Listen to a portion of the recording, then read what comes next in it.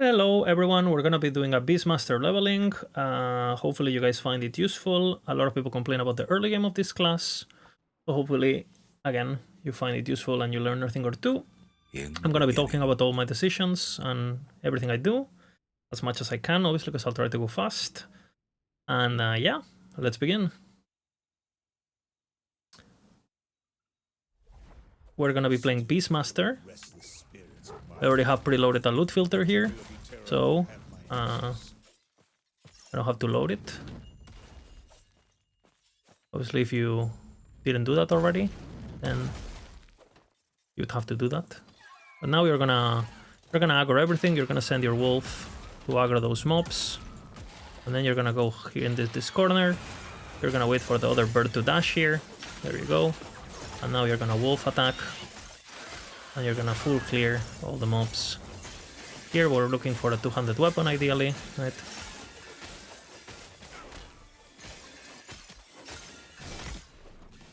We didn't get it. Feels bad. The wolfie will go attack the bear. And now we call it back. We don't let him aggro it. Make sure you control it with A. We stack all the mobs here. And now we will wolf howl for the bonus attack. He has enrage. Hopefully he drops a two-handed weapon. He didn't. Unlucky. That's the only reason you do that. Hopefully you get a two-handed weapon. We didn't get it. Now we go kill the plants. We're gonna get a very quick level 3 here on the next, when the NPC stops. We only kill the plants because the yellow mobs will follow us after we kill the plants. We don't need that, it's fine. We're gonna get the wolf attack here. That's a physical rest glove, whatever.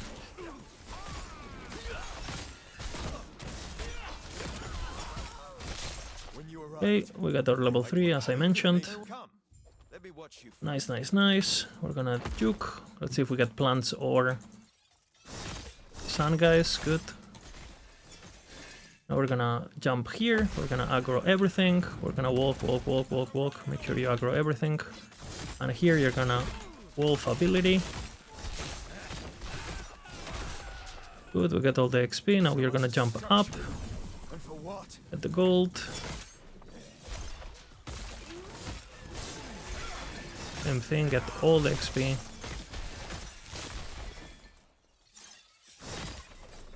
Make sure you kill the plants before they kill them. Wolf ability. Another aggro. We want the level 4 here. Be careful with the increased attack speed.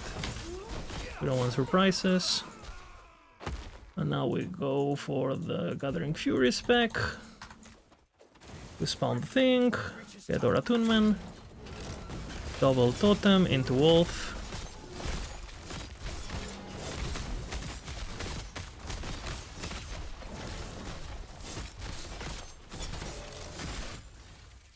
Good stuff. We got our Buster Sword finally. That would have been nice. It would have made the kill sub 3 minutes. And we go into the Keeper's Camp. Again, you can get here in under 3 minutes if you get a two-handed weapon, but we didn't get it, so. Or a shrine, or, you know. Again, this is fine. We're gonna go to the shop directly. No need to talk to any NPC, no need for anything. We're gonna dash through here. We're gonna dash through here. And we're gonna go straight into the vendor. Silver ring for sure. We can get a belt, and that's pretty much it. There's no better weapon that I could look at first glance. We have a 6% ring, and 4 minutes we're under here. You can be out in under 4. If you need to be out of here in 4:20, otherwise you're, I don't know, unless your internet is trolling like mine with the loading screens and the servers and stuff, like, you should be worried. Okay, now we're gonna aggro all the mobs together, like so. We're gonna wolf howl, and we're gonna gather all the XP. Same here.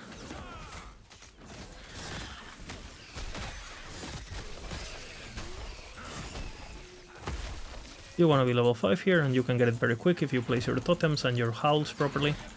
You get a lot of residual from just Wolf doing his thing. There's a shrine, so we'll go grab it. Let's see what we get. Cooldown, whatever. If it's something good, you can use it for the next boss, so it's always worth checking in the zone. Very important point, very important point.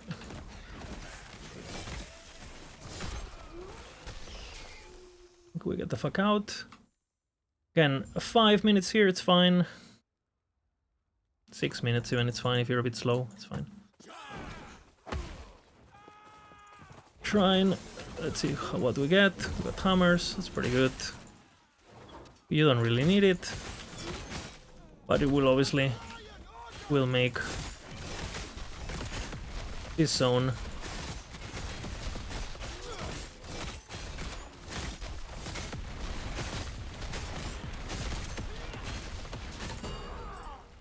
we have a Jade Amulet, which is very important here. Sometimes there is a shrine there, I didn't get it.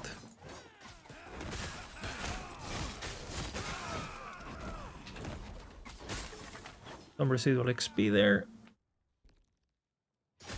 Now we go into barracks, favorite zone. This zone is optional, you can do it later, but I like doing it early because it gives you a passive point and it's good XP and has shrines, lots of shrine spots, which we didn't get a single one, of course. But I am a barracks enjoyer. I think especially in hardcore you do this early, in softcore you don't need to, but in hardcore it gives you a lot of power. There's the shrine, it's a useless one. Again, we group, you see kind of like how the build performs without a shrine. It's always a bit funny, shrines. Avian Helm.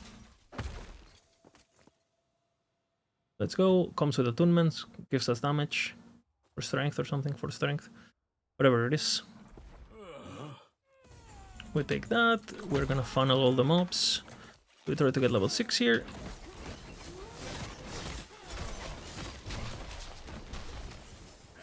Should be good. We should be getting it when we get here. So there it is. We get passive points. Let's see if we got a shrine. No shrine. Passive points. We got the Terror's Blessing in case we get damage. Like the so. You can see that even without shrines, the build does just fine.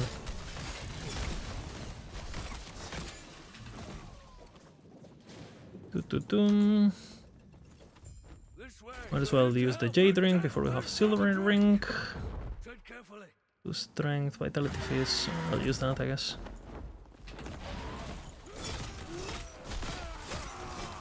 Use your Wolfhound to enchant all the humanoids, the sentinel-looking guys that help you. You can heal them with the Terra's Blessing, so you have them for the, you know, to fight the mini-boss.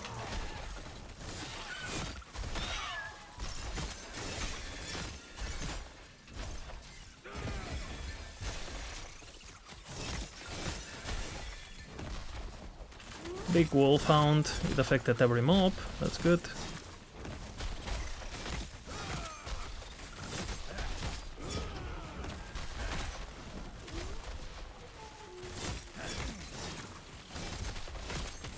And gets destroyed, save the sentinel guys. We're so nice. Let's move. Very heavy shrine zone. Being 6 in this area is completely fine. You could clear this area without killing anything, honestly. But with this build, you can just do the... Every time Howl is on cooldown, you can basically press Howl. Doesn't look like we got a shrine there. There's a shrine spot there. And now we're gonna Fury Leap over the wall.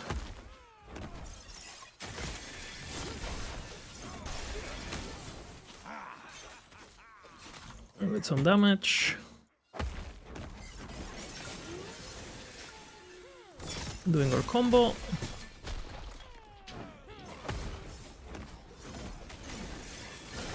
Not a single shrine, that's good, you know, because sometimes on speedruns you get like 20 shrines in a row in these zones, and it's just a bit, I think, a bit misleading for in order to be informative. Alright, we'll go into the northern road. This is basically just a no combat zone. So what you can do is you can walk as fast as you want. The faster you get into the end zone there, you could like do some inventory management or whatever the fuck. But basically you have to wait for the guy to come here, and then you teleport to Keeper's Camp. And then while he's coming, you talk to the NPC, you get the dialogue. As long as you get this dialogue, you don't need to watch the cutscene, and you can teleport midway, so you don't lose time, right? So as long as you have time to talk to the guy and get that green text, the quest will activate and you will be fine to progress. You don't need to watch all the roleplay bullshit. Okay, we're looking for, again, another ring. Might as well use that. We have another attunement here. Attunement is damage for us, so we'll take it. There is a weapon with absolutely nothing. Let's see if this one's better. Melee cold damage we take. And no silver rings, so we get the fuck out. Obviously, silver rings, movement speed boots would be ideal. We will get a silver ring no matter what on the next quest, right? The crafting tutorial bullshit. So we are gonna be doing that, and hopefully we get an 8% or something nice. There is a chest here that sometimes drops rings, because has nice loot. We'll see. Here we come. Unfortunate, didn't drop a single thing. Again, here, you just want to be level 7 before the next boss. So we will get there very, very easily. If you want to kill some stuff here, it's fine, but I don't really like it, this zone. Like, these guys can be pretty tanky. The familiars, they are rares though, so they drop loot. If you were really, really struggling for whatever reason, you could kill those yellow HP guys, because they will drop a rare item, and that will help you gear up, you know, and not suck. We're gonna do the crafting quest now. There it is. Boom. Let's see what we got. It's a 6%. That's something. We will get spell damage because we do some spell damage with our build. That's nice, you know. Boom. Boom. Boom. Doing our combo.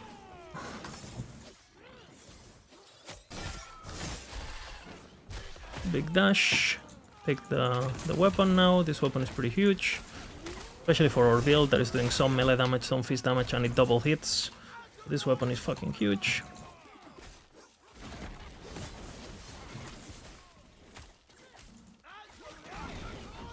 We're saving our jump, because you can jump from here to up here. And it saves a lot of time. Or wolf. Wolfie. You can do a final funnel here. Or whatever follows. Get some extra XP. But again, level 7 is completely fine here. You get the level that you care about right before you hit 7. We Fury Leap, we dash towards this angle here, and again, you could use some time now to play some passive points or level up anything that you were missing to level up. Here we're gonna be doing the same thing that we always do. We're gonna be doing Totem, Fury Wolf thingy. And now be careful with the thing. Totem. Wolfie.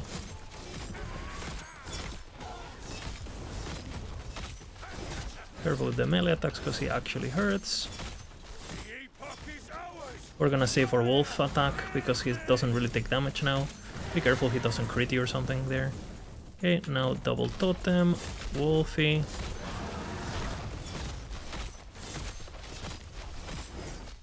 Careful. I was gonna say. Terra's Blessing, in case you take damage. And now we do a final burst with our Wolfie.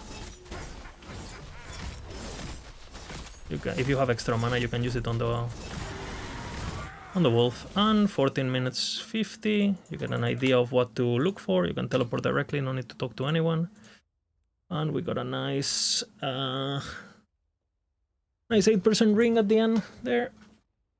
So again, the classic 15-minute, you're aiming at 15-minute Act 1 with barracks. We're gonna go directly to talk to the NPC here. Obviously, if your RNG is much better than mine, you get movement speed boots, you get silver rings on your first mob. You can cut this down by a lot. You could also cut down the time a lot by just like being under-leveled, right? If all you care about is speed, you could do some crazy things in this game, right? Just being under-leveled. Nothing really for us. We have pretty decent rings, and our weapon is gonna last us basically forever, until Cultist Chopper, pretty much. So yeah, we continue. We're gonna put our last point into Attunement, and then the next points are gonna be going into Strength, which also scales our next ability that we're gonna be speccing, which is Upheaval, whenever we unlock it at level 12. I think it's 12. Whenever we get it, you will see it. I don't remember by memory. Okay, here again, this area is area level 9. So it's not horrible to get some like residual. You can see it's level 9. You know, doing some funnels with your Wolfie, with the totems, it will give you a lot of XP with very, very, very, very little effort. So consider it, you know.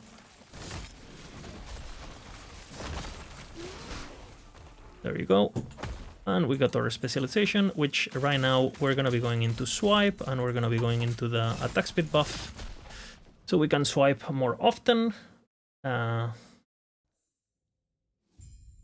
Because more swipes means more Gathering Furies, more upheavals in the future. And that's what we want, right? Again, put the totems there so you get some residual XP. We're gonna put in points into strength, like I said. We talk to the dog guy. And then we... In this zone, basically, every time you see a bat, you know, like the enemy, like that looks like a bat, like the animal, you want to be killing them, because they are very, very squishy. They give a lot of XP, and they drop rare items, so it's like a nice way to basically funnel up XP, get powerful. Like these guys, you want to kill these guys. The big jumping guys, you don't want to be killing them that much, because they're scary, they're tanky, and you know, they take a long time to kill in comparison. Here you're gonna be using the wolf to buff the warriors, so you get more killing, so you get more XP.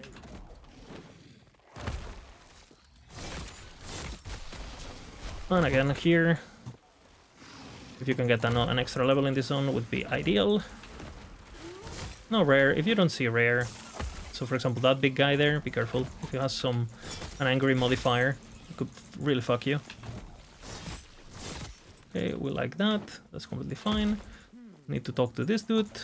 And here we will buff our wolf to buff both totems. Keep moving, on the go. We have some pretty nice rares there, and rares magics, so we'll kill them. We jump over this guy. Be careful, because he can hurt. Yellow HP we kill. Pretty much the rule. That's good. We're gonna save our Fury Leap here, because we can Fury Leap up here, which is very nice. You can place totems there to get some residual XP. What brings you?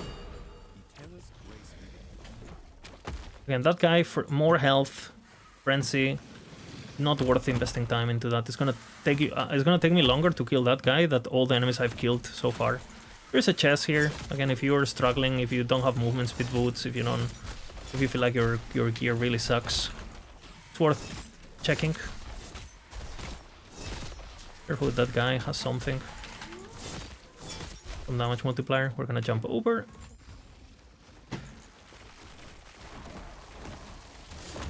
And we're gonna send our Wolfie with our totems, but we're gonna start the event here. Keep them off me.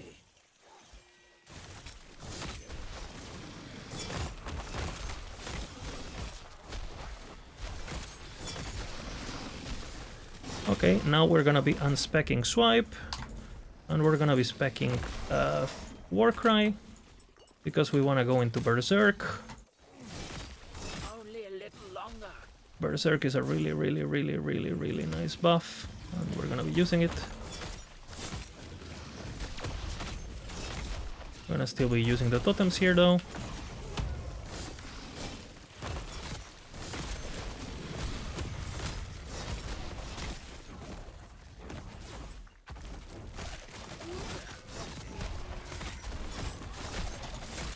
Make sure you stack Berserk. I lost it there, be careful.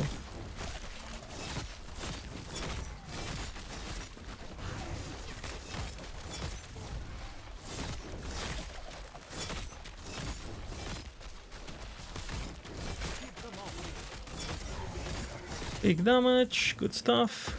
20 minutes I'll be right behind you. into Conceal Chambers on Primalist. Easy peasy. Pretty good stuff, pretty good stuff. And now we're gonna be talking to this NPC, which is gonna give us a passive point. I have a bit of muscle memory issues, so I'll put the skills back where they feel natural to me. We got an idol. We don't really need to check anything, our weapon is good, or we have our stuff. And we are gonna be putting extra points in strength for damage. Beautiful, beautiful. Each step is inevitable.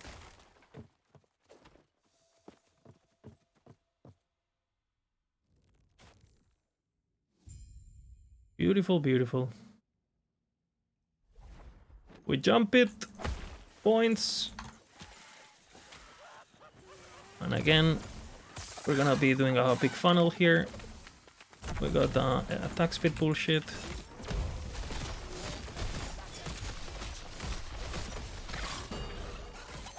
Let's see if we got something. I normally don't kill these guys, but we got a ring. And it's full damage necrotic void dress. I prefer mine, honestly. Spell damage is nice. And we don't really need void res. Because even though the enemies look void, a lot of the damage they do is like elemental, physical. There's very little actual void damage. Which is, you know, a bit misleading early, I guess. Let's go, let's go. Big jump. Strength. If we see a rare, we kill it, of course. No shrine. Shrines are pretty helpful in this zone, so always scout them. But if you don't get them, you don't get them, you know.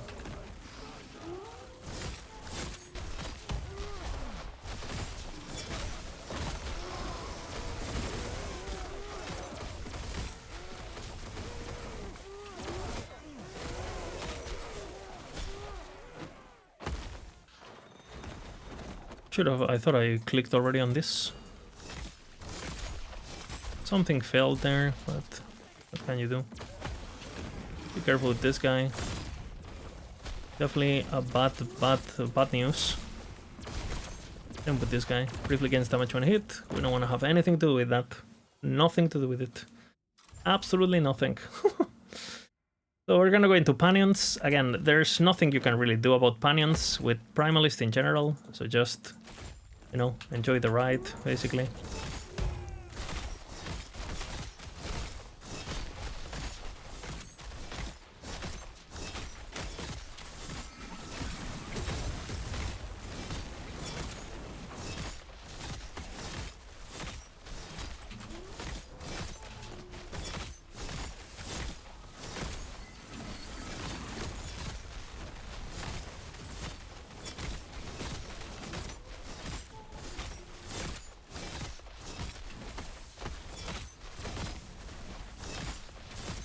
careful not to use your Berserk. That would be bad.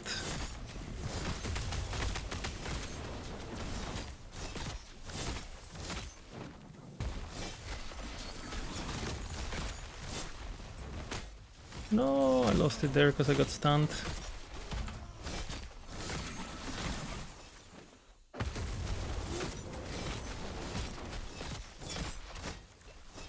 Too far away, I guess. It's fine. It wasn't that bad, you know. Can be painful, but we did it. 8%. That's kind of good. I'll keep this one for bossing, maybe. I'll switch. So yeah, good stuff. We do get this. We get the gloves, which are gonna be ore gloves. They give elemental res, and right now we're doing lightning damage, so we're happy. We go into Berserk duration, and then we'll go into the attack speed, obviously. But yeah, Berserk, very important for damage early on Beastmaster. Don't underestimate it. Unless you're going straight into spells or whatever. Very, very important. Let's see, we do get a shrine. Very nice. What the fuck? Chill. Not a damage shrine though, but movement speed. We'll take it. Let's see what we get here. And then we get the same shrine twice. Insane. And it's kind of good that we're not getting really good shrines, because otherwise these zones... Well, if you have like a strong shrine, like, you know, like Meteor or whatever the fuck. Well, you know, it's kind of misleading if you're making a leveling video. And then, oh yeah, some of the areas where the people struggle just happen to...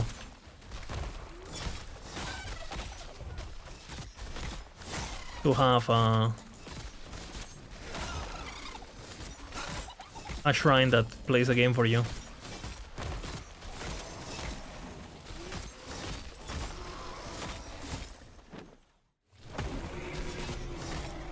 Let's grab the damage. I cannot really... And let's keep stacking Berserk.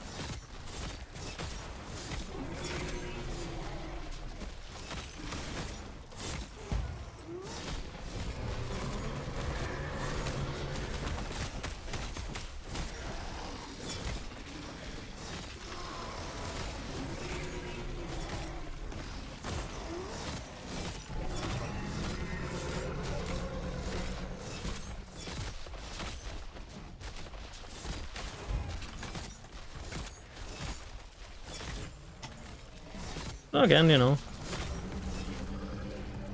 it's not the leech, it's not puncture. But I mean, we're 27 minutes in, we're level fucking 12, whatever we are. It's okay. 11, almost 12. Okay. Sometimes there's a shrine here. We're gonna be doing our thing.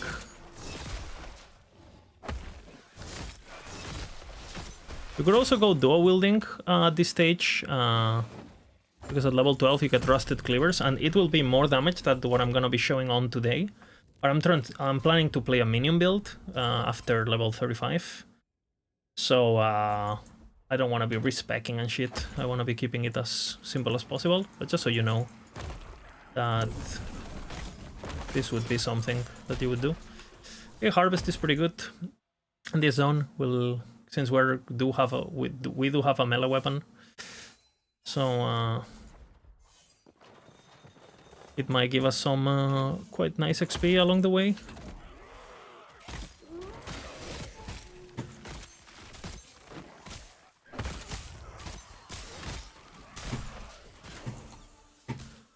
As I said.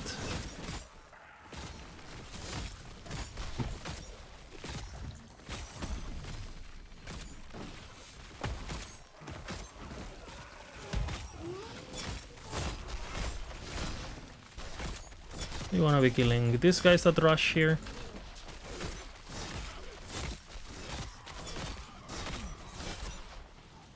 You don't want to aggro too much without the shrine. gonna kill all of these guys, these melee guys, and once you kill them all, the big guy spawns.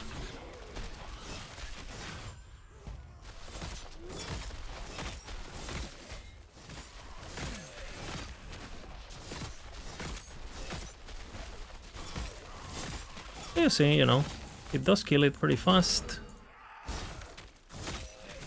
Cultist chopper, we'll for sure grab it. It's level 14, we cannot use it yet.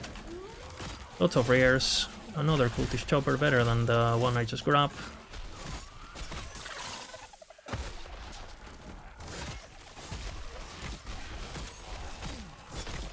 And good XP. You never say no to good XP. Let's see what we get here. Attunement Maelstrom. Very nice.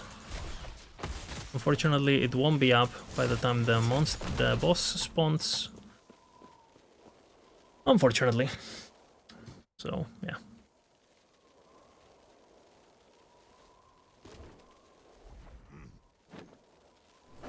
So here we are.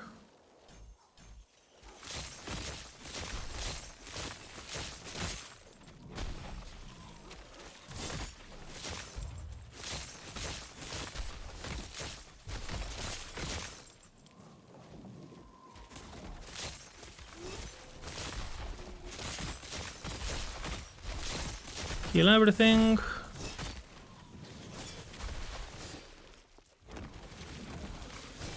Careful with this dude.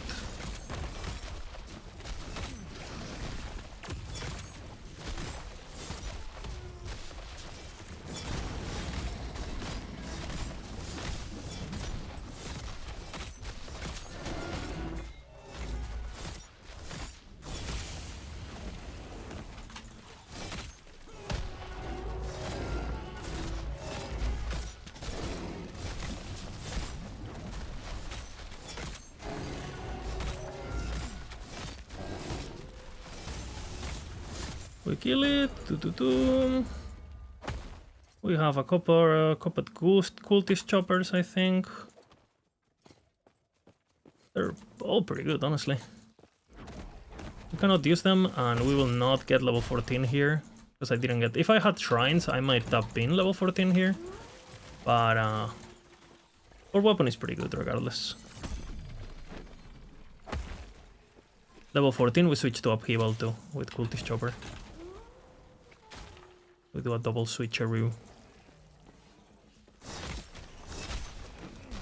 Here we're just killing the easy mobs. Don't waste time with these guys. They're super tanky, they're super annoying, they get annoying modifiers. The one guy that you might want to kill is here. If you didn't have a Cultist Chopper yet, this is a good place where, you know, just kill this guy and see what he drops. He didn't drop nothing. It's fine. And you can get here in 30, just fine. But I am going for at level 12, so I am going for the over route because I do want to be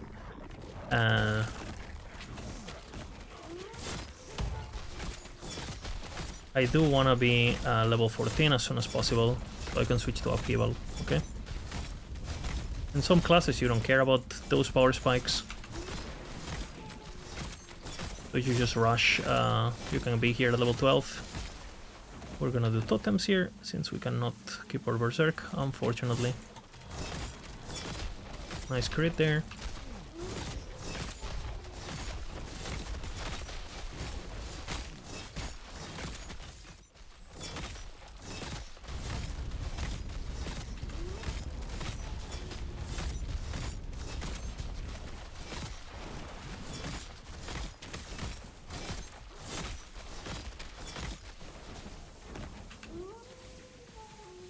Wolfie.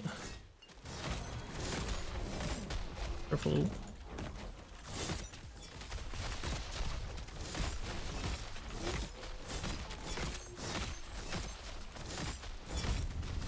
Let's save the Wolfie.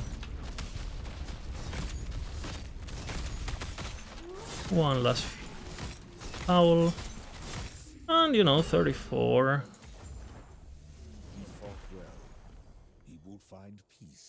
Could be worse, could be better, you know.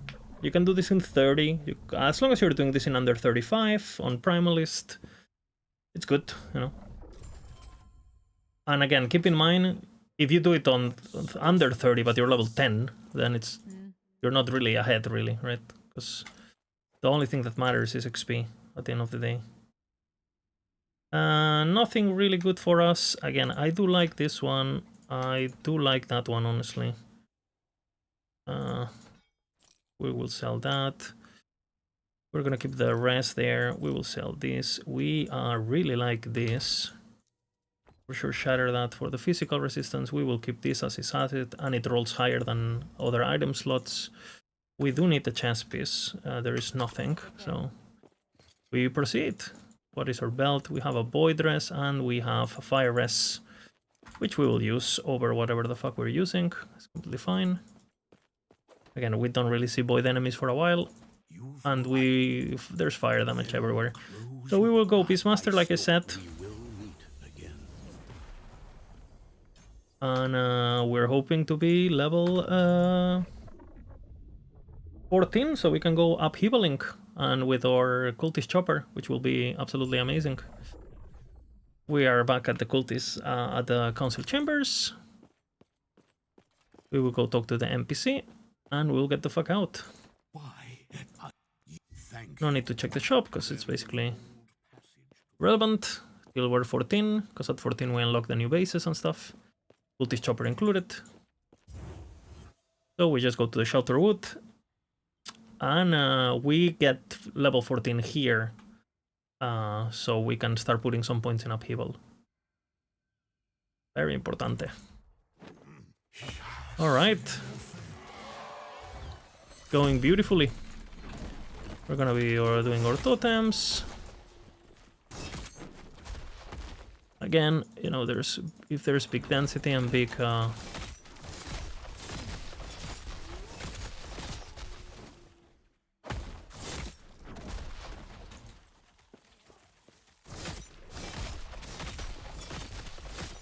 sometimes you already are 14 when you do this, and upheaval feels very nice, to say the least. Move fast. Rare. We like rares. Good stuff. We for sure ignore that guy. Hopefully he focuses on the totems. He does not. So that's annoying. You just gotta run, basically, if you get one of those annoying champions. He starts following us. Let's see if this carries. Maybe this carries.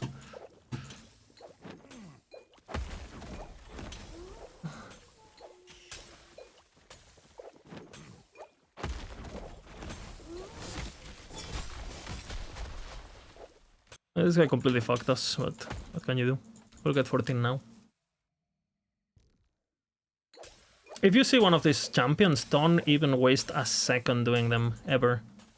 They're super tanky, they're super dangerous, they don't necessarily drop any upgrades, right? Because it's completely RNG. And for the time invested in killing them, you could have just, like, you know, moved on. Alright, so we're gonna be speccing into upheaval. First points. We're going into one more point in war thingy. The next will be attack speed. You gotta be careful with the attack speed because you actually go and we don't have a generator. And now we go cultist chopper, like I said. Let's do the flat damage while we're mapping. Because we want burst.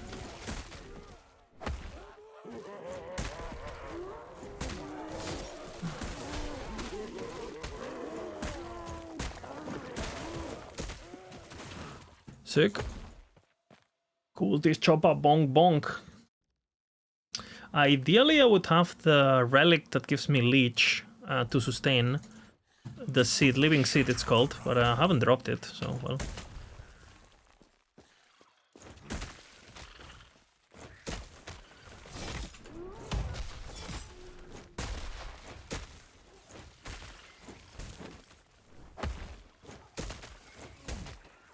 We have our berserk stacks. Lost them there, of course, the moment I mention it.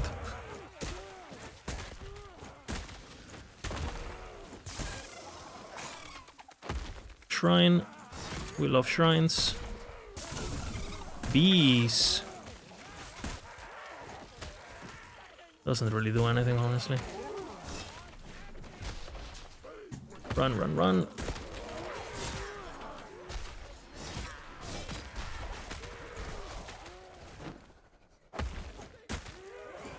Line them up so the shockwave of upheaval does work. And Classico. Another champion fucking us.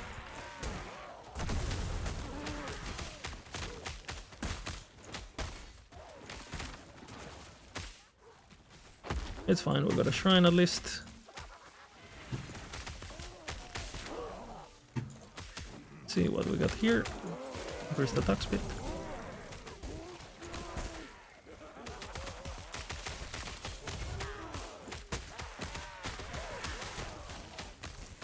There's some good levels, honestly.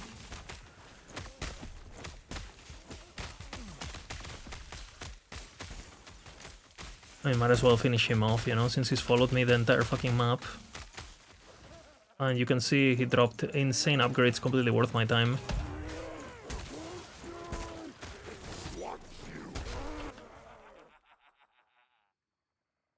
We're level 15. We will check the vendor. And he does have a pretty good weapon there. Still nothing good here. And we will destroy this. We will destroy the attack speed to 1. We will craft increase physical damage because that's what we really need. We will use Rune of Discovery to see what we get. We got poison on hit, not horrible. And we will save that for more increased damage, physical damage actually.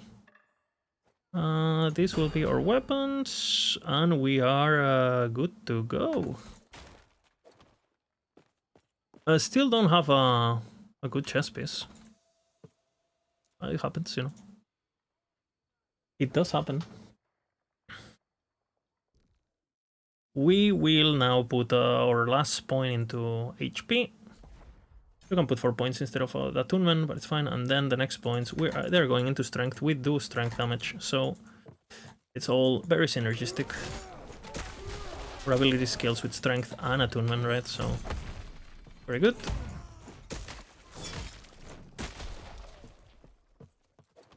Of course, no enemy spawns, so I lose my berserk.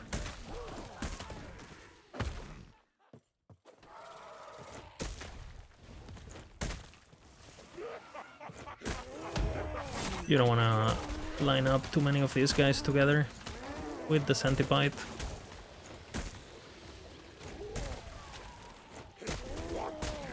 This is fine.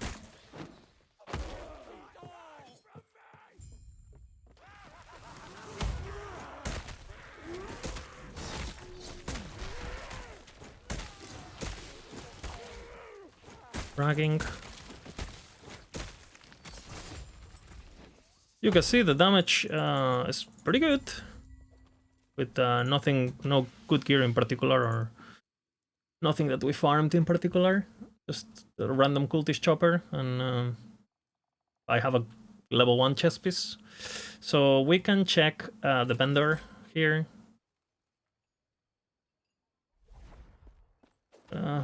To see if he has a chest piece, but it does not. If we would have leveled with a better density zone, which could happen, we could have had another chance at the shop there, because every time you level up it resets. So checking that vendor there was useless, but I didn't remember to check. But if I knew that there was no chest piece, I wouldn't have checked it. That's what I'm trying to say. There's a chest here. Hopefully we get lucky. Oh, I mean, some glyphs could be worst. A big jump there.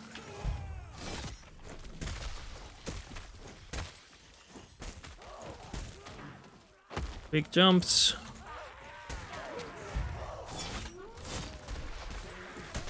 I don't need to kill, but I'm a bit under leveled, so might as well.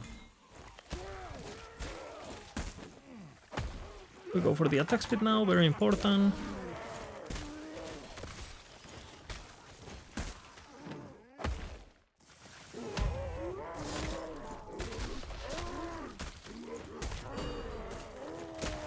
Music to my ears. This were to do, honestly. That's our movements with boots, of course. We stun.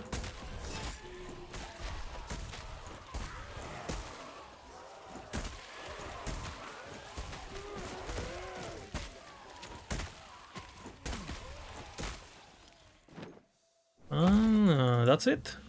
Get to the Undercity.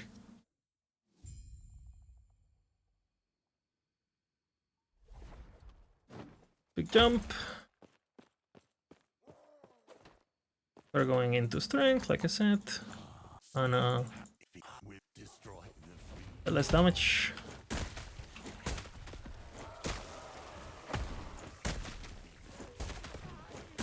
It's very good if you can keep up the stacks.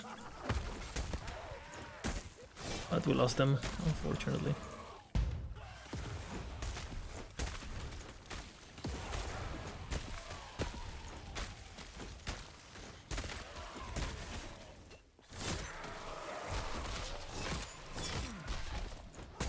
You want to keep a low level cost ability, you know, since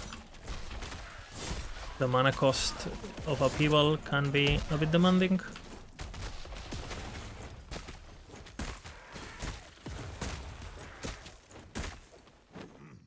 My Wolfie died, unfortunately. I kind of need him, so... Bad boy.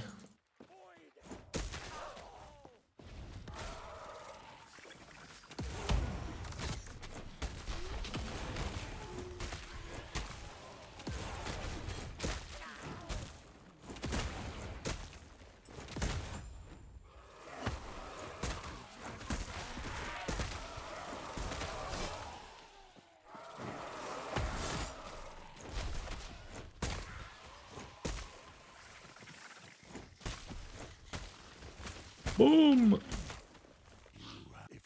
You can see the build start taking shape, like at least the first 30 levels thingy that we do. And now we're gonna go into the boss. And this boss is a test to how much damage can you do. So yeah, we'll see. Farewell. We will see how the damage is. We do have cultist chopper power.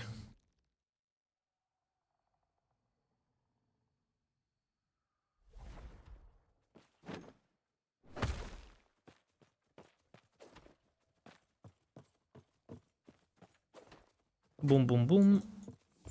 Big jump. Yes.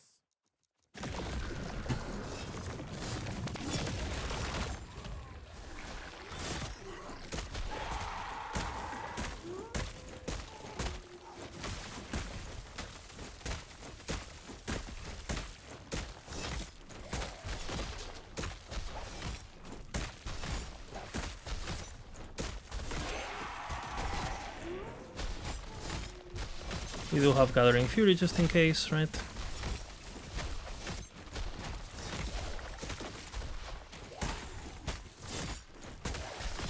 That's why you don't go to the attack speed early, because you're better off stacking the duration so you don't lose it, you know, and you can juke and stuff.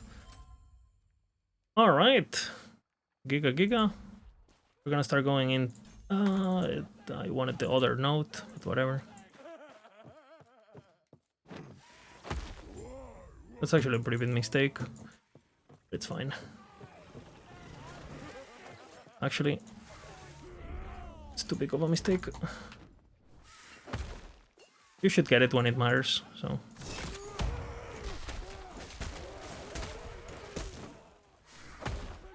Which is on the boss. Because we are at the max level, so we're getting XP anyway. We will level fast. Too much talking, you know, lose focus.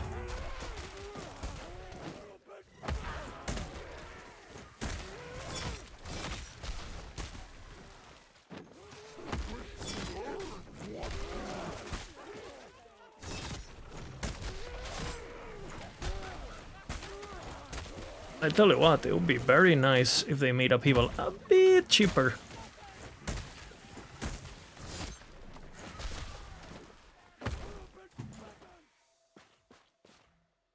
Alright, next zone. We'll come back to do the idols and passives quests from the dragon and from the Lost Refuge thingy.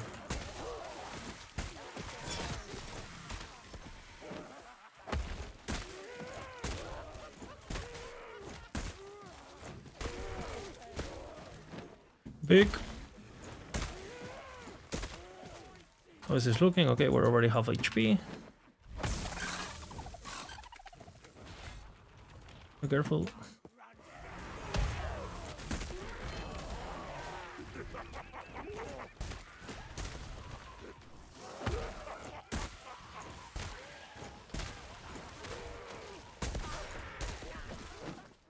Boom, boom, boom.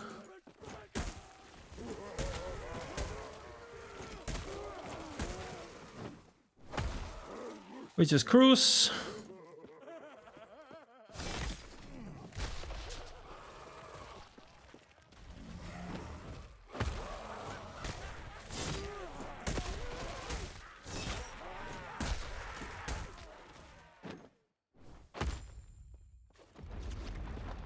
Big, big, big.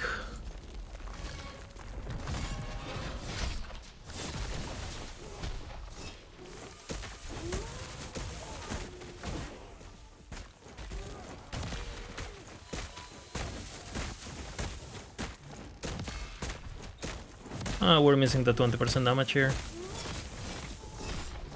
We're gonna apologize.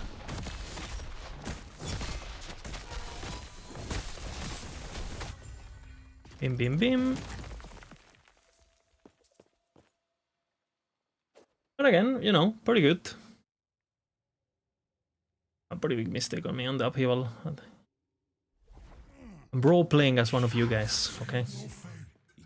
This is, I made the mistake to make the video relatable, okay? There is my point. Beam.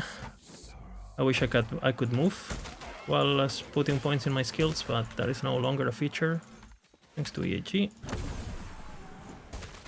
Don't ask me why.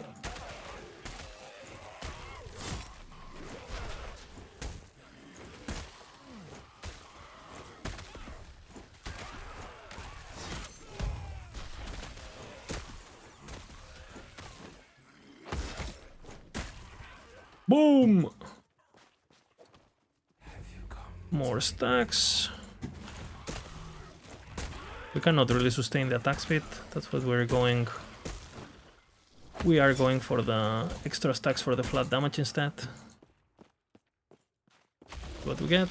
We get a int.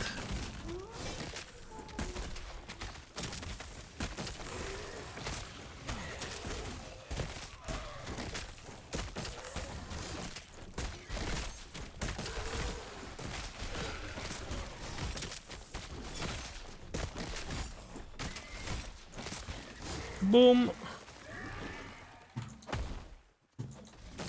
Very easy, very smooth. Careful with that crit. Plunk. And we go into the Lotus Halls, where we're gonna be aiming for getting level 20 here. On between the Lotus Halls and the Temple of Eterra. Here, basically, with melee, what you want to be doing is like, every time you see these rares, anything with a rare HP, like this guy, you kill it. This guy is also rare. And if there's like a big density thing that looks juicy, you can also do that. You can see upheaval is kind of really nice in these zones. You know, because it has the XP per those are very nice boots. And this is a party pooper right there. Because he can one-shot you, so now we're gonna basically run away. Or he will kill us. Unfortunately.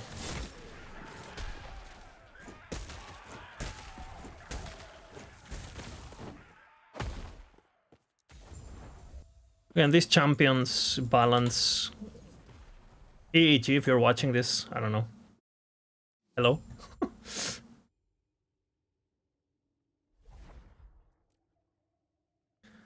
We are going into the Lotus Halls again.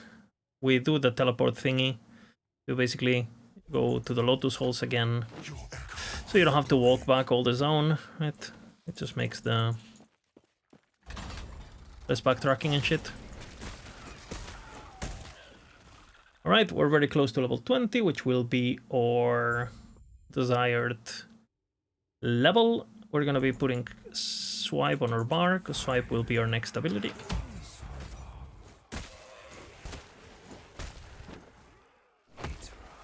Let's see what we got. We got crit. On a build like this, obviously. Pretty nice. We do have 200% hit effectiveness. Damage added effectiveness. That's very nice. We're gonna putting Swipe here.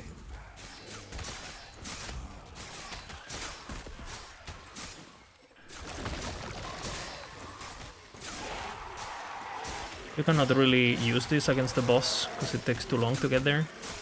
So might as well get some extra XP here.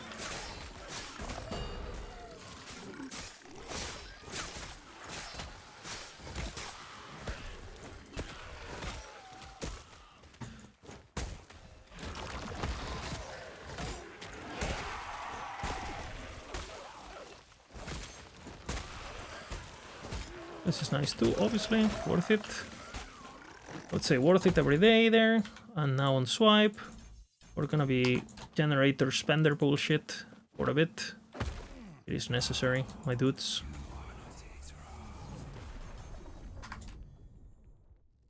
And now we go attack.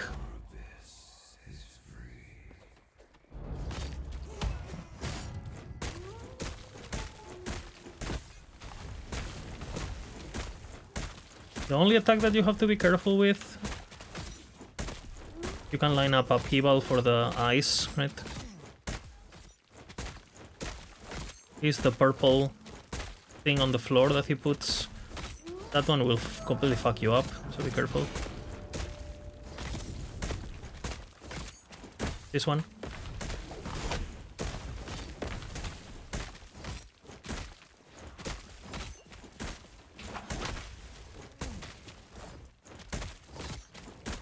This one.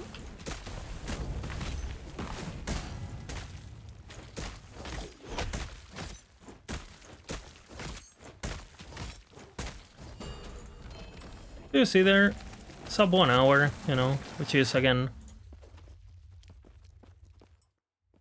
not too bad, not too shabby, you know. We got a Bleeding Heart, which is obviously really good for this build. I think, you know, the early game, everyone complains about the first 20 levels. I showed that, you know, you can do it pretty well, like all the other builds. So I'm gonna be playing this character until Empowered Monolith, most likely. So we'll just play as it goes now. I'll stop role-playing the poor man thing. I'll grab all the shrines and stuff. But yeah, I hope it was useful. 10, 10. These boots are fucking nice, man. I think what we're gonna be doing is we're gonna be shattering. We got the movement speed, that's great. We do actually want that, and we will be doing this too. And now we're gonna be going movement speed on this bad boy. And we will be crafting on it as we go. Sell the stuff. We will go. This is most of my lining res. My physical res. So that is something to take into account. We do have 8% ring. That will be our fizz res item. Good. And we do have another fizz res here. I do want the living seed, so I'm gonna wait on that. I do have another Shattering Rune, and we should be good. We have 77% physical resistance. And that's the only resistance that you really need to care about, especially when playing melee in the campaign. And yeah, just like that. I believe the seek out the outcast. Boom. Leader of the living. We won't need that. I don't think we will need this. Maybe this later. Definitely not that. To you.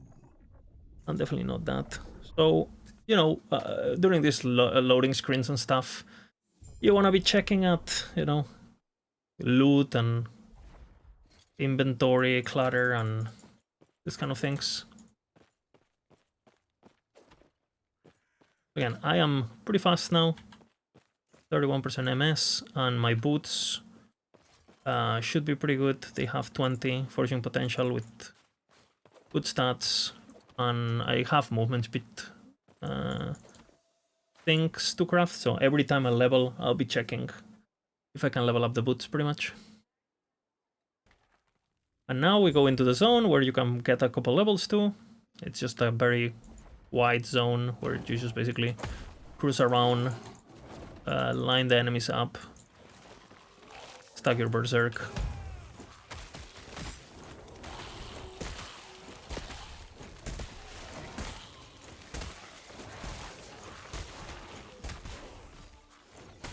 The zombies surprisingly give quite a bit of XP, sorry. So don't underestimate them. We don't care about that, it's just 500 gold pretty much. Wolfie, come on.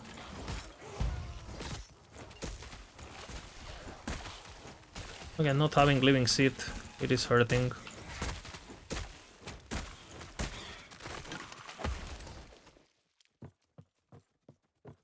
Let's grab the mana, and let's grab the extra duration. Again, I'm a big fan of the duration over the attack speed early, just so we don't lose it while mapping and stuff.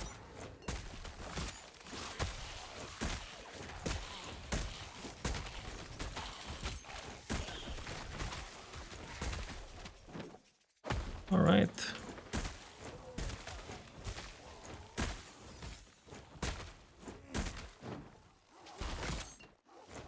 Our wolf is dead, so we'll unspec him and put him again so we can resummon him. He's basically only there for the minion ability on if we need some burst. He's not as important as it is when you have the totems and all that, right?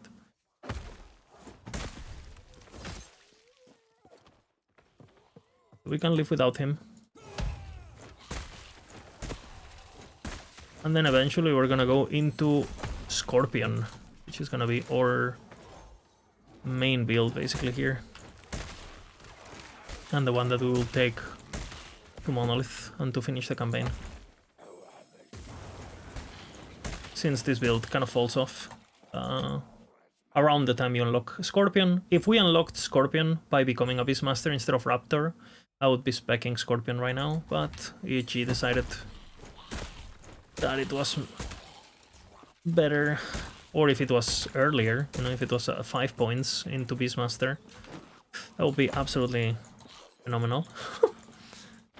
This zone, the enemies have shields and we're doing hit damage.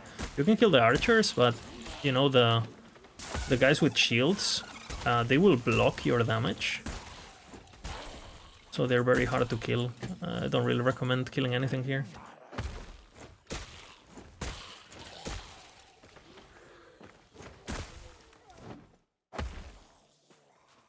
Alright, we are now on swipe mana spec stuff. We will go into the attack speed next, and we are now done with that. Next points, we're gonna be going there. We can do our Wolfie.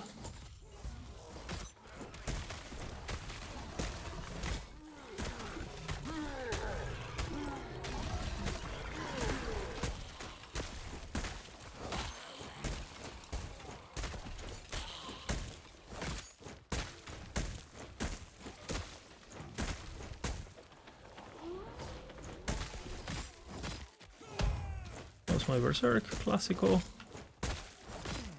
Waiting for the zombies.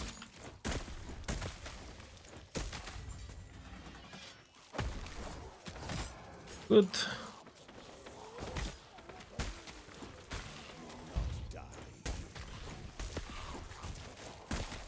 Again, we really want XP as melee. So it is important to take a look at when there's like a big group, like a big opportunity, like these big zombies and stuff. The next zone is always huge for XP, Breach, when we get there. Recent Lake, which is, the Breach is after this. Recent Lake is bad, and then Corrupted Lake is good. There's a shrine, so we'll grab it.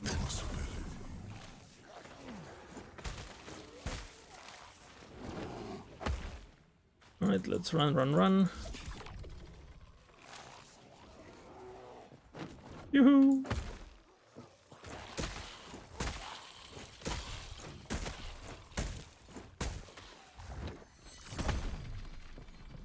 And then we take the port to get another idol and passive thingy.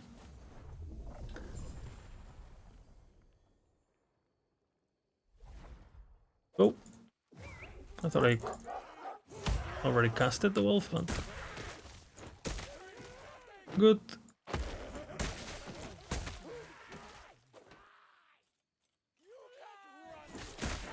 You really want to make sure that you basically cast Upheaval on your melee range, right? Because it has the more damage multiplier against close by enemies.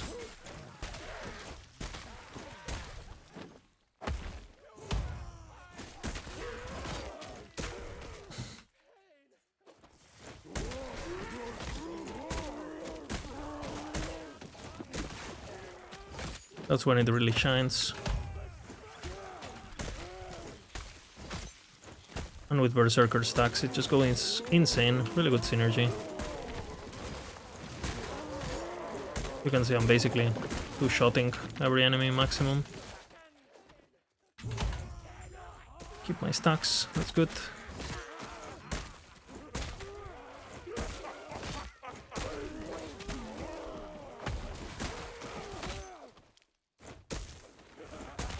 Of course I lose them right when I get to where they matter, you know. You can see this guy's completely fucked.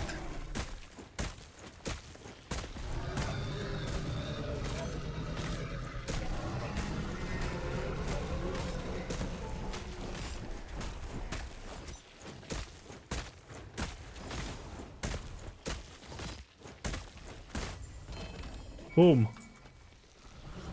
Phantom Grip would be good later. Will be good for the Scorpion. Very common item. Very powerful, of course. And we got a +1, unfortunately. Oops, but jump by me. We do go for the Companion Node. Preemptively getting ready for the Scorpion. And then we will go for the Leech. 2 points on Leech. So we don't die and the Scorpion doesn't die.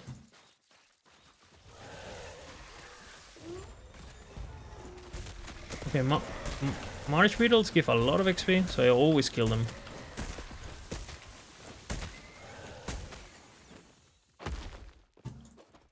Okay, good stuff, good stuff. Let's go for the chest. 2 maximum damage, and then we go for Panther. Panther will give us another source of attack speed and stuff, and damage. Another buff, basically, in case we didn't have enough buffs.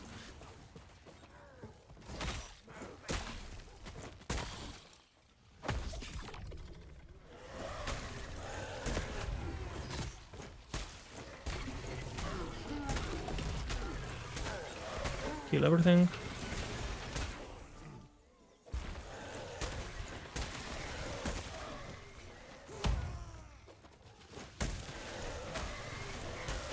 Marsh Beetles, always.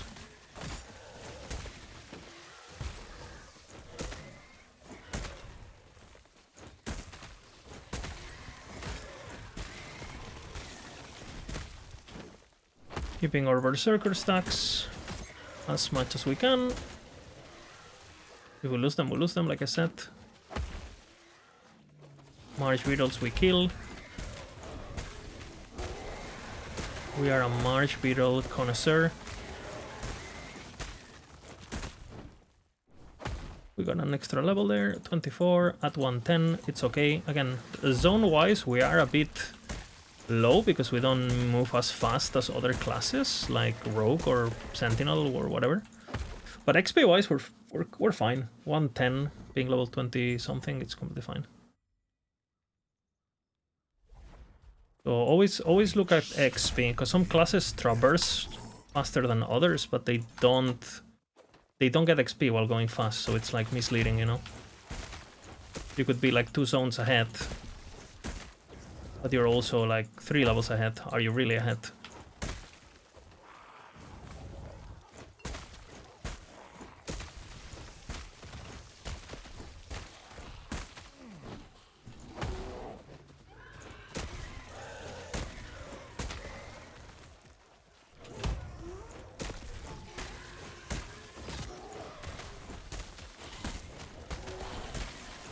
Good XP, you know.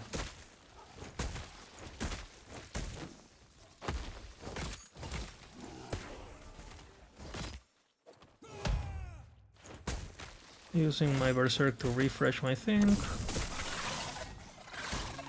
Of course, you know.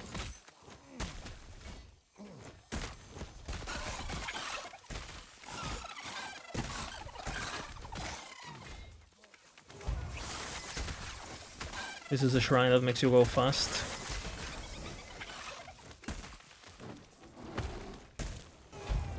Fuck.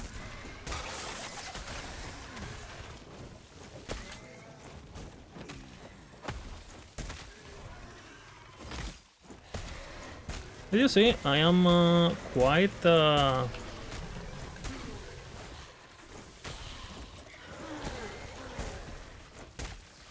especially for hardcore, like I feel like I'm in control of my faith, you know. I am quite tanky.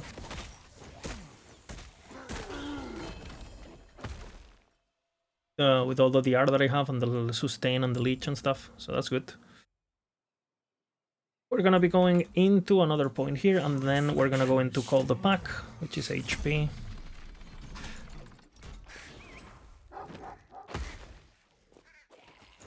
This is another fuck this zone situation.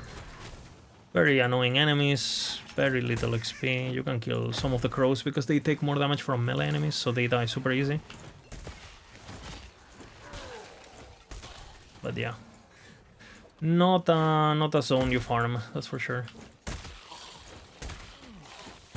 Yeah, notice that I'm only attacking if my Fury Leap is off cooldown, pretty much. If I don't have Fury Leap, I might as well attack a bit. But yeah, this zone is absolutely atrocious.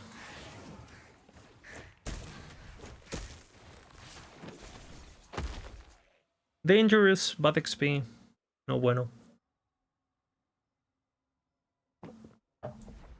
We go Darkling Pier. If you walk up here with Fury Leap, you can actually leap.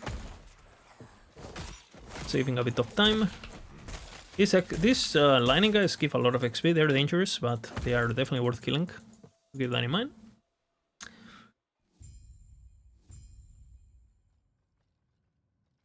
And there's a ton of them in the next zone, so we will be killing them. This is a good zone for XP, because the density is really high, as you can see.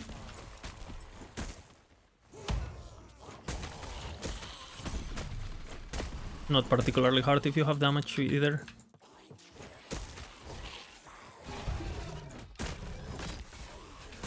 Oh.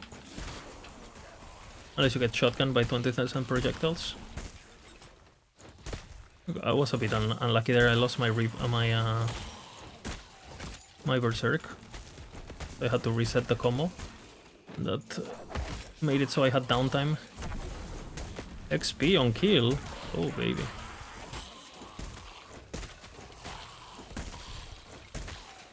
Well, if you get an XP shrine... Oh, shit. Well, you definitely want to make use of it.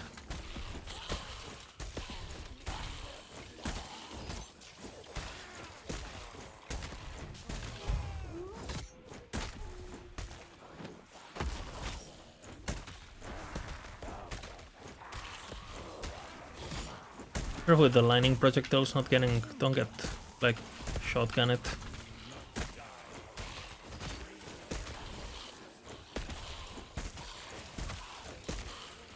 I've only cleared a bit extra than I normally would because of the XP shrine, otherwise I would have just... I wouldn't have stayed on the bottom floor for longer. But you know, XP shrine is XP shrine. Definitely worth it. We're gonna take our damage, we're gonna take our points here. We will need our Wolfie here.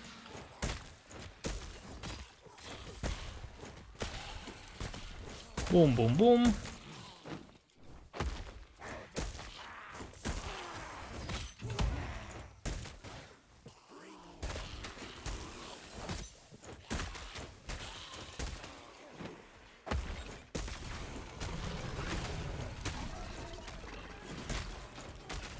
You see that the damage starts to get pretty fucking good with the stacking of all the buffs. We have a lot of stun chance too.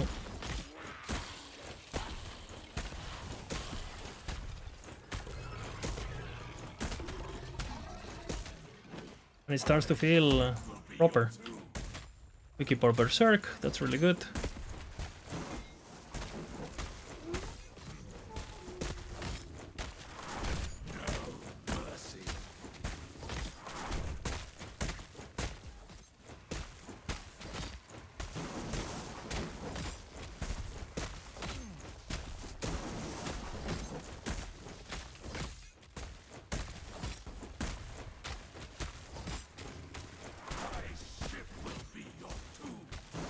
You can see that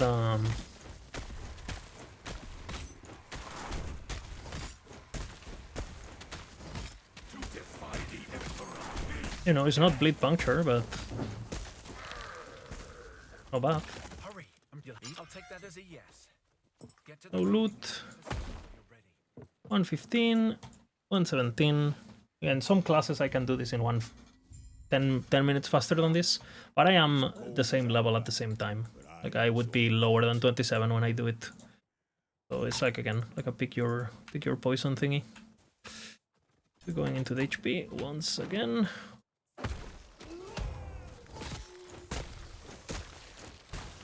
And then we will go into aspect of the boar. I might actually start going into boar.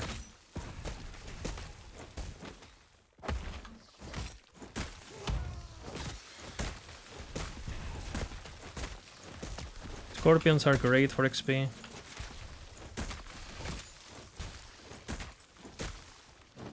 I'm a big fan of killing every scorpion, always. And these hydras are dangerous, so you basically have to kill them.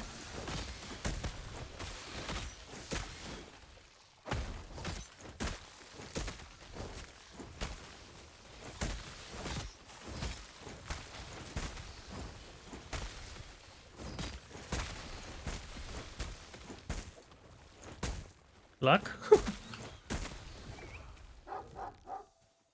We're gonna get the Panther attack speed, which is very nice.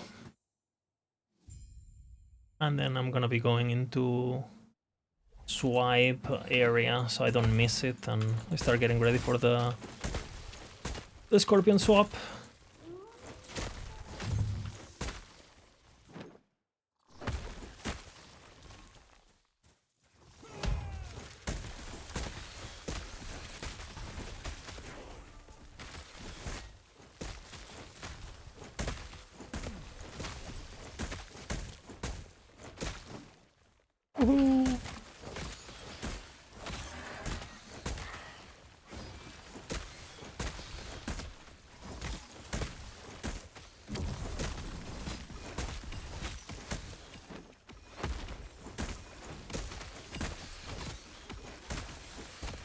This is kind of nice, gives me attunement, the shrine. And we do scale with attunement, so gives me increased damage. And I think it's 20 attunement, so it's 20 times 4. 80% damage. Nice. These guys, the Dune raids, they do give a lot of XP. Kill them when they come at you.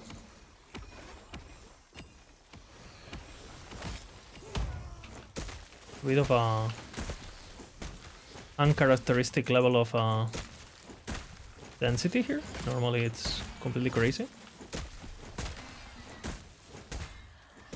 Hey. There's some pyromancer with crit or something.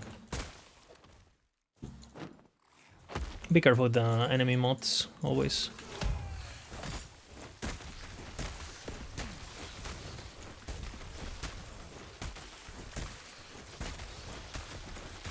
Group them up, kill everything, and move on.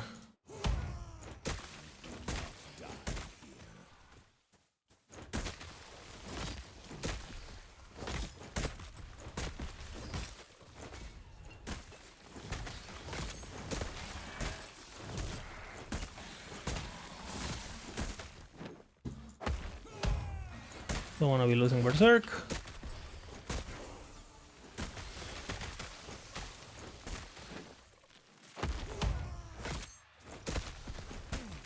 Like I said, these raids give a lot for whatever reason.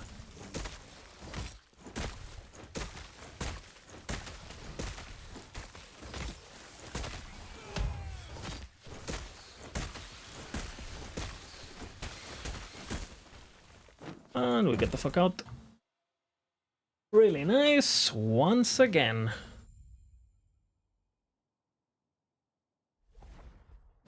We have another point here, and we do have our 2 points in Berserk. We'll start using the Scorpion. It doesn't do much, but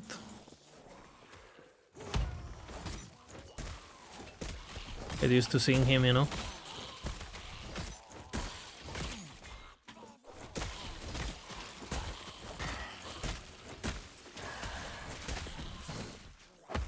Again, area-wise, we're a bit below. Sometimes in most classes, or in some classes, I am already in, what is it called?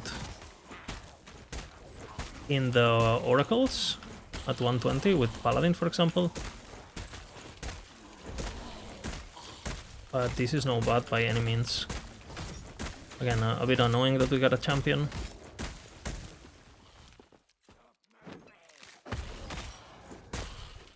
Because it slows us down. I would say this run overall has been pretty bad RNG.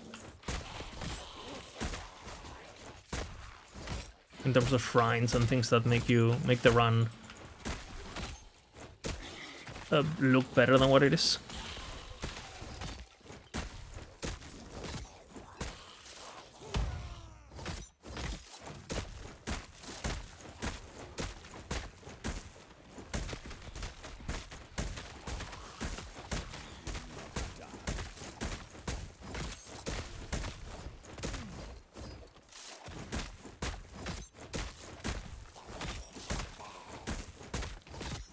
No shrine, no cheating.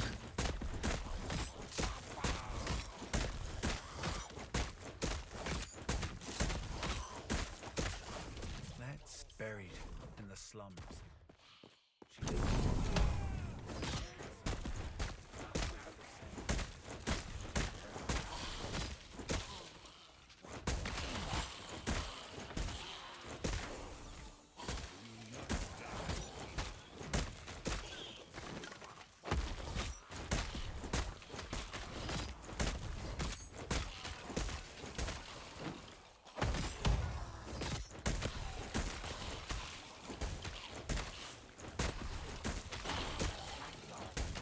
A chess piece?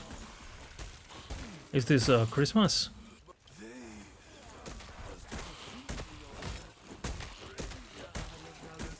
What?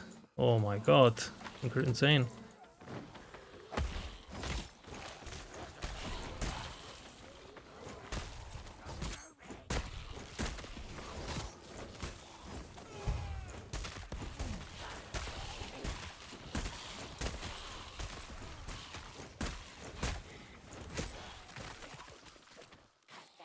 Again, be careful here because they follow you to the lava guy, and with this guy, the lava guy is a joke.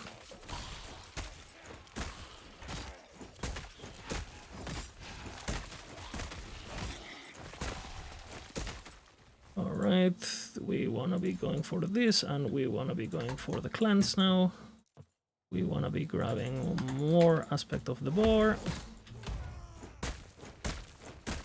And now...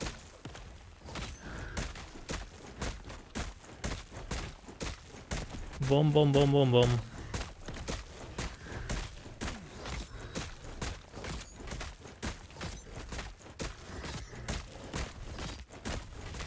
Clonk, clonk, clonk, clonk.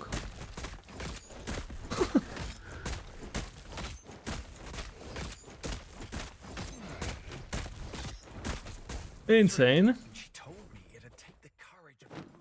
Again, very straightforward, very cozy. I'm basically unkillable, right? No need for Nemesis or no, nothing like that.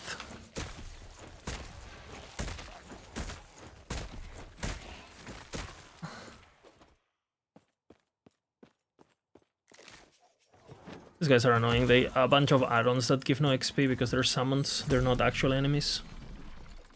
Keep that in mind. It's no infinite XP glitch.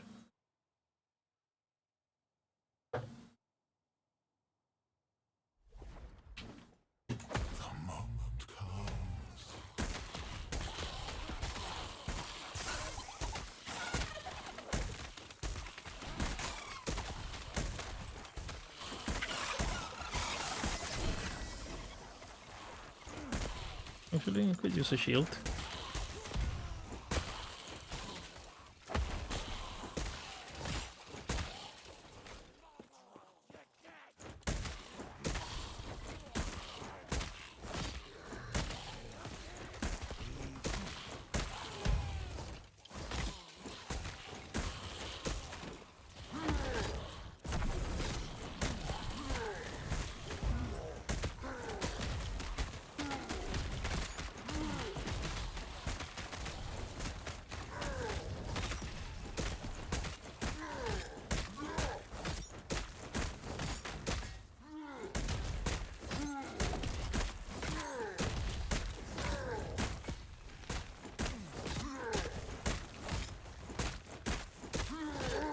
Just be careful you don't get shotgunned.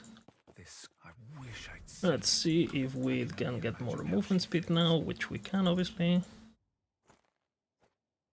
These are my movement speed.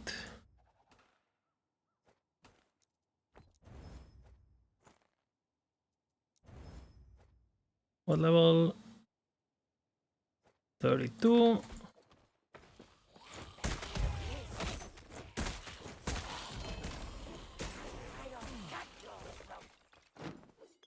Completely useless, but nice to check them out.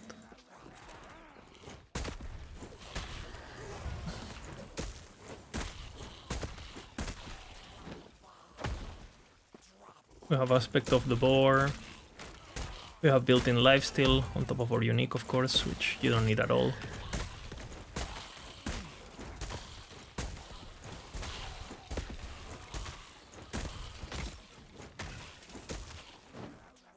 Bim, bim, bim.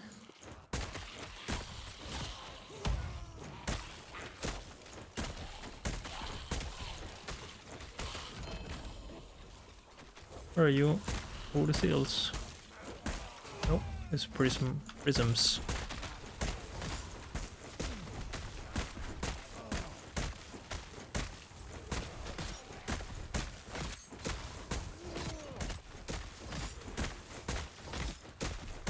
As you guys know, this guy can be annoying, but with this build, well,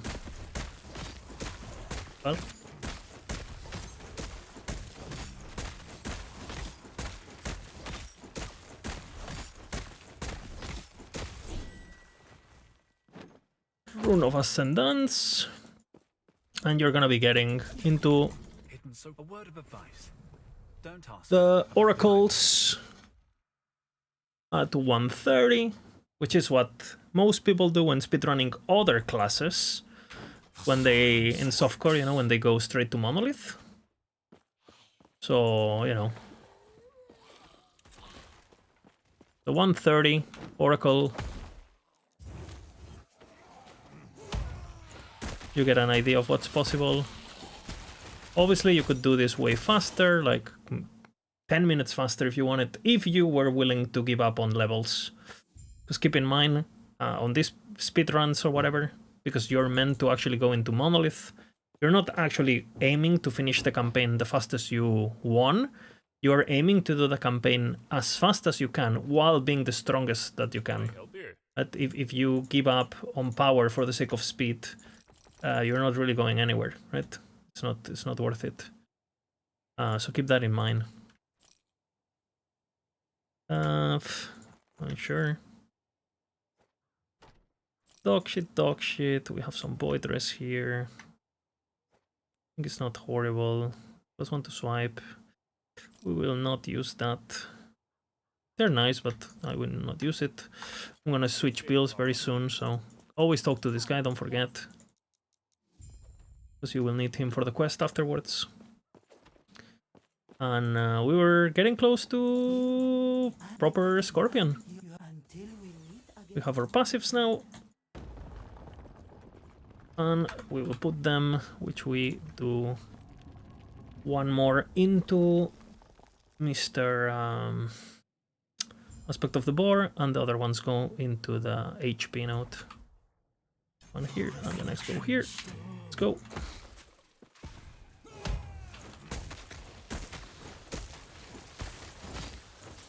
Again, we are rushing level 35 with this build, so we could basically cruise towards this area and not care too much, and just focused on finishing a bit faster the campaign.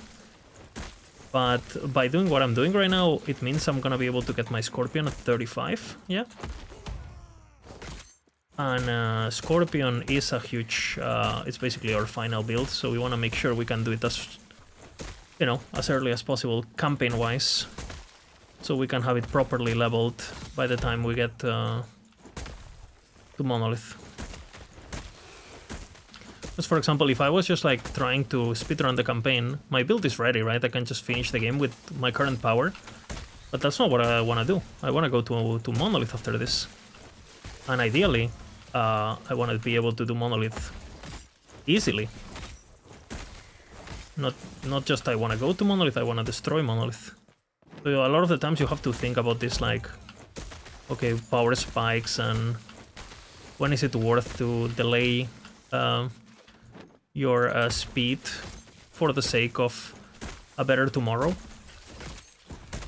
Obviously in a dream run where, you know, everything goes for you and you have perfect RNG and you play really well and you don't get stupid champions blocking your XP and you get the perfect uniques and the perfect drops and the perfect exalted on your first Monolith, and there's always going to be a component of RNG in this kind of runs. But I try to showcase these runs like this, just like raw dog. I just do one run. I don't do multiple recordings or anything, just so you guys get like a proper idea of like, if I just try to do this, if I know what Lizard knows, what can I expect? And obviously, you know, you might be slower than me as a player as a whole, but you know that, hey, if I put practice onto it, I know that it can be at least this good, right? But I guarantee you, if I do like, I play this character and I record like one run each day for like a couple weeks, well, eventually I'm gonna get a run that is just 20 minutes faster because I don't know, some stupid leveling uniques drop, or, you know, torch attacked one, you know, that kind of stuff happens. I try to avoid it on these runs because they're meant to be informative, and here you just kill the rares, like always, pretty much. Rune of Removal worth 2k. Sometimes there's shrines here on the side, I grab them. But again, this is pretty poor density. If you have a shrine here that you feel is gonna help with Xeric a lot, Xeric is the boss, which is pretty bad on this build because we are doing hit damage, and He basically blocks. He has a mechanic where he like goes under his shell and he basically don't take damage from hits. He takes complete fine damage from dots, but he's basically 90% damage reduction versus hits, which is what we're doing. So yeah, it can be. If you get a nice shrine here, this zone gets much faster, for example. A classic champion, you know.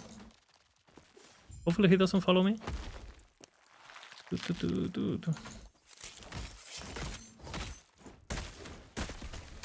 They're fighting each other, so.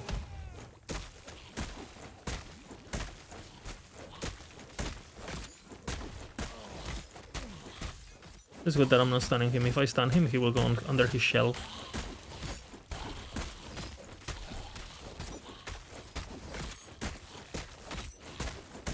You see the block. I do no damage when he does that.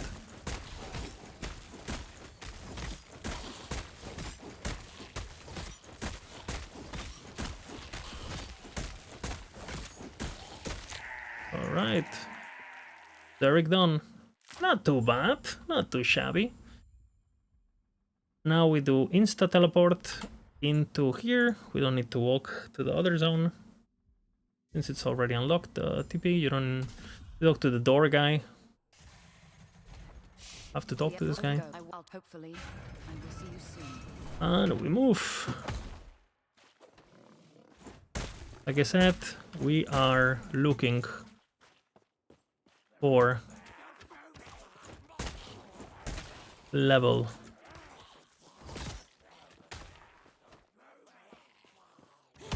35. They all group up nicely for us.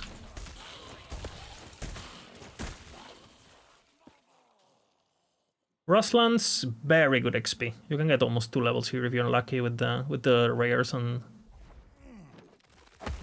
the aggro, and so this is where we make money, pretty much. Boom!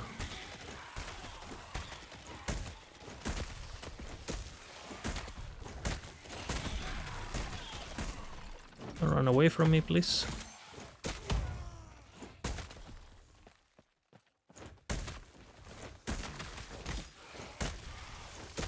So far, no rares, which is bad for XP.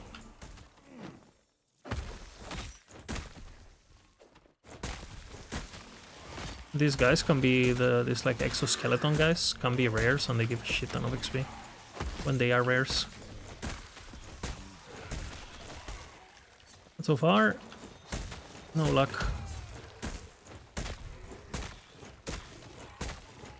More health. Should have jumped, run away.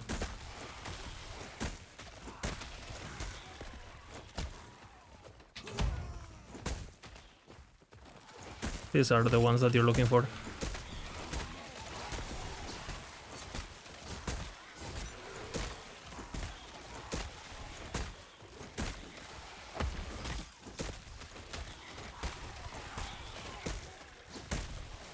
Ignore the big guy.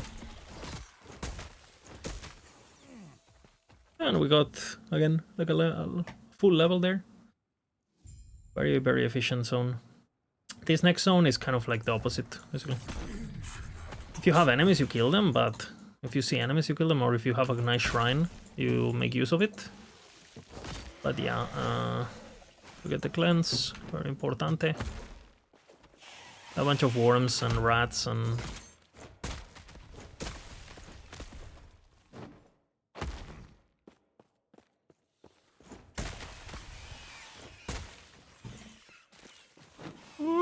Sometimes there's a shrine up there.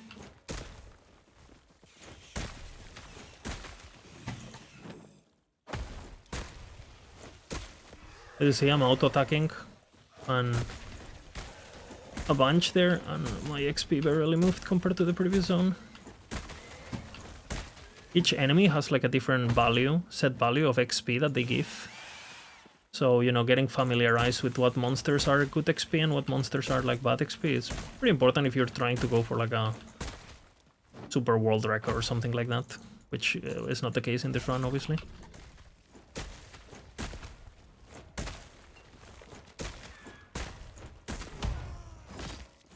If you don't have Fizz Rest, these guys can fuck you up.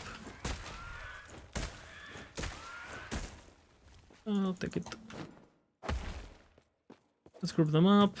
Let's see if I didn't have a single shrine. Again, good for the showcase of the run. So I don't want it to be, you know, the RNG so good that people in the comments are like, it's just shrines run. I do not want that for the video. I want to be like a ethical primalist run, you know? Zero cheating.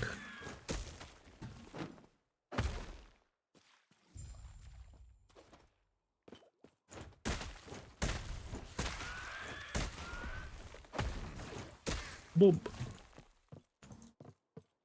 Scorpion.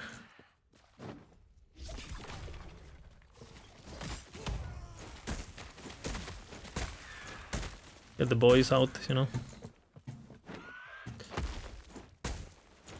Careful with this guy, heals, more health, which builds completely ignore. That's what it means. More health.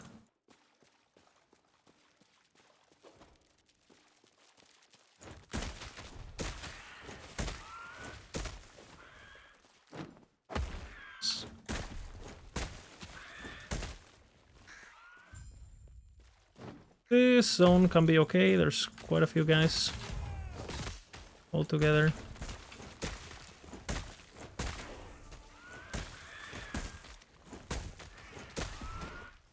Yeah, one more level, one to go.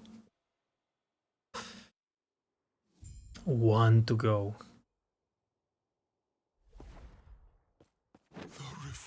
Which ideally we get here, of course.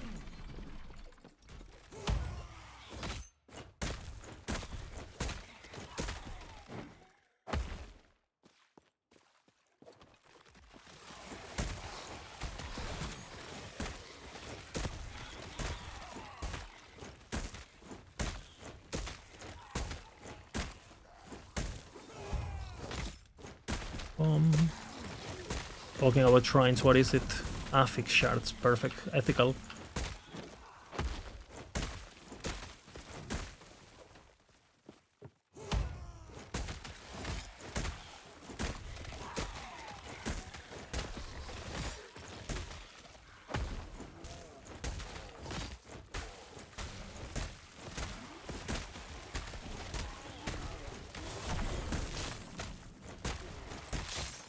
I don't know if this is ethical.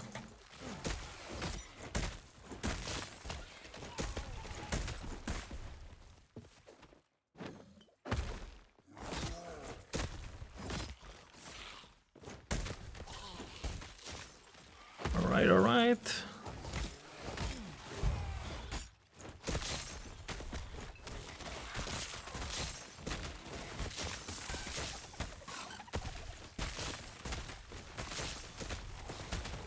Careful with the VR area, very annoying.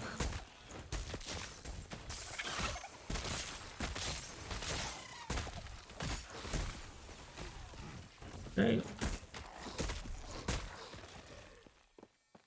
Please. I really wanted 35 before the next zone, but you know, if you don't get it, you don't get it. Julia's heaven.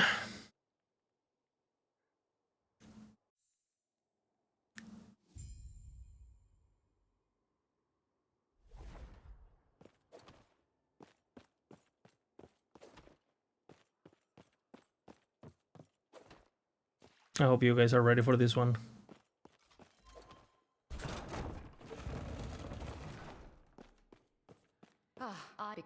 The heart of the citadel is beyond. If you're not 35, you cannot buy Sickle here, which is the one-handed axe.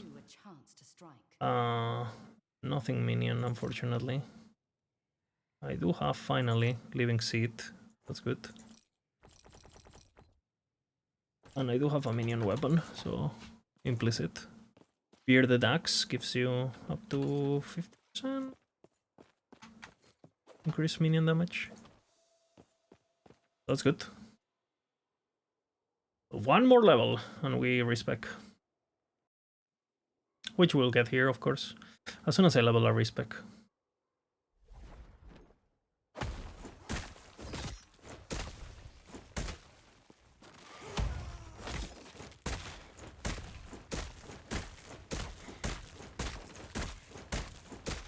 Thank you.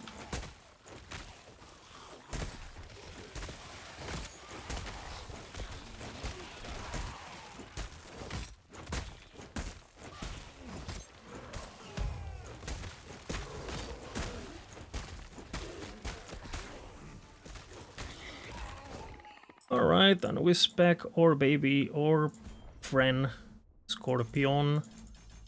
We go for that. We do go for the Scorpion notes now.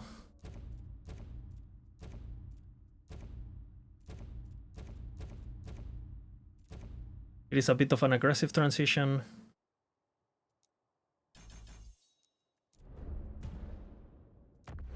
We do go with Terra's Blessing now. And we do respec points.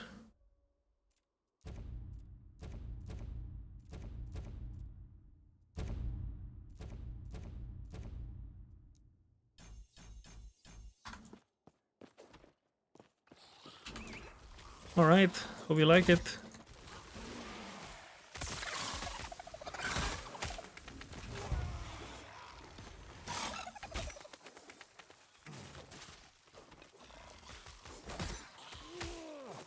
Very important to get at least 1 point in swipe. This. What am I doing?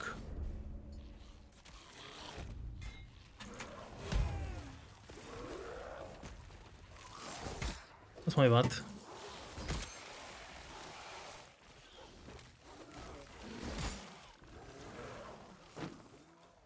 Next.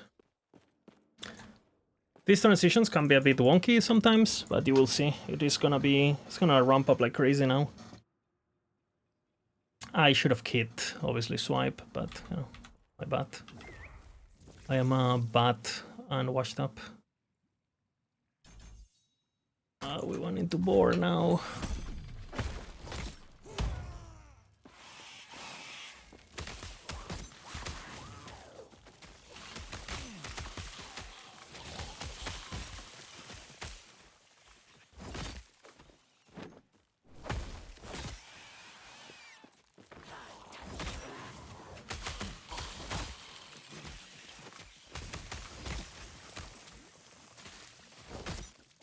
That's very bad that I didn't hit that point.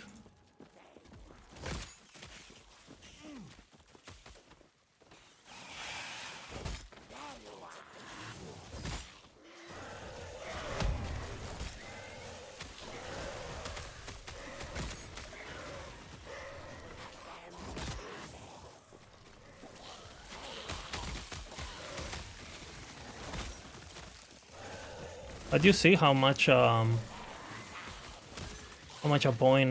single point can change things. This is important, this is important. The important one though is swipe. So, because that point is the build.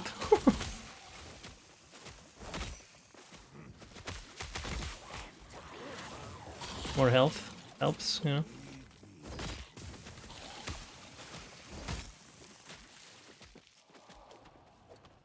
Beep beep beam. Okay, this is the point, thank god.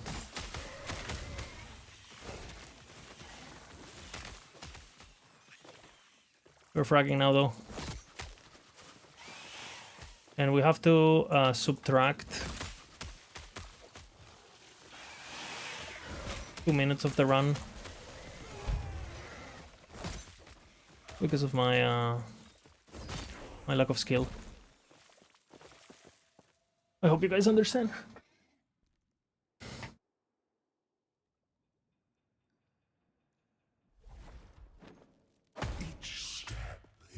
We do this and now we go for the aspect of the board stuff.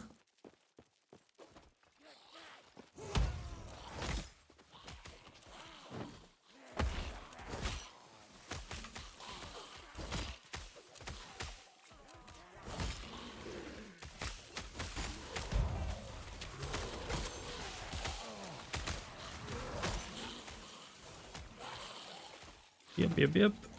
He is broken.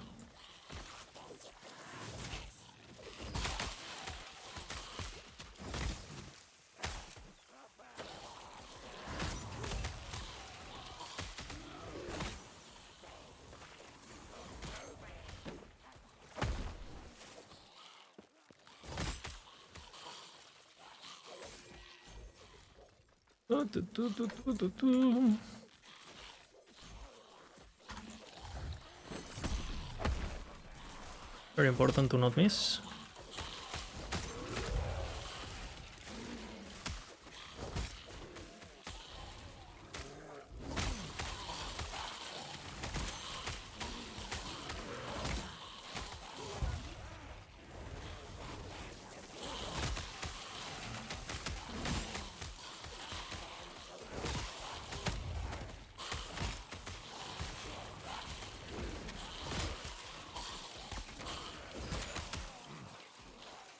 Alright. Run. The undead are prideful, as many weak men are. I've been expecting you.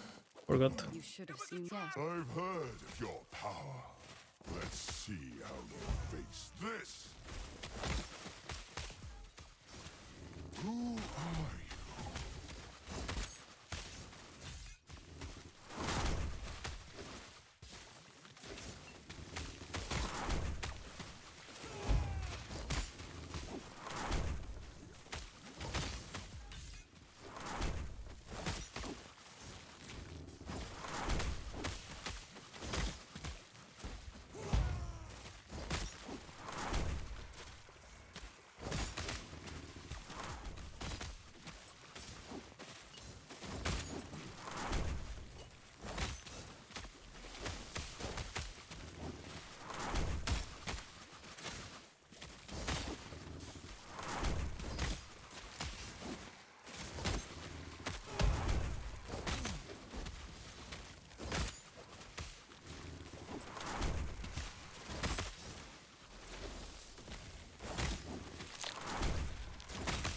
Alright. Now's our chance.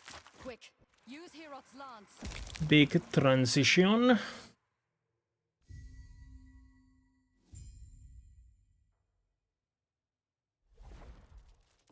Stained in glass.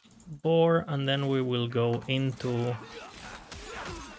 Back in my time, aspect of the Viper and all the jazz. recognize these mountains.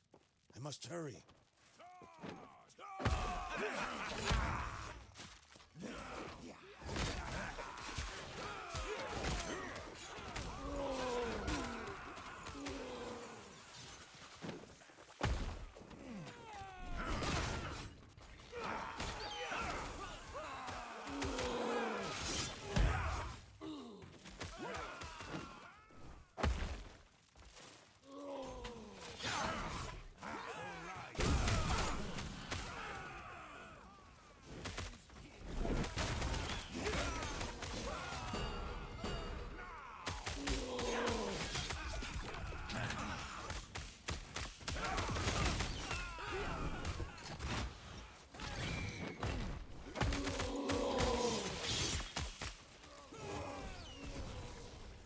And you see how it's ramping slowly.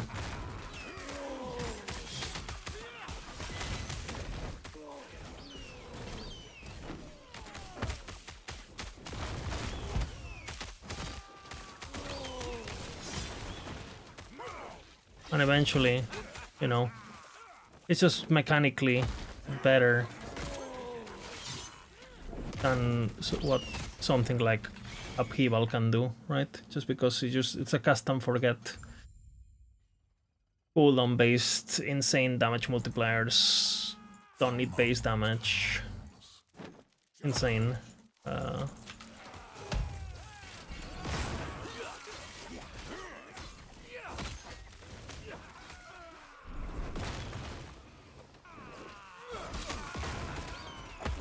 You see how my passive XP is just really nuts. And again, I'm a bit behind in zones, but if you compare it to my other runs, level-wise, 155, level 37. Not bad. It's on par, you know.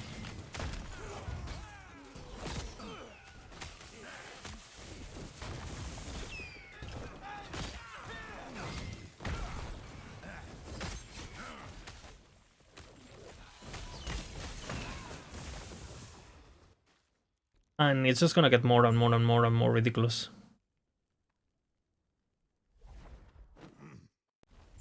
No! You go to her. Put your weapon. You and here, come. We have much to do. All right.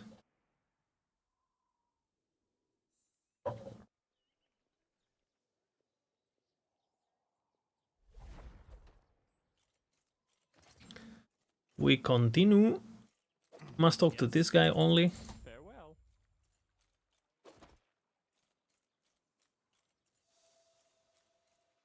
Into the Herborian Forest we go.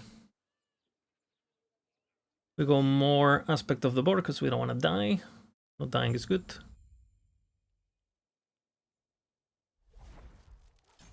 Stay.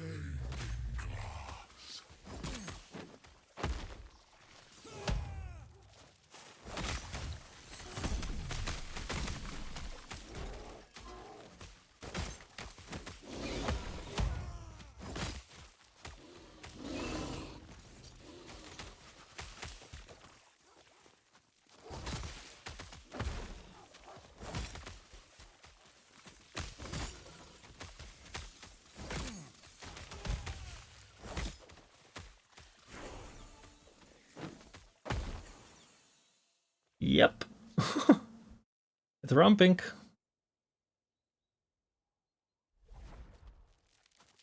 We grab this point early. We go for mana now. We go for the cooldown. And we go for more efficiency. And we go for more ore. Well, I mean, I'm a Shadow Cascade god, I guess. What do we have here? Minion damage. Yeah, sure, I mean.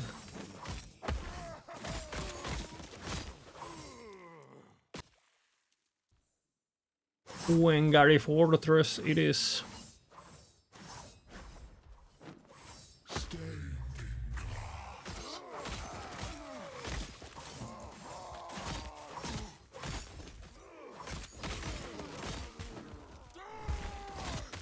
They're gonna go for the mana back now. Because the better sustain we have with the build, the more we can spam more score up ability.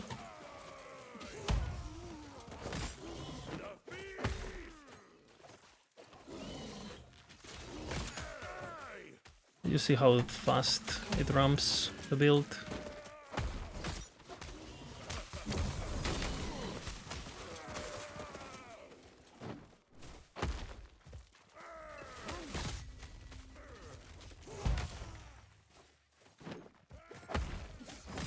And again, you know, Upheaval looked good, but now that I can just like, basically I cast my ability one time,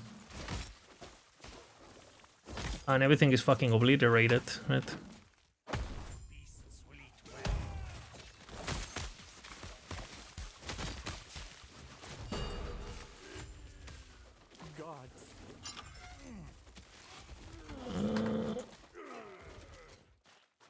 I don't know what that's highlighted. They're with 2 LP, I guess. Obviously it doesn't do anything for us. It's pretty neat to see.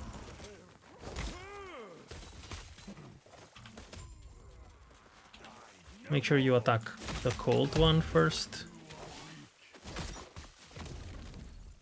With the avalanche.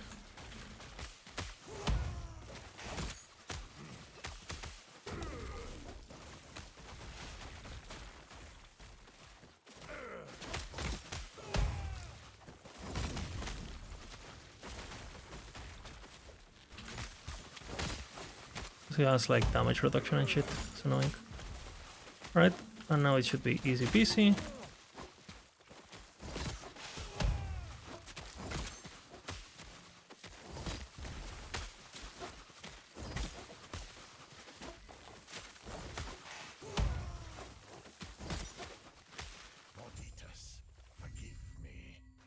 Boom, boom, boom. And just like that, they're gone.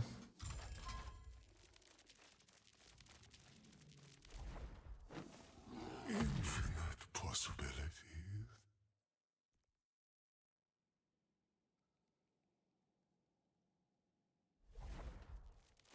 It will shatter around you.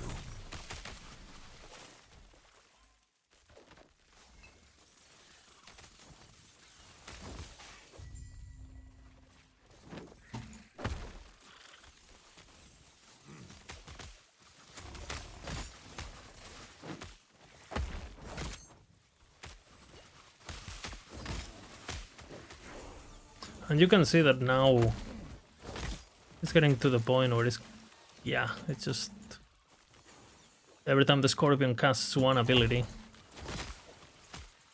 everything's dead, pretty much.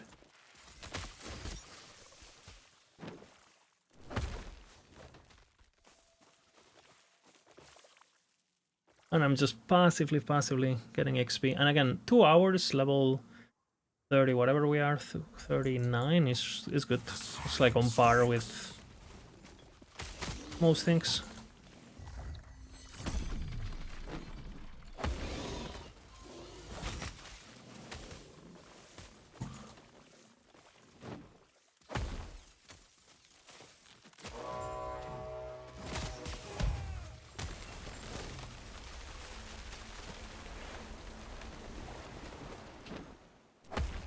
And you can see the XP just keeps going up and up and up, and it's an interesting build, I don't know. What can I say? We go for the efficiency. You can go for the poison chance, but I prefer the fuck. Again, I haven't played this build that much, so my muscle memory is a bit all over the place. I apologize. We go for the haste on Warcry. It's not super impactful until a few points, so not a big deal. Just looks bad for the video if I misclick.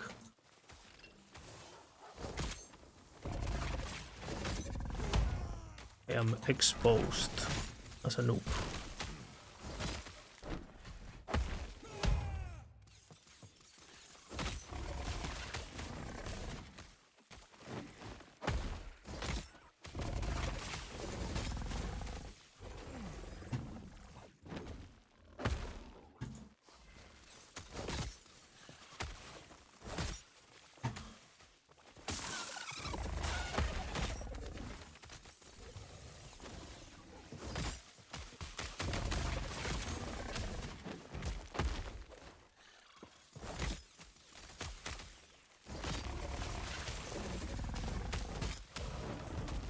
And the damage is just, I don't even know what to say. So powerful. It's just a shame that you need 15 points, so you kind of like have to wait to 35. If I could spec this earlier, Beastmaster would be just top tier. Next 2 points are huge.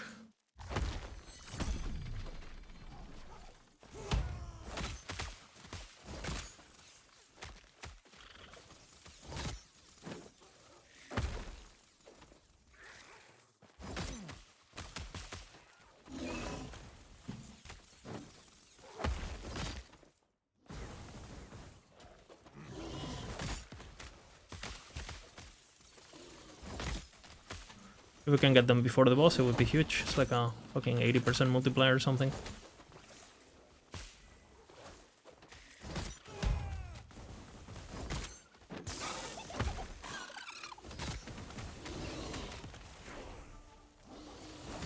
Weak.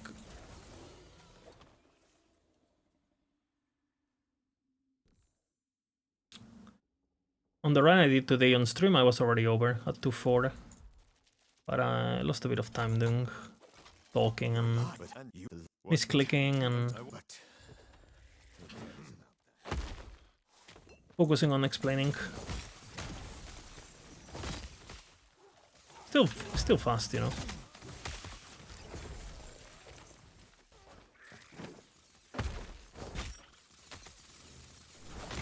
I'm recording this off stream, so you guys can hear all the explanations and stuff.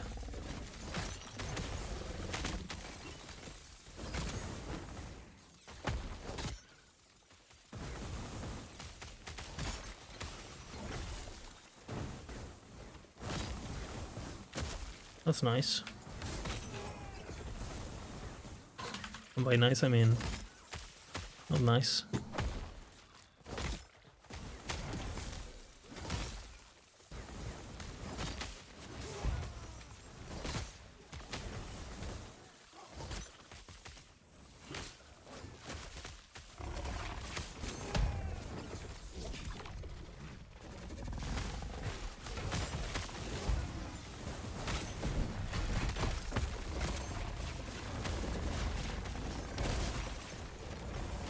Unfortunately, the fucking NPC is taking away the Terrace Blessing buff because I can't target it properly when they're off screen. So, give up on that. This is what we want.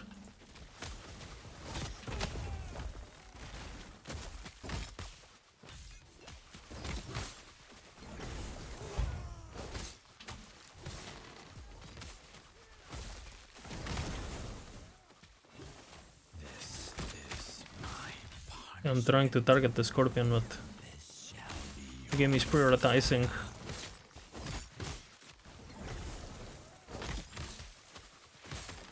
Alright, 2-6. Finally. We have would you tell me more of this immortal. Need to go back and do a couple quests. Right.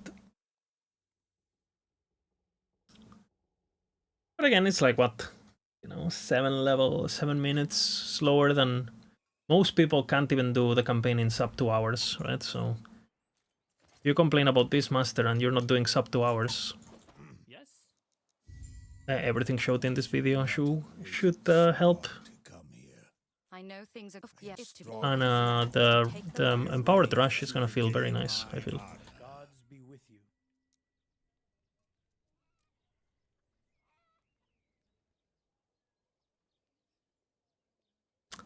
Big points now.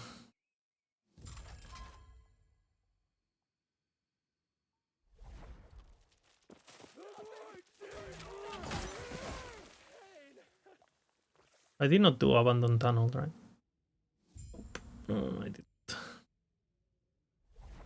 You can do this quest early. Gives you 2 passive points. It's quite impactful.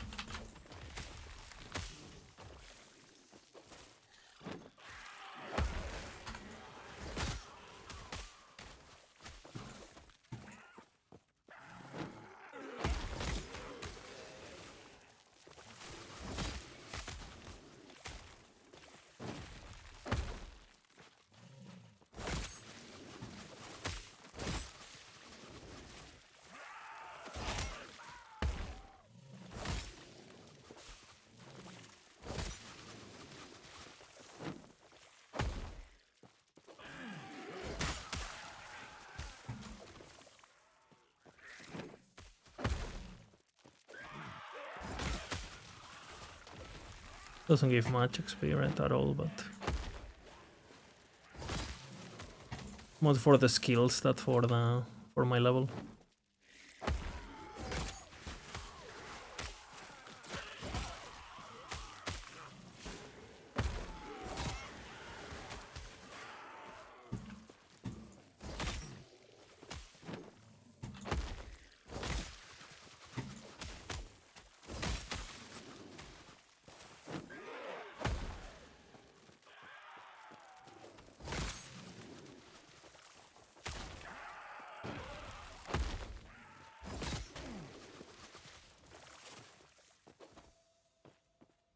Nice.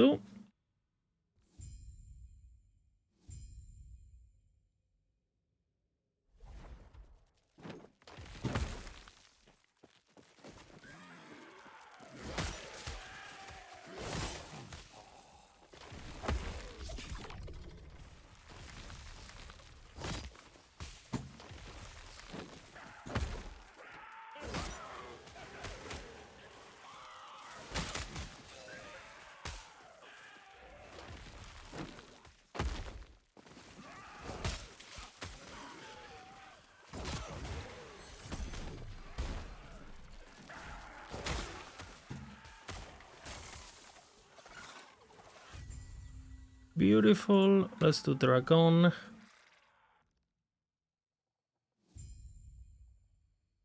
You do them in this order. You do this into Dragon. So there's the less teleports possible and the less area era changes as possible, so it's not like annoying with the map and stuff.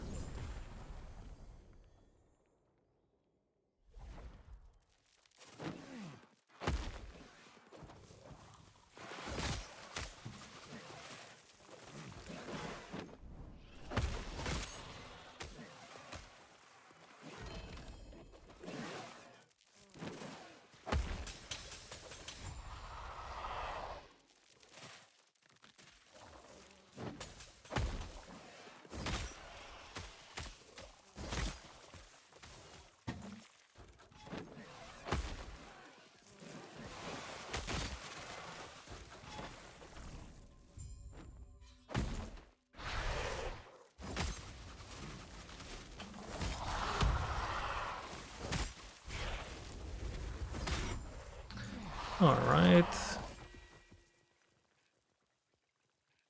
You go to Imperial Era after this.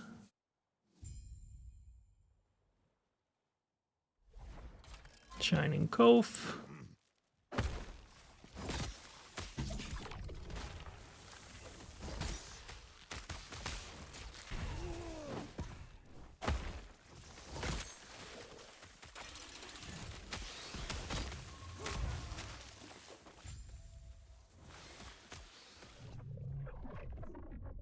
Good. And now we do Ruined Coast.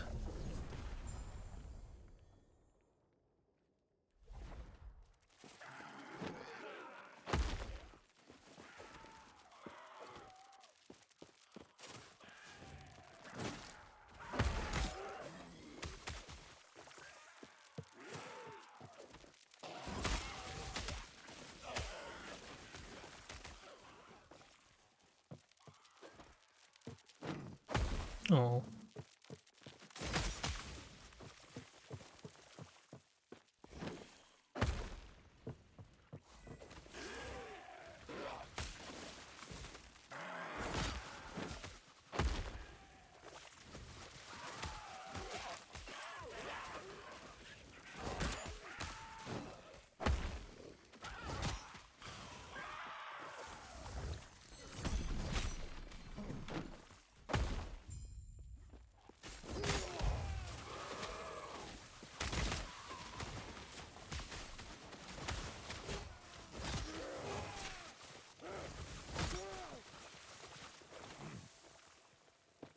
We go Temporal Phantom, so we have it for the COF later.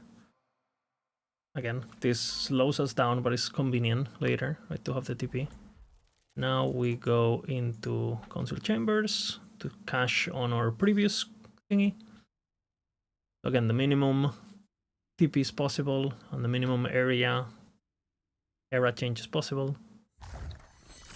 We will talk to the Chronomancer. Greetings.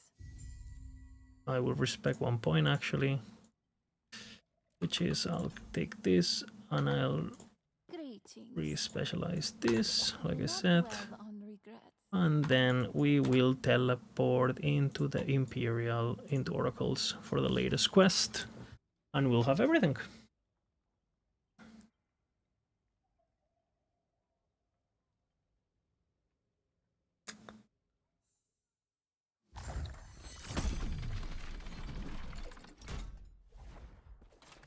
There it is. Okay. Now we have everything, 15 out of 15, and we go to the end of time to start Monolith. I'm gonna do Monolith just so you guys see that the transition is very, very smooth. And this is not just speedrunning the campaign, it's actually making sure that we can go into Monolith and not suck, which is the actual important part of this kind of run. Because if you do the campaign very fast, but you can't do Monolith, then the run is basically meaningless, right? We do have a minion weapon here, increased minion damage. That means we can use our shield. I'm gonna use this shield for the moment, because why not? We can buy a bunch of bullshit here. We do have a bunch of items that not doing much, so we're gonna do some crafting. Always some crafting here. We 44, we will get our thing. This is fire res. We will keep it for sure, for sure. This is useful. Not really. Minion health is res. We might use it. Minion health strength. We might use it. Lot of res. Very useful. Shards. Health. Minion. This ring is pretty good. Actually, I will probably grab it over this ring now that I don't need the fizz res there. I will shatter this and I will upgrade my fizz res. I don't need the mana, so I'll probably respec it later. And this is how we're looking. And to the Monolith we go. And very important points here. For passives, we're gonna be grabbing this, and we're gonna be going into the Viper Fangs, which gives us aspect of the Viper, which is really, really overpowered. It's a 20% more damage. So that's good. Beautiful, beautiful. And just like that, we are ready for Monolith. We will start going into the OP points, we will start going into the mana, and we will start going into the extra DPS, and we're gonna go into... they're both scary. I'll go into the crit. But yeah, I mean, hope you find the video interesting and helpful and all that.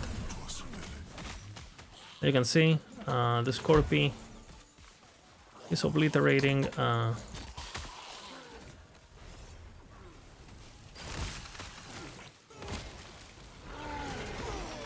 it's completely, you know, I can do fucking Nemesis straight from the get-go.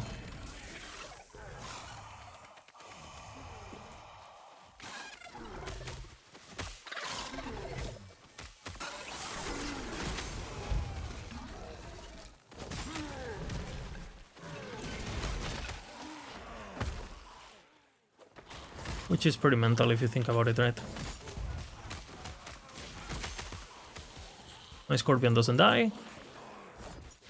Basically impossible.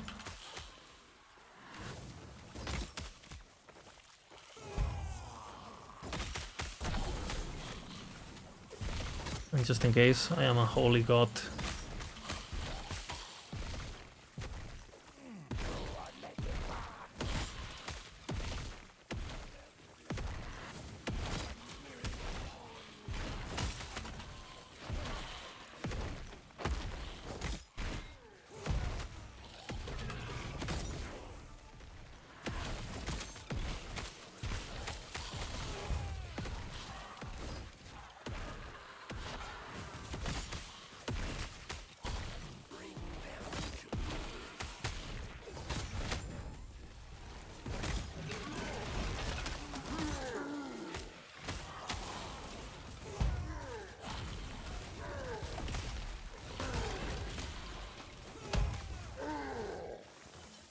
As you can see, we are completely fine. More damage, more points, more mana, and the build just starts going. High speed and crit chance, we definitely don't want to give them more crit chance, but crit chance can really caught you off guard at the beginning. I really highly recommend not doing that, but you know, what can you do? You don't get to choose sometimes.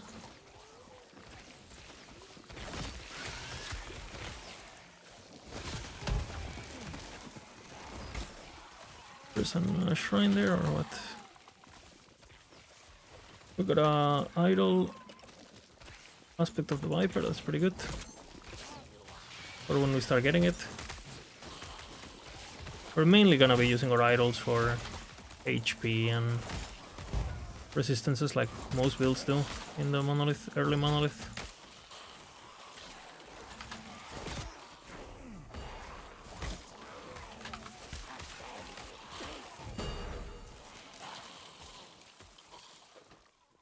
That's aspect of the Viper right there.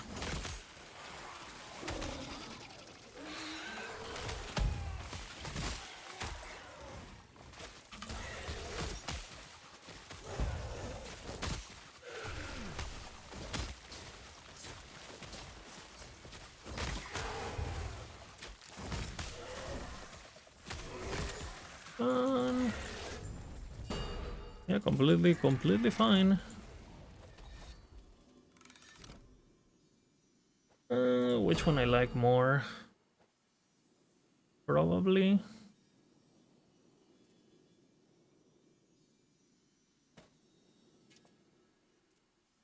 The lightning res was nice, but I prefer the fire res implicit.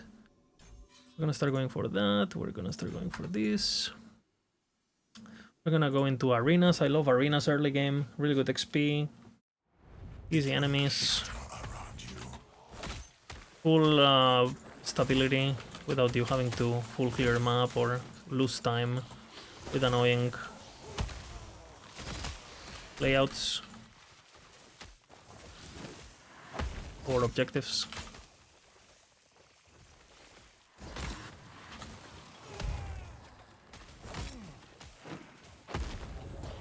Careful with that. We're gonna be doing a big jump there so the champion doesn't follow us. Patrolling.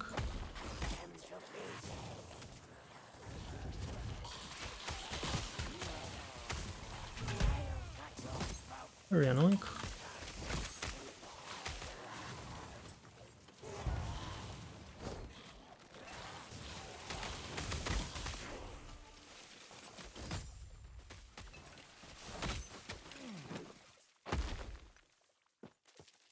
We got cooldown puts with movement speed. That's really good. They're level 47. So we will be using those. Beam, and then we go boom, and then we go bam. Really important. We got multiple arenas. We will take all of them. Let's go. We have the other one in case the path goes very ugly. Rares, we like rares. If you see the little glow thing on an enemy, it's that it's gonna be rare. You see that they have like a bit of like a halo around them.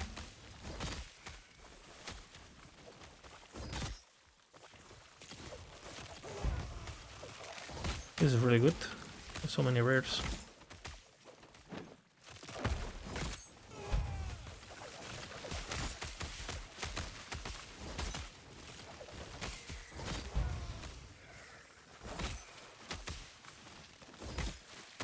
Embracers, Ice Wolf Belt, all of this is great.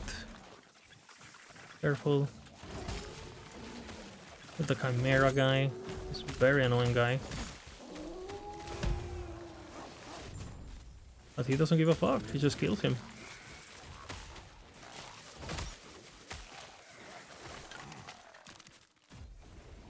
Okay, we have minion chance, maximum skeletons, we don't give a fuck. That's okay, but we don't really care. Yes. We don't really care. Take care. Nothing substantial. We are waiting for a good weapon, that's for sure. We go arena. Yoo-hoo.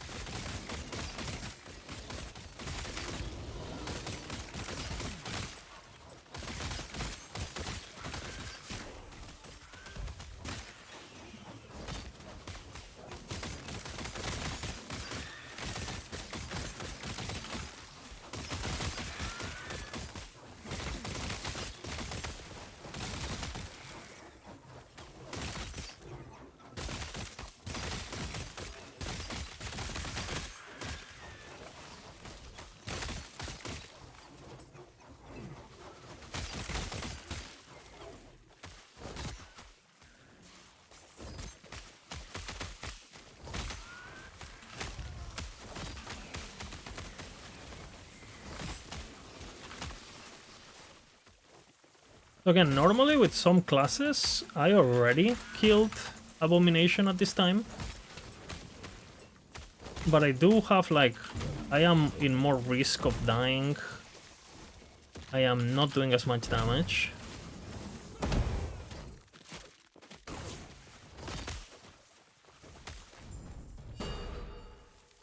It's like a pretty...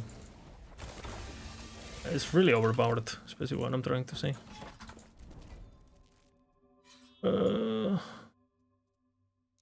We don't really want to be doing that early. It's just so time consuming and we can just do it another time. We don't really care about the levels when XP rushing.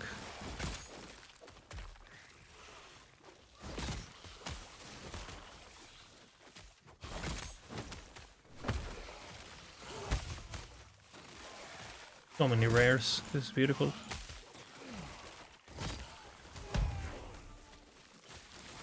All of these are rares. You see the yellow HPs. Look at my HP bar, like my XP bar.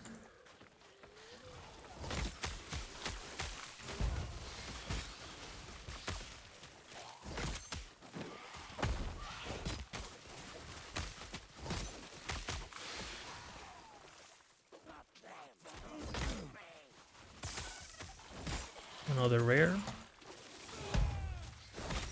You might be wondering, Lizard, why are you not going for like lizards or like leak mechanics or whatever the fuck? TLDR, because I don't need them. But what I do need is to get to empowered as soon as possible, so I start farming level 100 zones, and I start getting blessings and actual drop only items like, you know, Twisted Heart and like the actual good items, you know.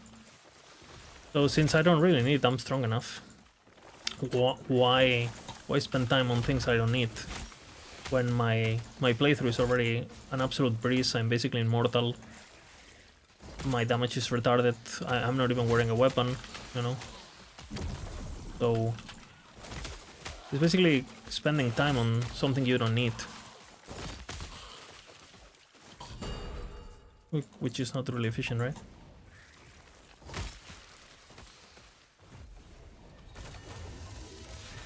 Okay. Wanna go here. I'll do up to Abomination just so you guys see what to expect.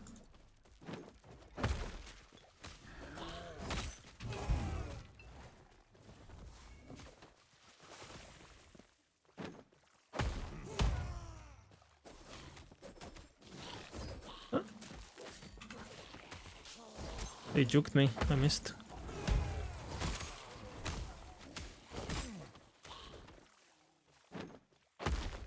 Everything is just dying.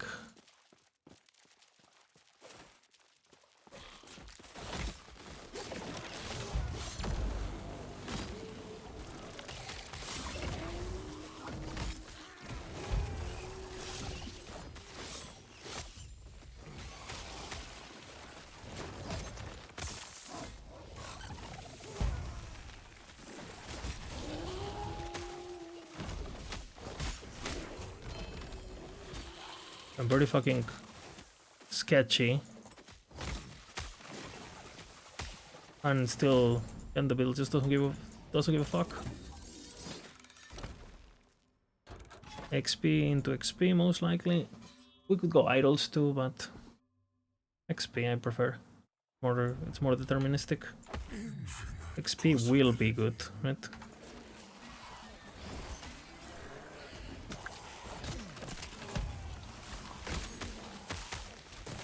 Where is the scorpion? There is. Opulent Feast. I will wear that for some ward, for sure.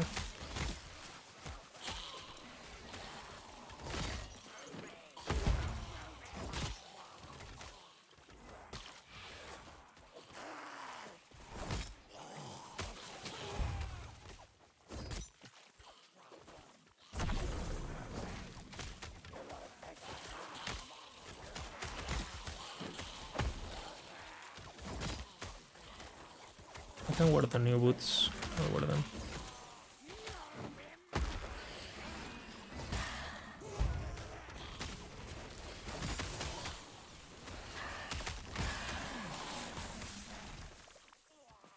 Alright.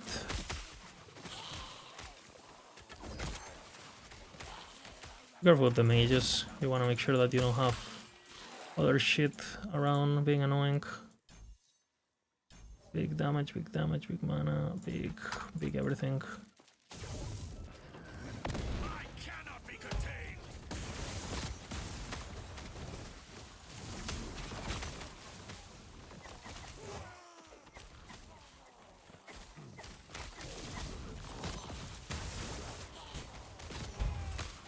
That's exactly what I meant, by the way.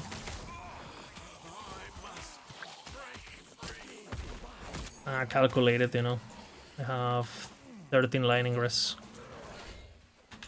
Just have a bit more health. What is this pathing?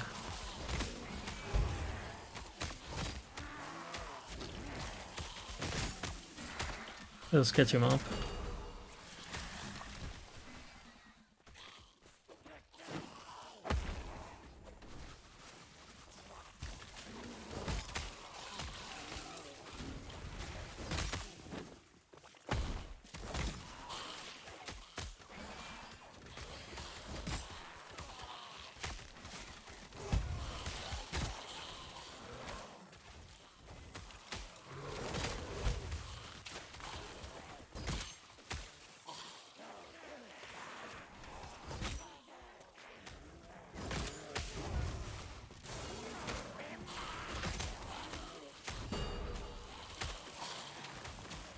Very importante.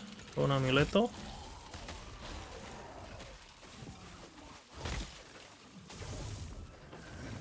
My brilliance is unequal.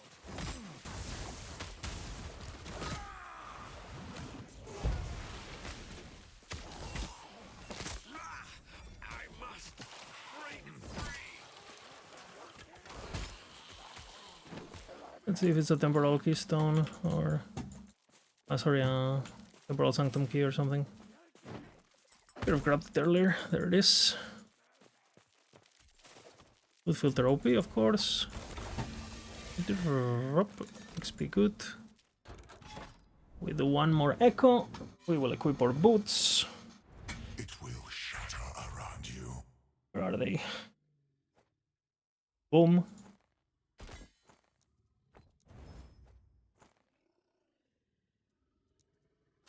$51 to forge. We are happy with that. It's completely fine. Cooldown is pretty important because it allows us to swipe more often. And swipe is basically free ability, right?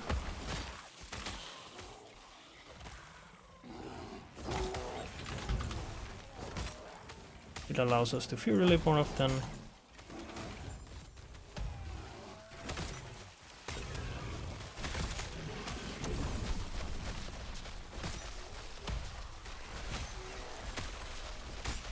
Kill it. Again, we're just killing everything one shot now.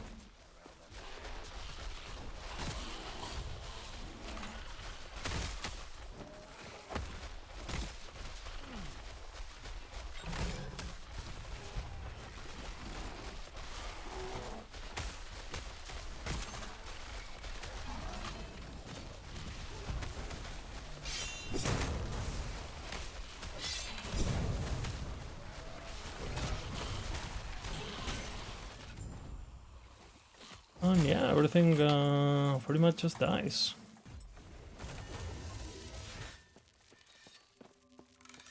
And then we start going for tankiness.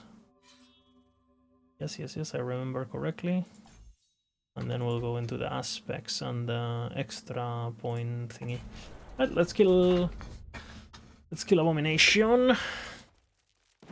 Just so you guys can see it.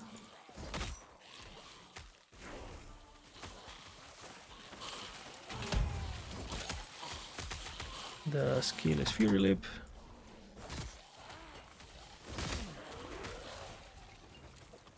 We put it now just so it starts getting passive points.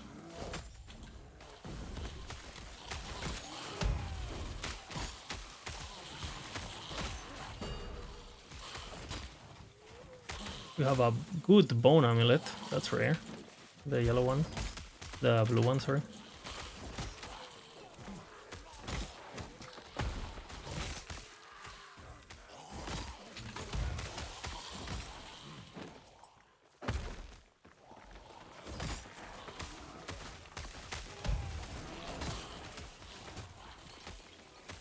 Portal Charm.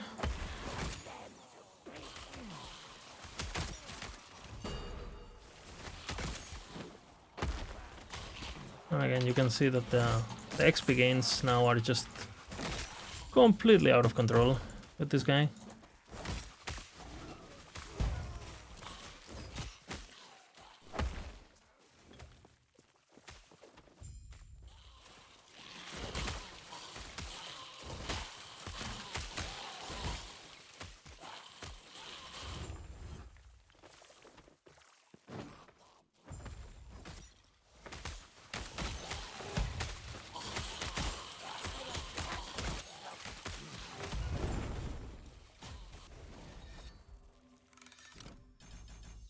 Boom, boom, boom, boom, boom, boom, boom. Cleanse, cleanse, cleanse. The quest.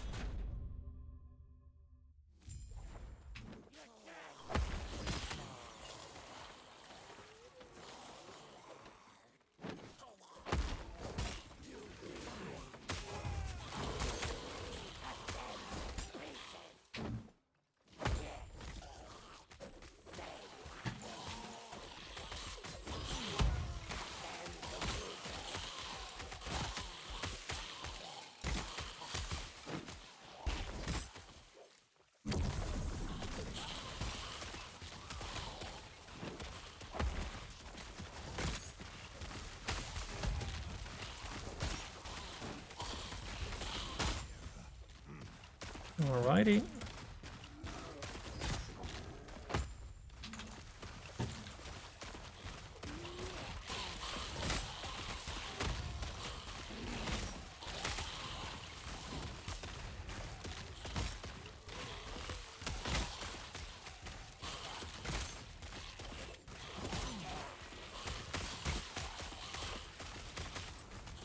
Work for that. Not good.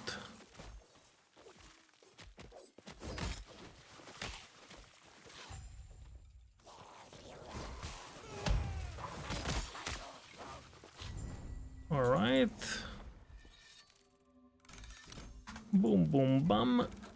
And then we go into Abomination. Let's do it.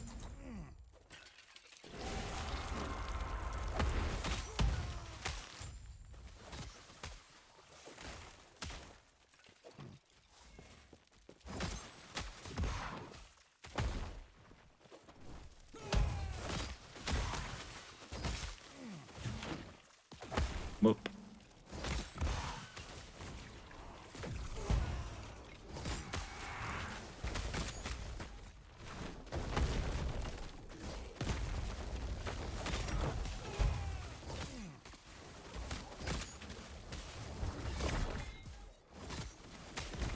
That's quite a thing, huh? We get the XP blessing, of course. No crit reduction, unfortunately. And yeah, we will continue into the Black Sun. Hope you guys liked it. See you in the next one. Okay, we're back.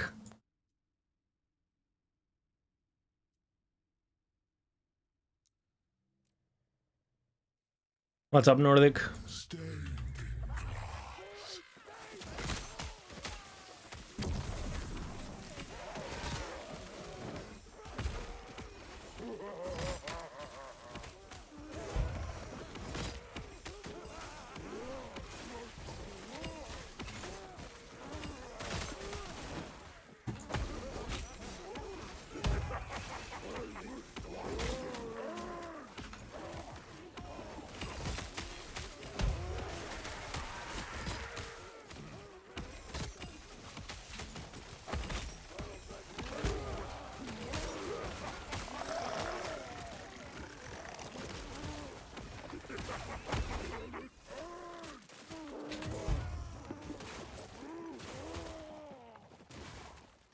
It opens.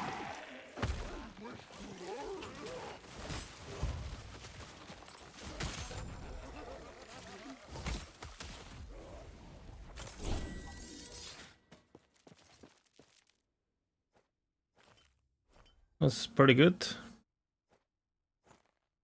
Opens once again. It opens.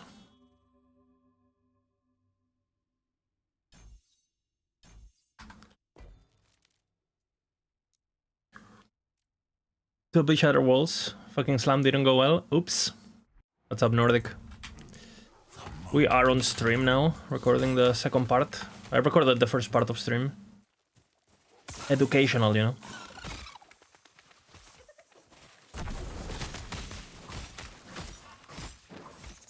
I had a pretty busy week, so I haven't been able to play since now.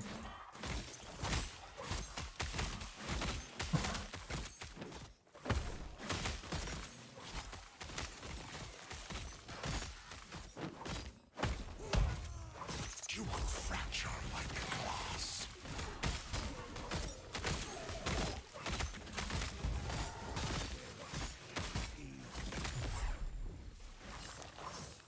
There's another one.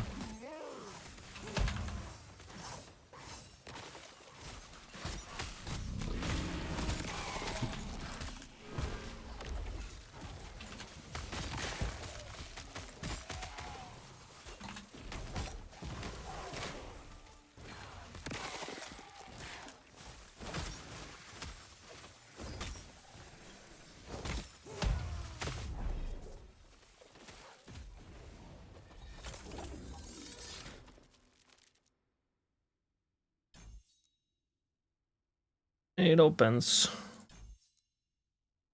It opens.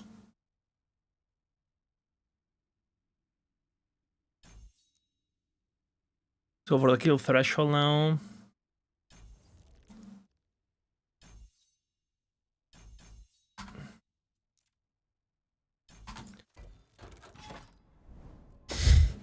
It opens. Oh my god, I paused. 1 second.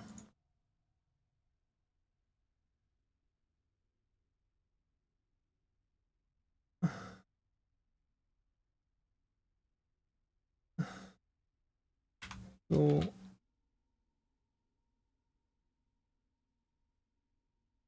I'll do 242.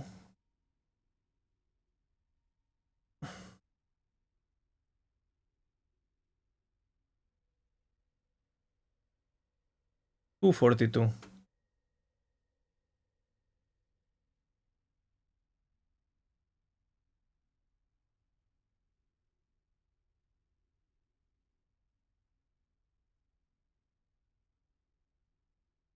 Okay, let's continue after this mistake by me. I added time just to make sure that.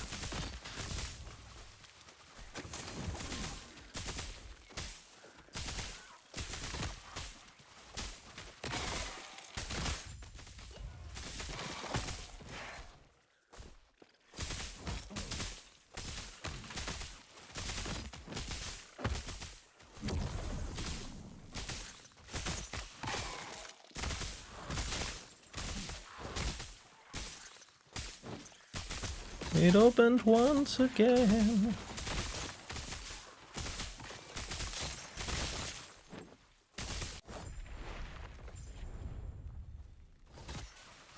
Where's the ash gate?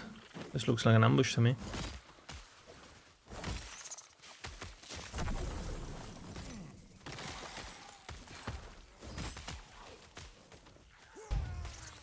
Answer my call.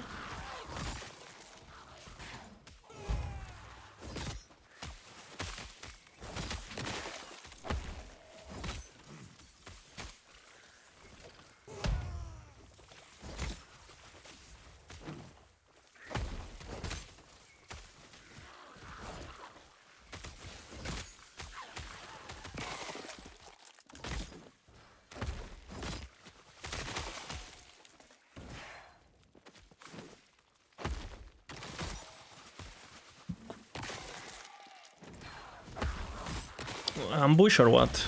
There you go.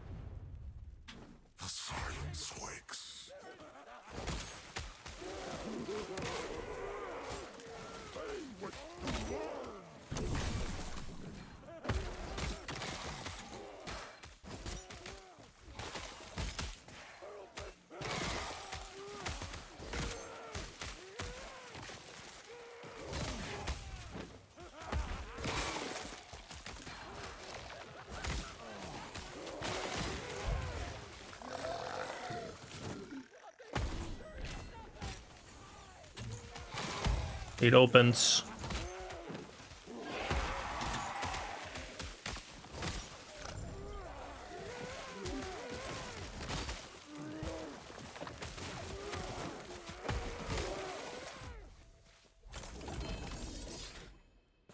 Yes.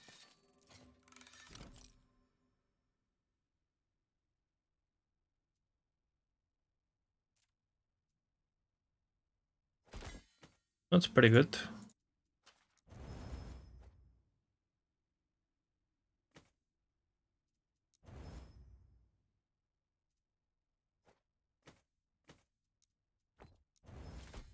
It opens once again. Yes. Take care.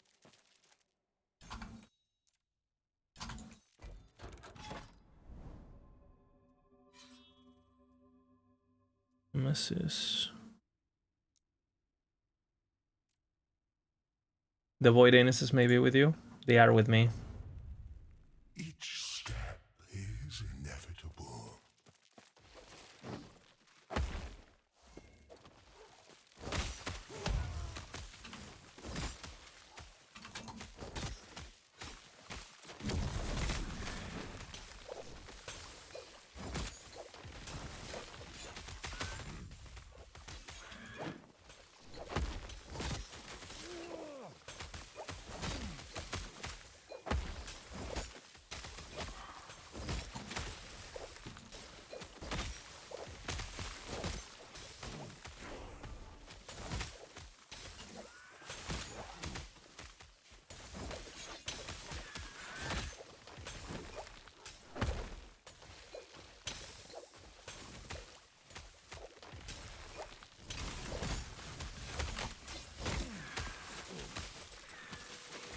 What the fuck?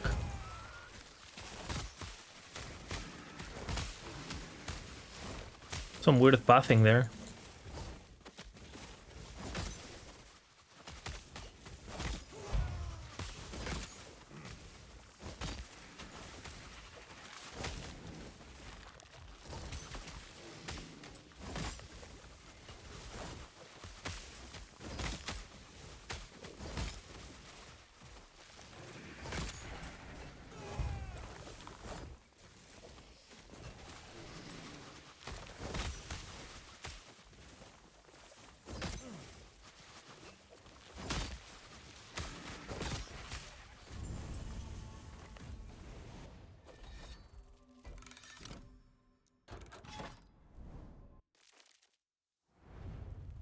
How are you guys doing?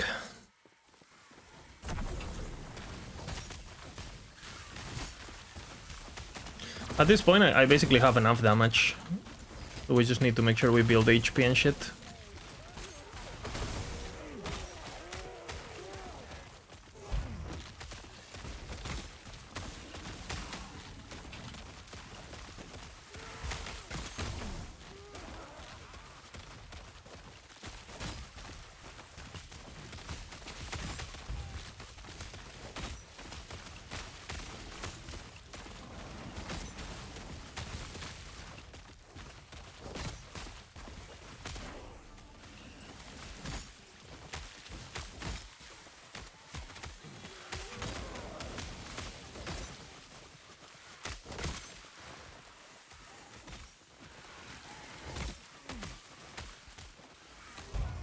But this guy is pretty immortal. I have so much damage reduction, so much HP by this stage.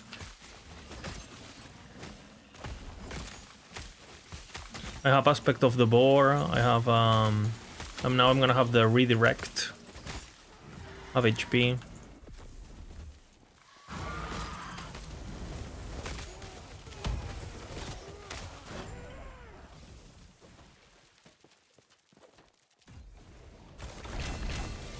Ooh.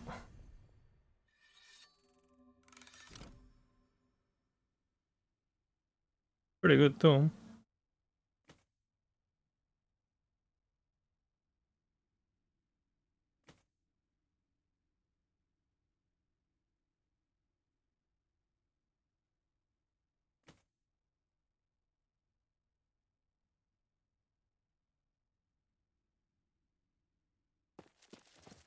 Some pretty good chess piece, honestly.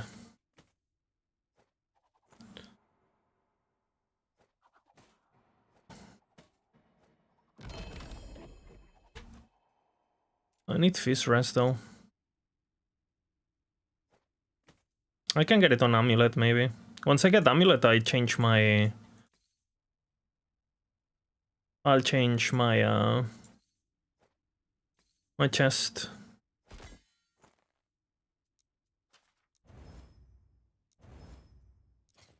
That's really good.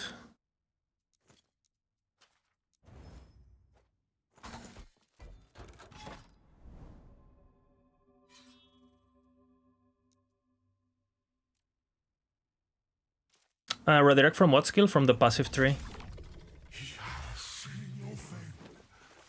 On the top node.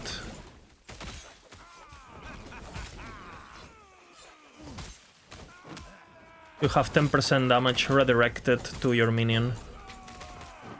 Pretty powerful. Considering you have, you know, impervious, sorry, not impervious, Ursine skin, an aspect of the boar permanently up, basically.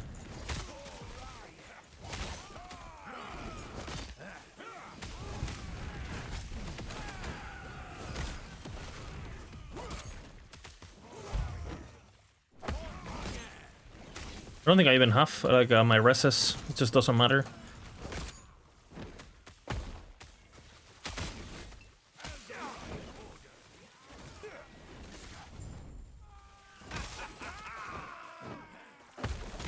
I think we want a full clear because it's XP and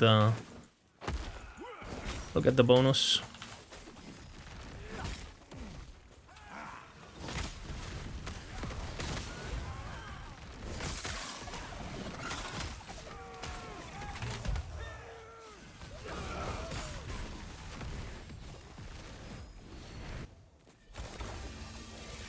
Giga.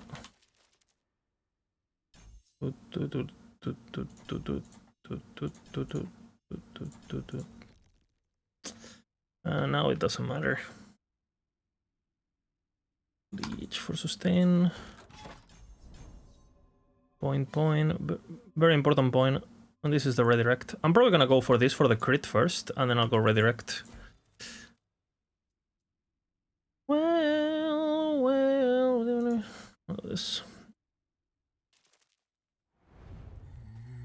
A bit of rust.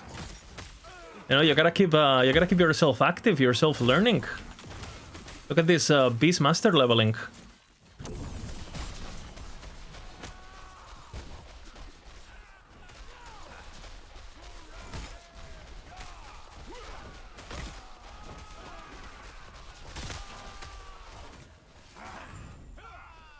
Need a bit more XP to make sure it's the only one we do. A bit more bonus stability, so I can go straight into quests.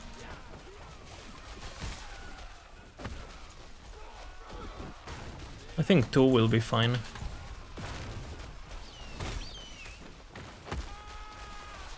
I'm filling the stability bar up to the second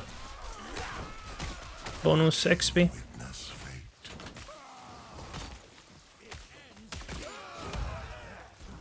Oh, I got a bit more.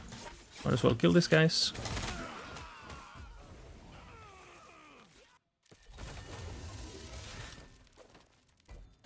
And that's just enough. That was fast, no? 15-minute. Stay safe.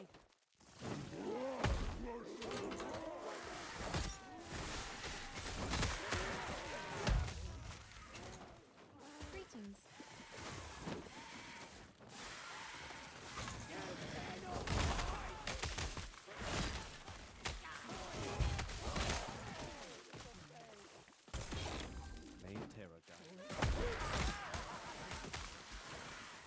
Safe travels. Take care of yourself.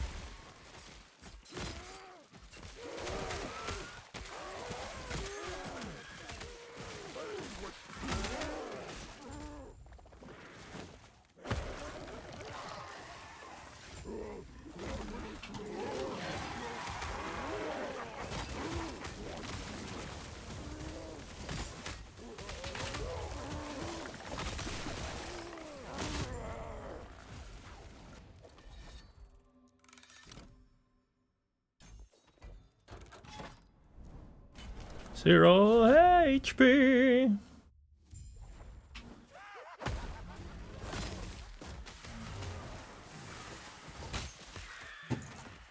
Should change my amulet now.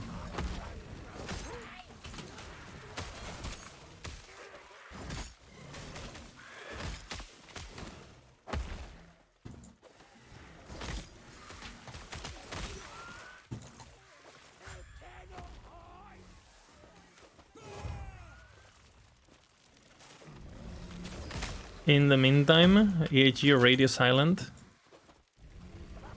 They're waiting.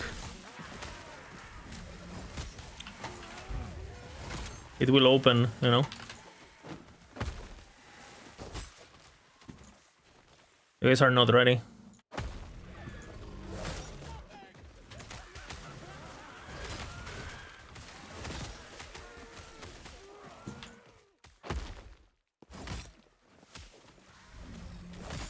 We can wait till eternity. Because it's gonna be so good, guys, that it's gonna be worth it. You understand?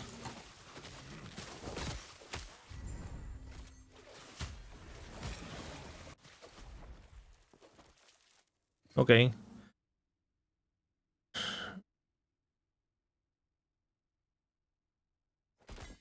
Pretty shit. Okay, that's good. Doesn't do anything no more, right? And I can use this too, which is kind of good.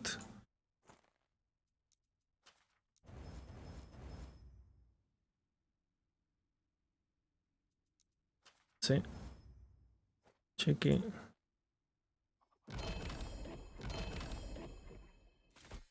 And 14. I cannot wear any of them. Level 70. I can wear them. We'll do so. We'll do so.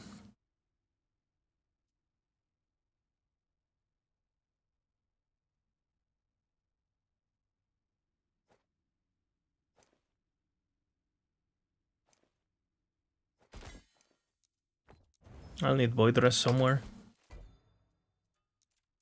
Well, hopefully I don't die to this guy.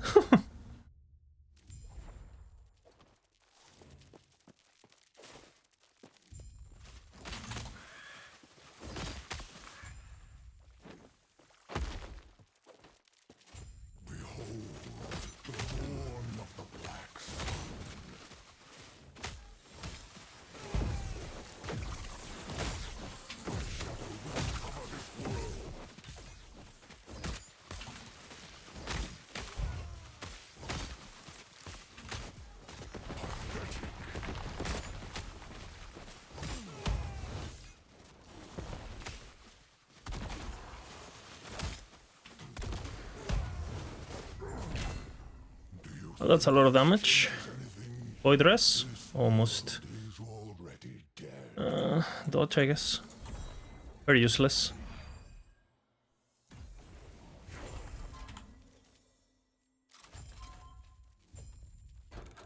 Big Dick Grafton.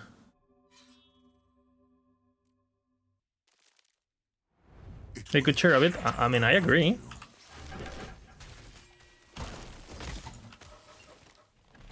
I agree. Trust me, I agree. What the?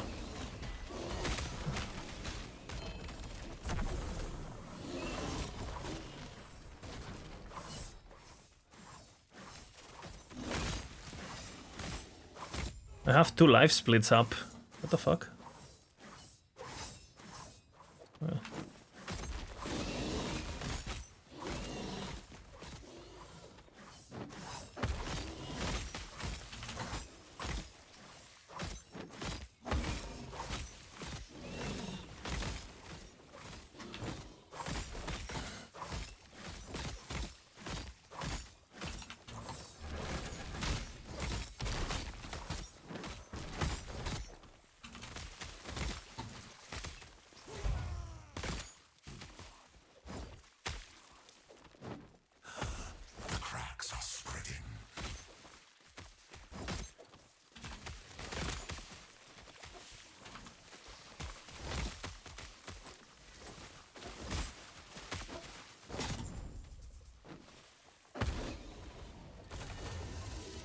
Okay, let's go.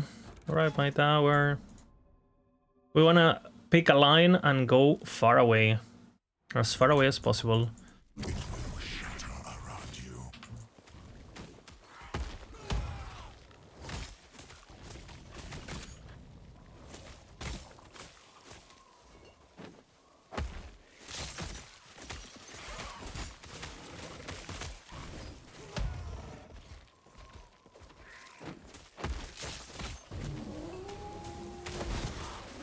I gotta kill this guy.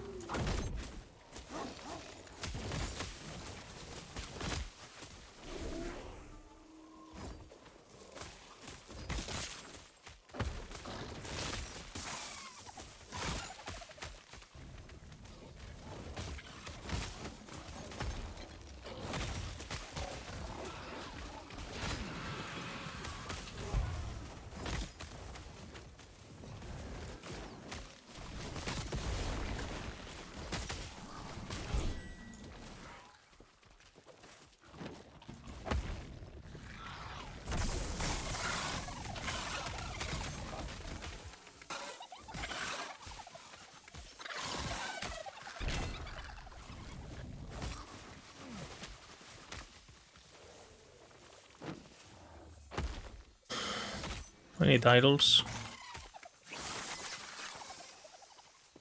Nope.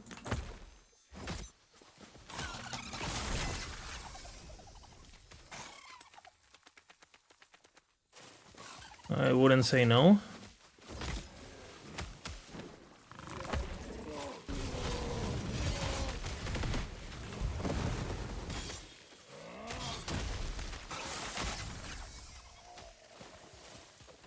Reading the roadmap.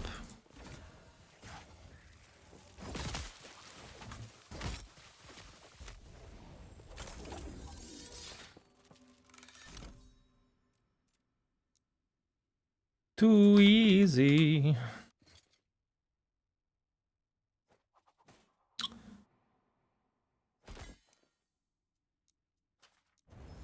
That's really fucking good.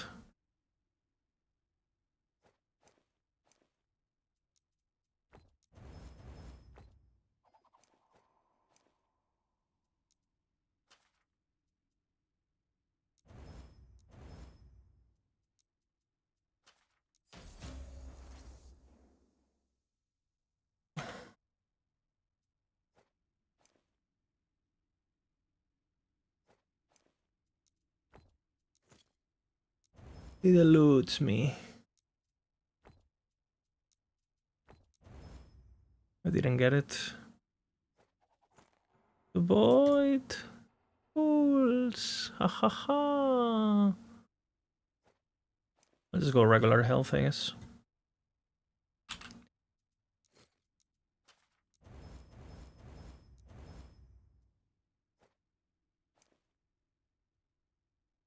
$63. Very good.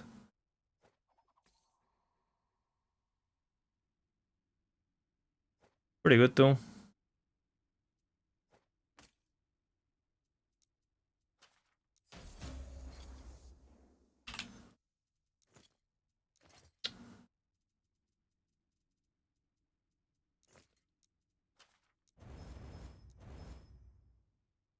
Sprite. No.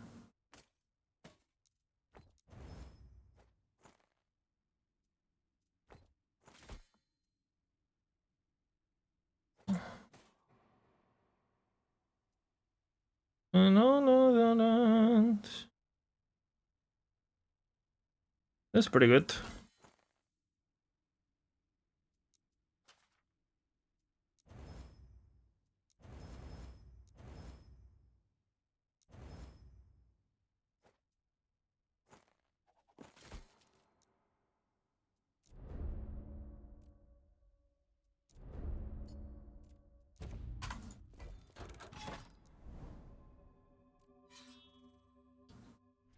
Have you seen about the fires going on? No, I haven't. In Spain or? I mean, it's in these dates. It's always the same, no? Unfortunately.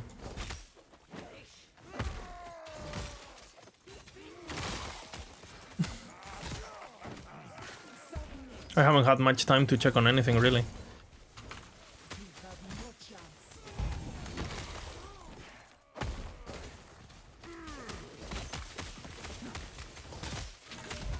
Dirty stacks of poison, what the fuck?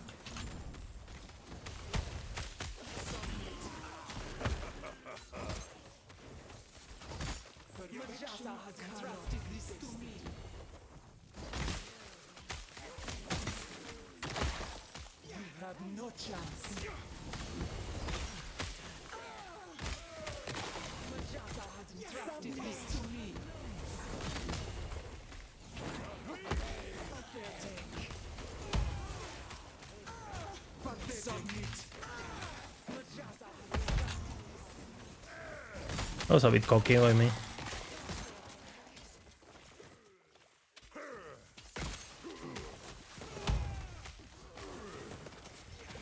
Kill it.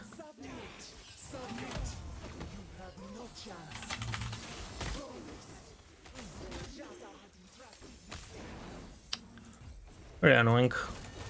They're like giving each other damage reduction.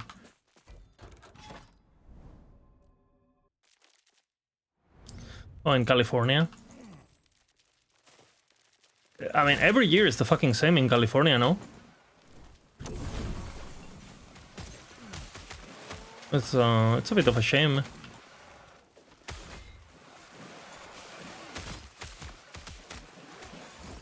Sorry to hear that.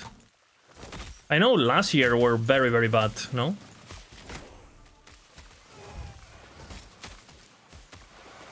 Catalonia, ah.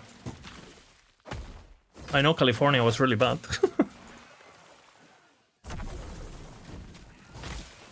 No, but I haven't seen anything now.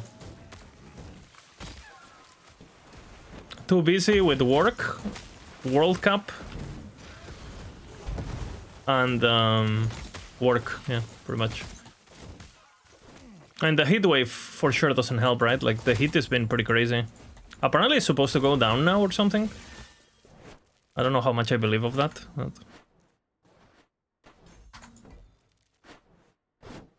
That's what they're saying, that it's supposed to go a bit down.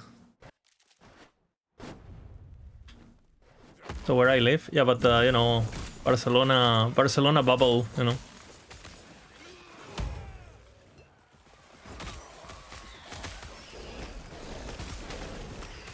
Normally in Spain the bad fires are in the north, right? In Galicia and in...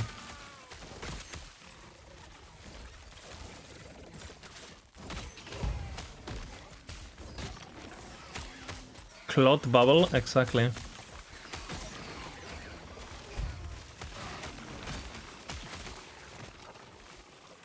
I have to go do chores in a bit. I am not looking forward to that, let me tell you. I think we were 41 degrees yesterday.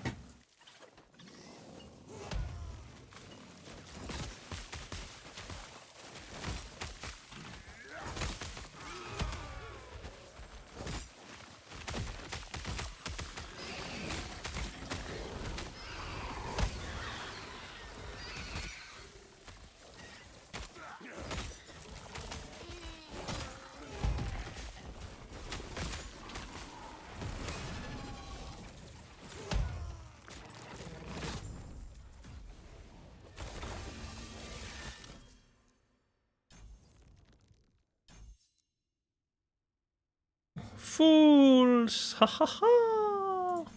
I am not a man of many pockets. This might be one of my favorites. The one. Too easy.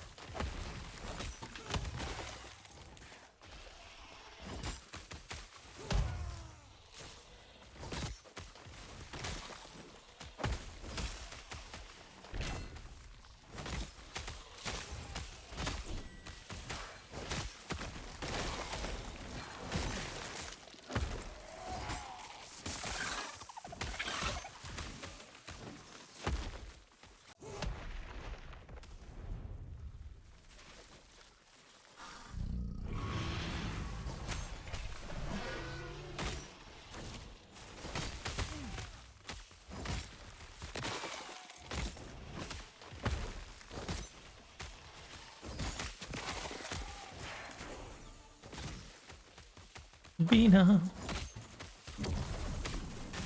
B-A-G.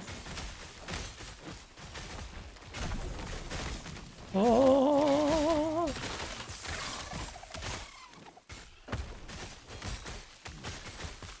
Can this map be bigger?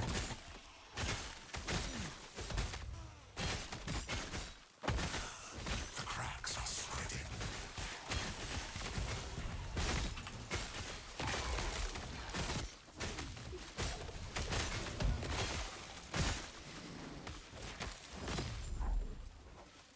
I have another one.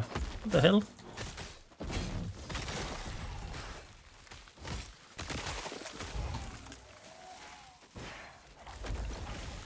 Single tier 7. What the fuck? Think Prince farming is dead.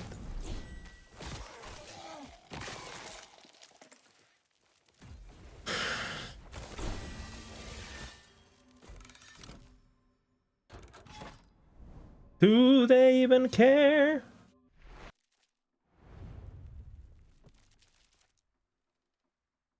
Bina joined the radio silent. Bina's being a poochie.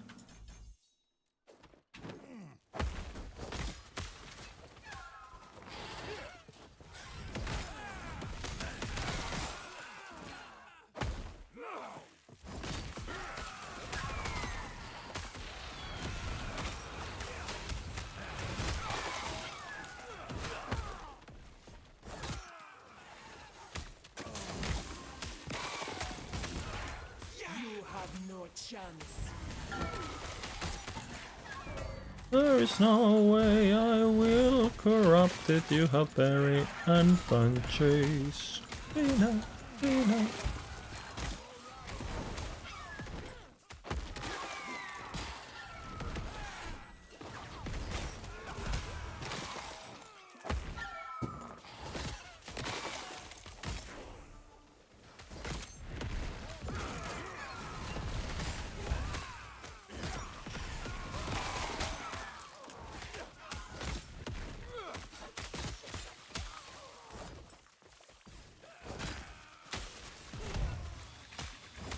Everyone is creating the season faster. Do they even wanna keep people playing?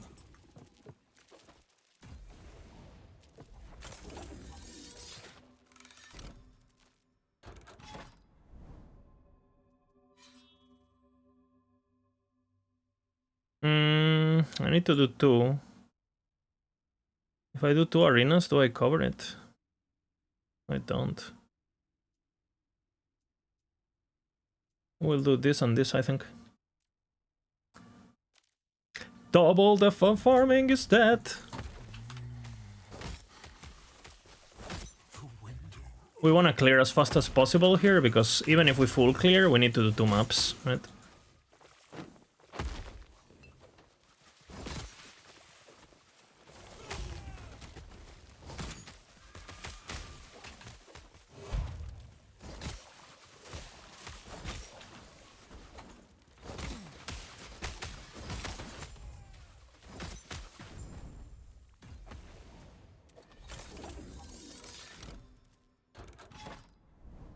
And now we full clear.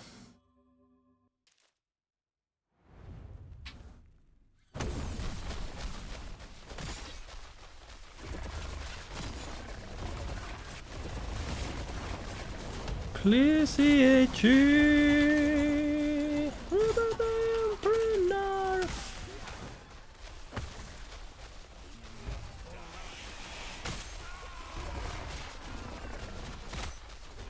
For fuck's sake. What's up, Zero?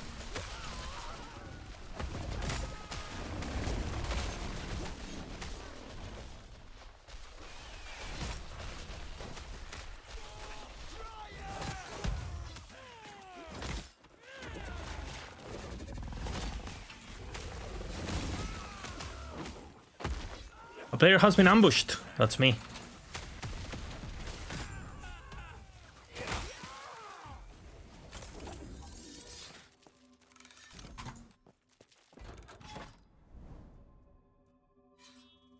$320, perfect.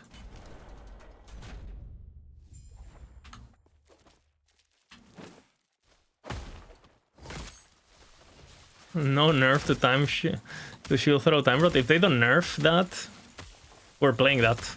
I guess. Pretty simple.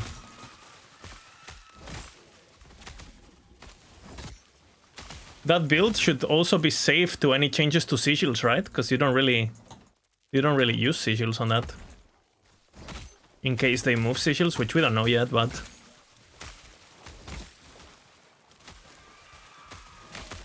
maybe the new ability can do time rot too.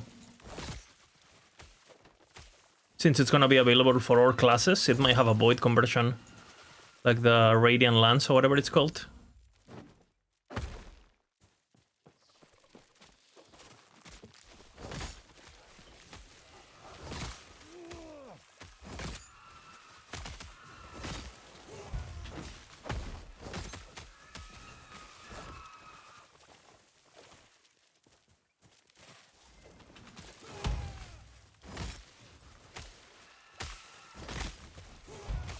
It has an end.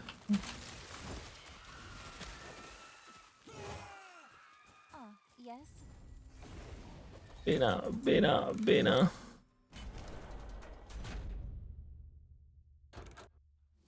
Yeah, exactly. Might confirm that. Yeah, but if they do that, then what is happening to sigils?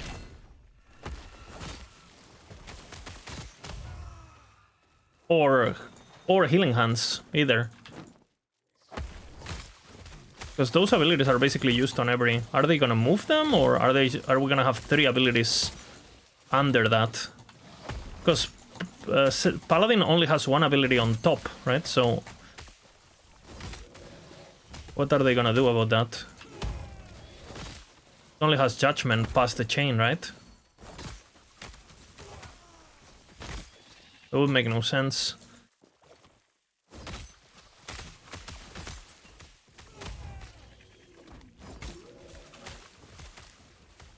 We will see a rearrangement. Yeah, that's what I'm thinking.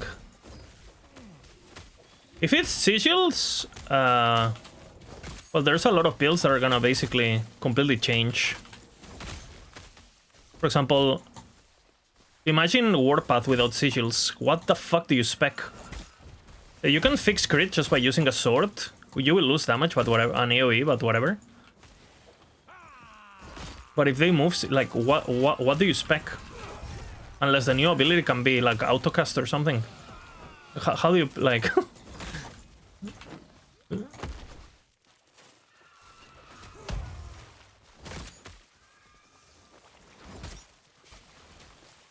But the only reason we think there's gonna be a rearrangement is because they said that the new Sentinel Paladin ability, it's like for every class, which means it's gonna be under the chain, right? And if it's under the chain, we already have 2 abilities on Paladin. One of them Healing Hands at 5, and Sigils at 15. So they could do Radiant Lance at 10. But then what do you have as a Paladin then? Doesn't make a lot of sense.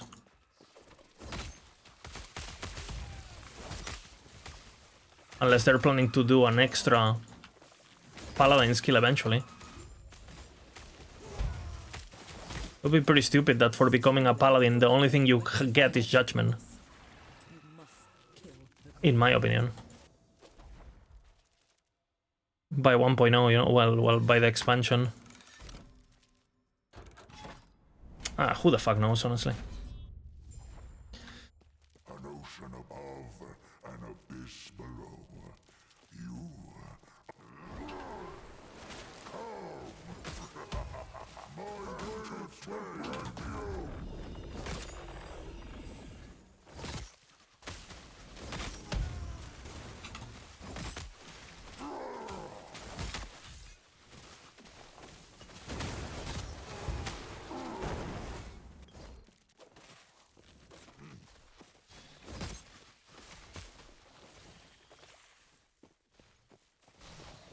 I hope it's a single target damage ability and not another clear ability. Like Sentinel, especially Paladin, has a lot of very good clear abilities, but single target can be a bit... You don't have a lot of options.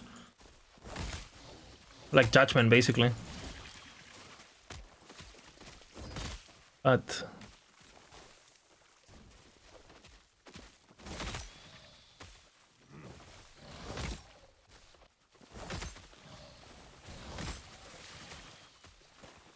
seductive, seductive. We will see, I guess, you know. We'll find out in 1 year.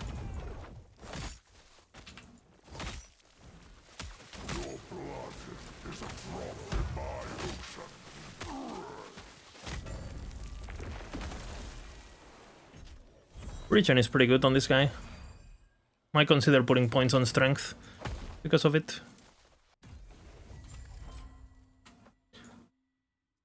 Okay, 320, not bad.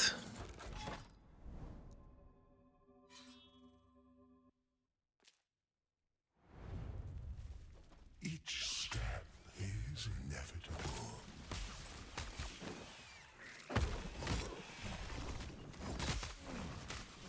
Time to fuck.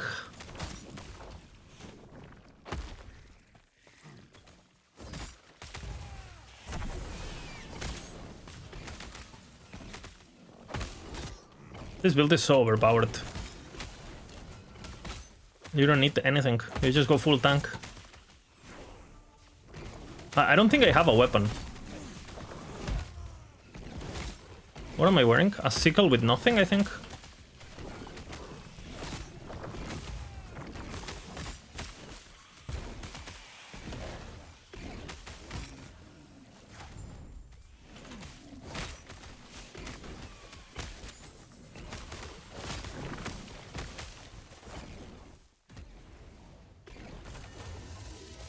Look at the weapon. Thoughts? Thoughts on my insane weapon?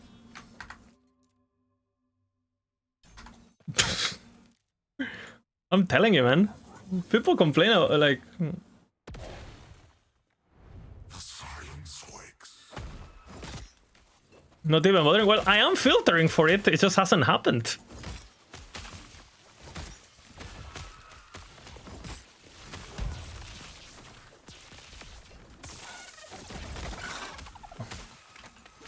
Fate scratches at the surface.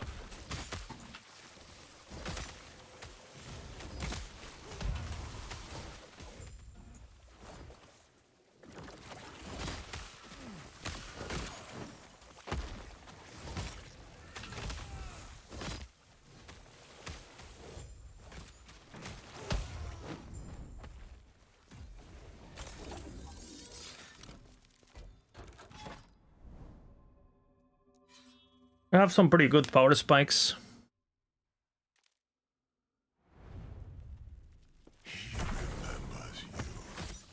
I really do hope they change room prison complex bullshit, but if not, I guess we'll do it, right? We'll be ready.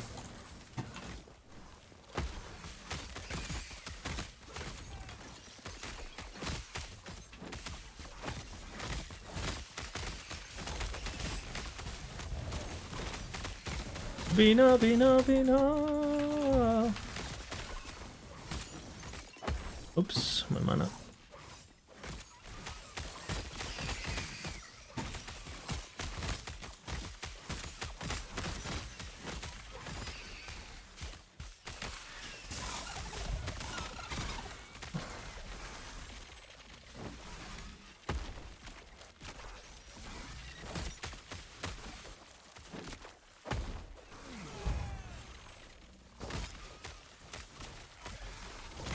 Getting chilled.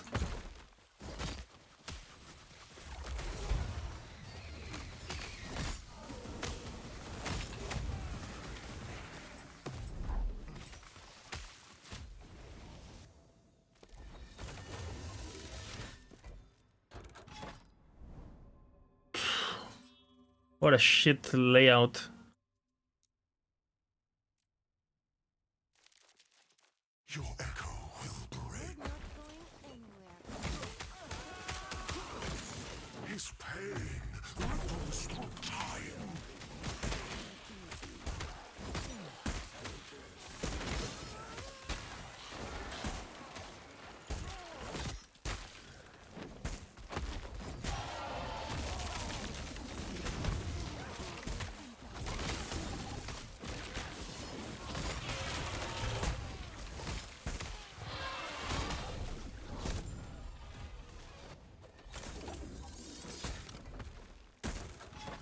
Brain of dragon spam.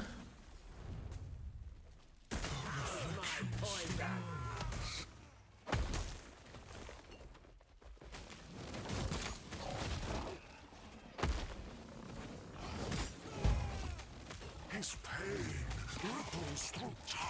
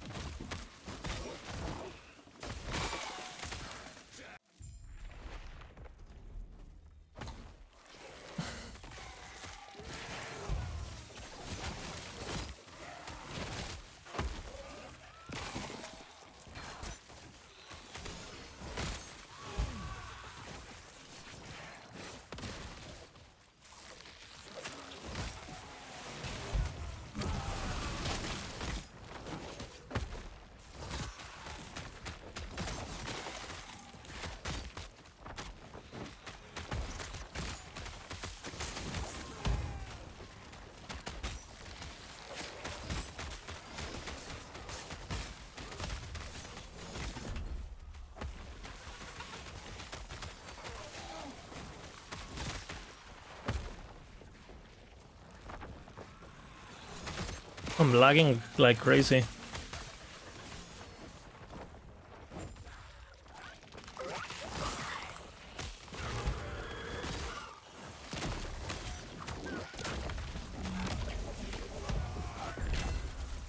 You are so easy to find.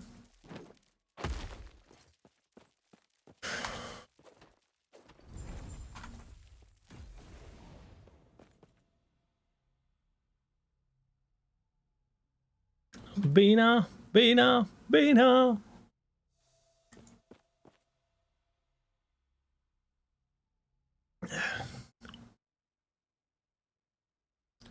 There is no hope.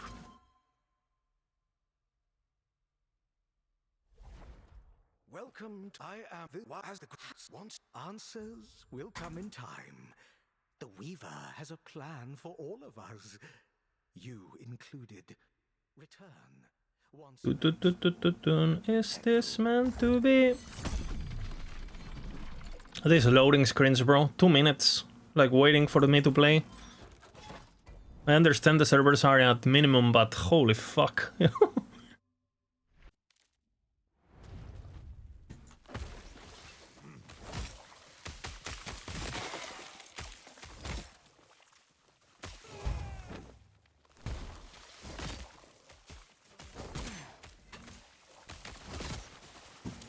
They don't seem to care.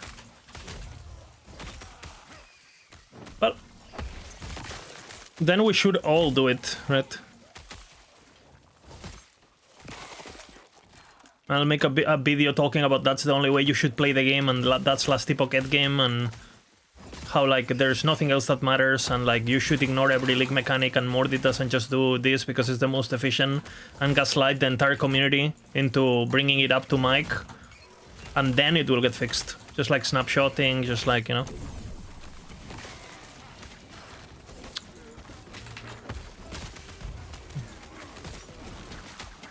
Thoughts?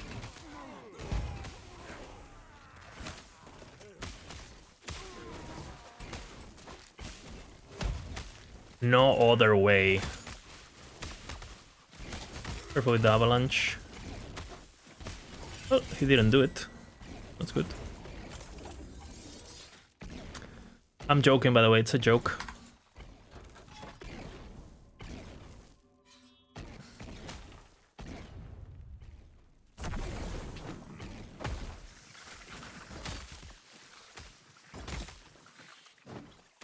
It consumes, it provides.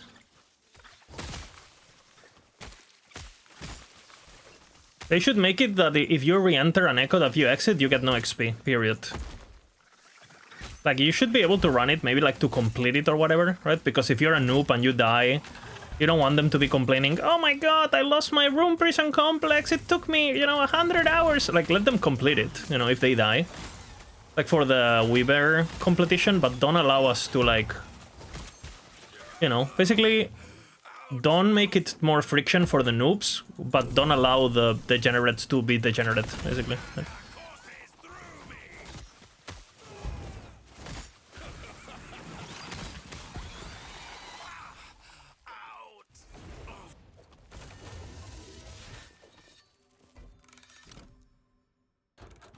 People already complained about some Weaven Echoes being very hard to get and very grindy, which obviously it's not true.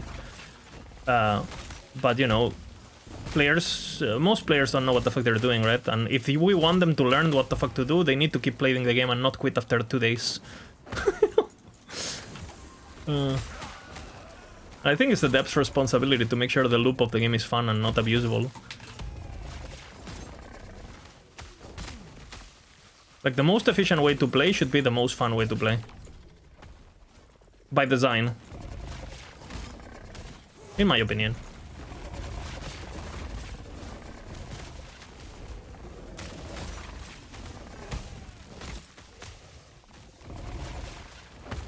Controversial opinion, I know.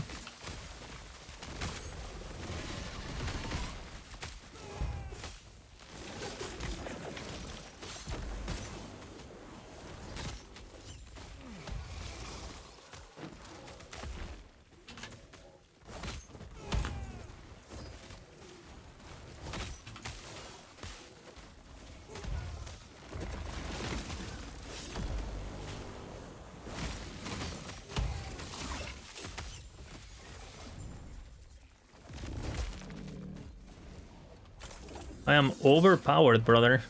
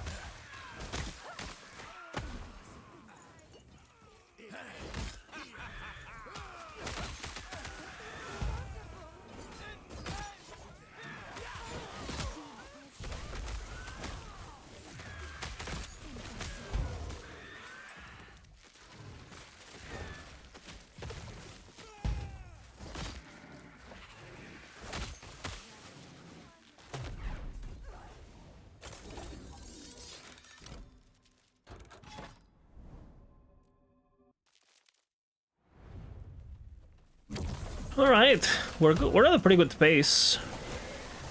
We're about to do Dragon 340, so we probably have like a 4-hour 10, 4-hour 15, maybe. Depends on the RNG, which is very competitive.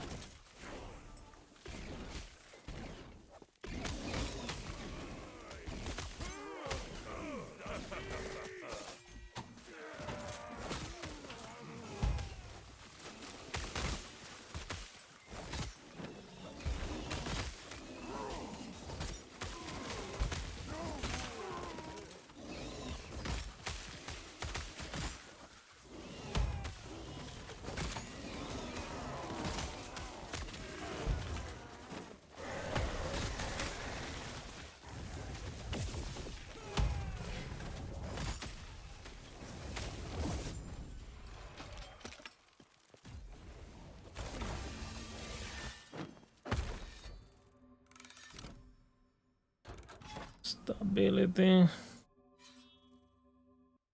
A bit late, you know.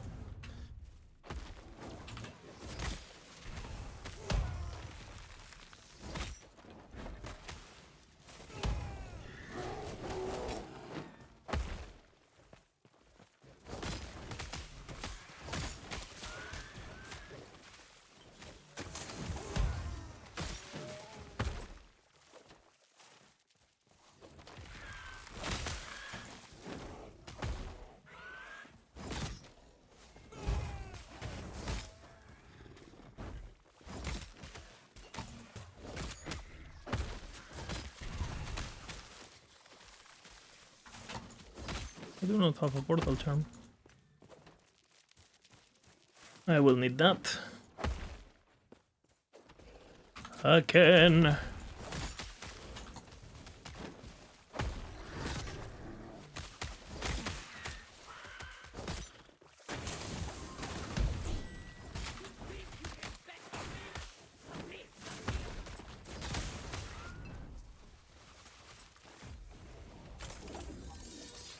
Bina. Oh!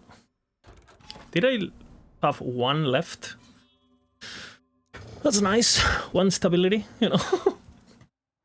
That's a pretty big fuck up.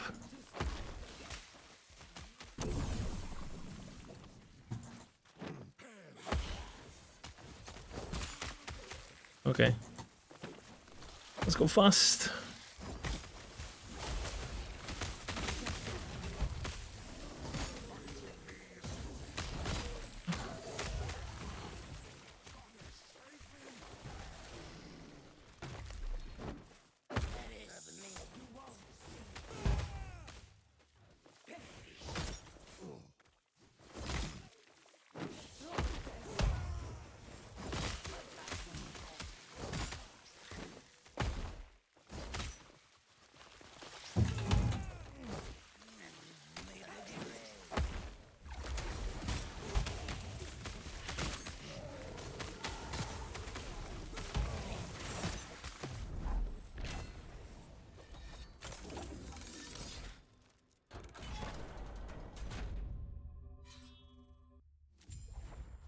Well, Mike has said that you're gonna be using potions non-stop, right? I think what it's gonna do is like your own potions effect are always active. Basically, you know the little logo when you have a potion on? Like it's always gonna be on.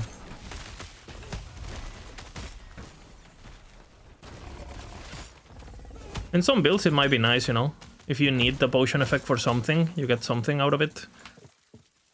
Like some experimental affix maybe, or which I don't know if those would proc because those are on potion consumption and not during potion effect.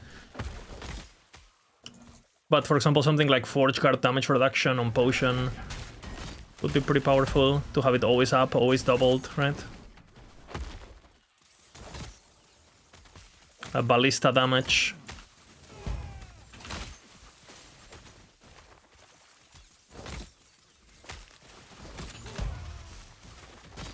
Make Ballista even better, you know? Sounds good.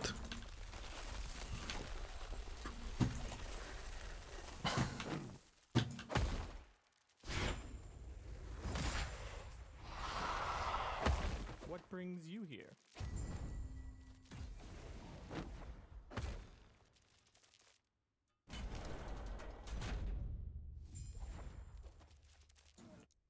What choice is it gonna be?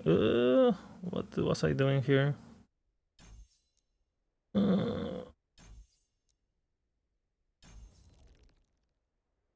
Leech and leech.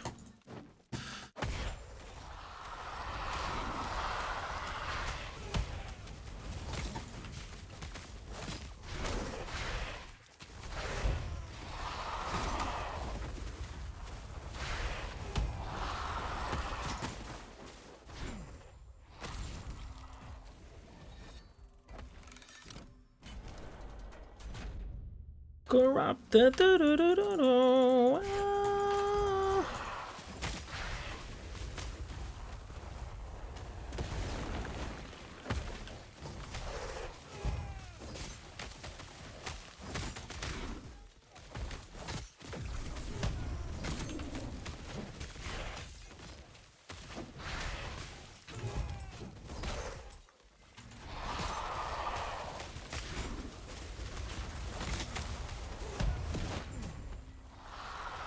The world of a terror.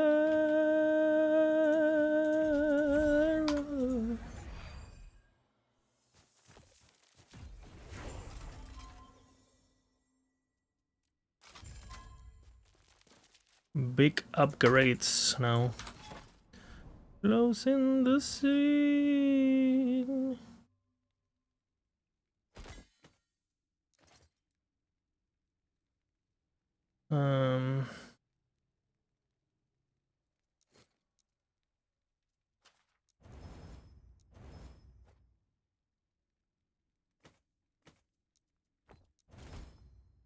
We need the Fizz rest somewhere. Okay, in the gateway.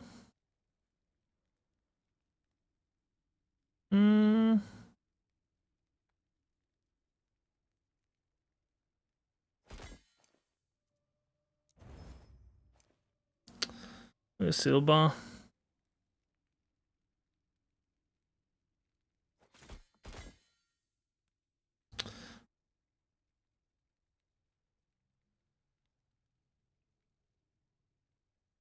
I guess.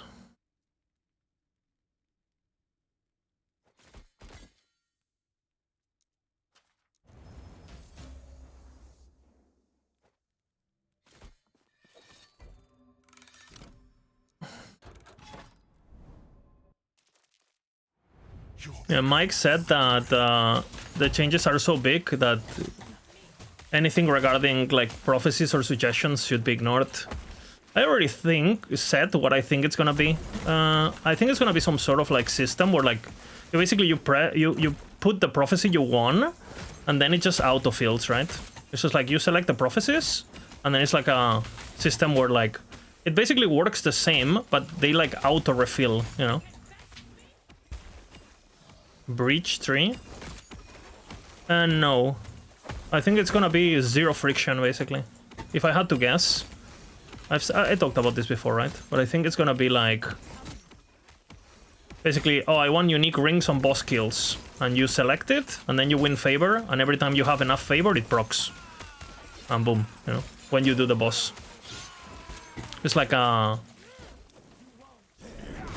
you know, you have like a juice thingy. And it says it needs 14,000 favor or whatever. And whenever you have 15,000 favor, if you kill a boss, it will proc automatically. And whenever you get another 15k favor, it will refill again and so on. That's what I think. How many are we gonna get and so? Who knows? But if I had to guess, that would be my guess.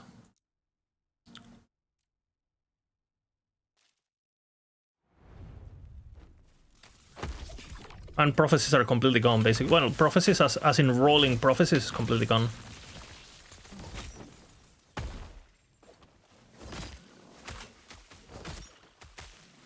Hopefully. Need to get more uniques per speedrun? Depends, because they might readjust the prices based on the QL, right? Like if now, you know, or they might make it so you need to be higher COF level for them to get the good ones, because now they were playing with the fact that you have to reroll in order to like balance them, right? Because now, if you go through the process of rerolling, they basically proc permanently, right? You can create loops where like you're basically creating as much as you're spending, and you never really have downtime on prophecies, right? I would assume like that the costs will go up just because you don't have to think about it. Knowing EHE.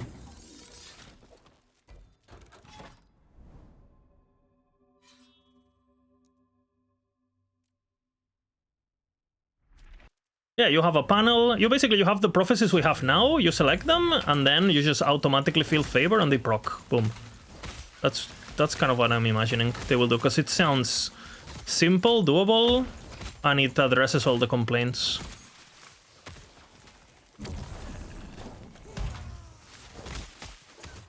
Kind of imagine if you had prophecies, but it said like every 15 rares you kill, the imprint procs, and you can just see like, oh, you have killed 15 out of 20 for it to proc. You could like track, you know, how many you have to kill for it to proc, but with favor, basically. Which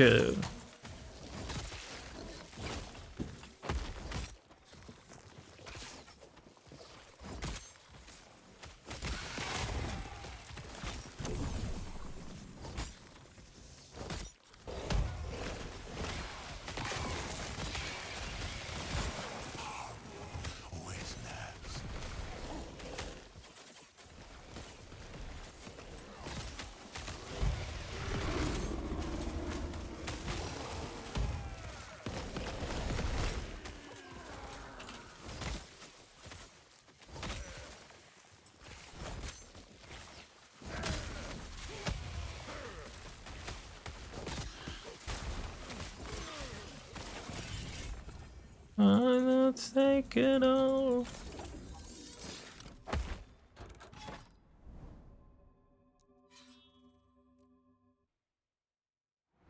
How is the event to satisfy the profit desired? Because some of them are desirable than others, for example.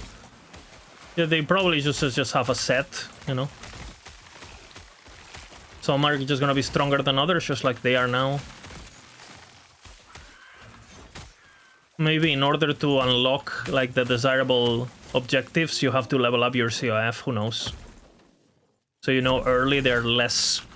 You know, early is like killing a fucking siege golem bullshit, right? And then eventually when you're max level, you can get like the kill a boss. No, any boss, you know.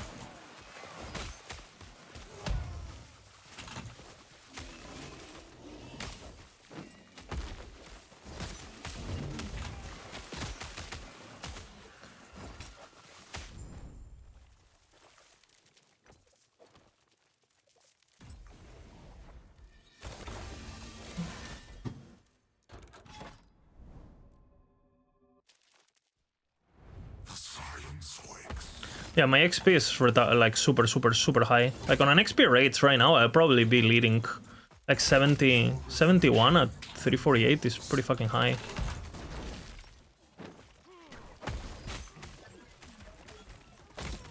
Considering like the first like the part that I did off stream, which I recorded, I'll edit it together and stuff. I did 10 minutes more than the one I did on stream because I was explaining everything. It was like a commentary, blah blah blah. So you could subtract 10 minutes of this, like just like if I didn't spend time talking. And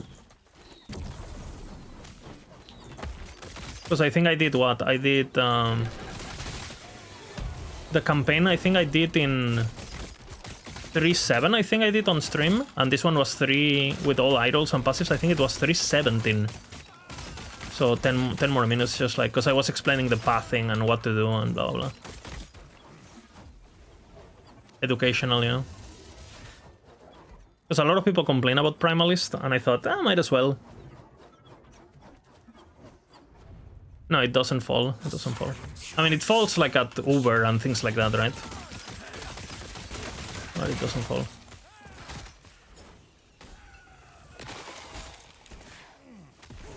For like an XP race, it doesn't fall.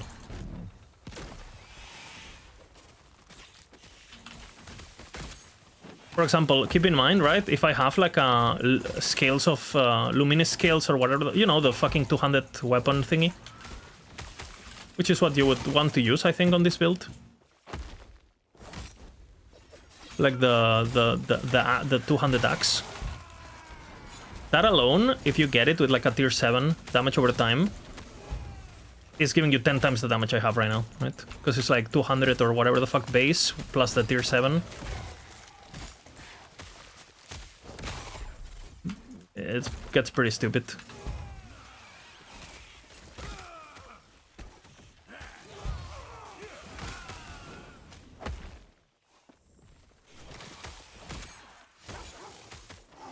Careful with this guy.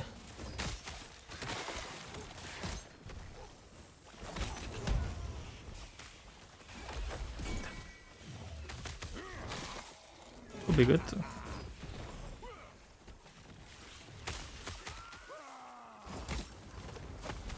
And I think late game what you do is like you use the... What is it called? The plus levels of the Scorpion to also spec Maelstrom. So you do Maelstrom, you spec... you basically change these points for these points, and you change this for Maelstrom, and then you just use the 1, 2, 3, whatever extra plus skills, and you do Poison Nova with Maelstorms. Just extra, you know. You still focus on the Nova, but the Maelstorms are just there as you just played normally. But you focus on the Nova. That's what I would do. But you need the plus skills in order for it to be worth. Which obviously you would get. You can get like +2/+2 with this, and you can get like another +4 on whatever you use, whatever amulet, you know, with plus skills and +4 Scorpion, and you're good to go, basically.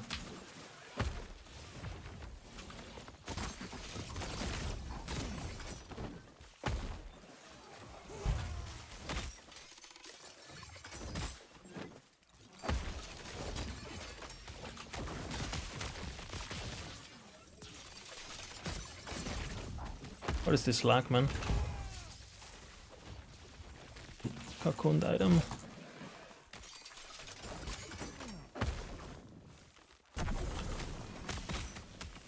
I need to focus, it's the last timeline.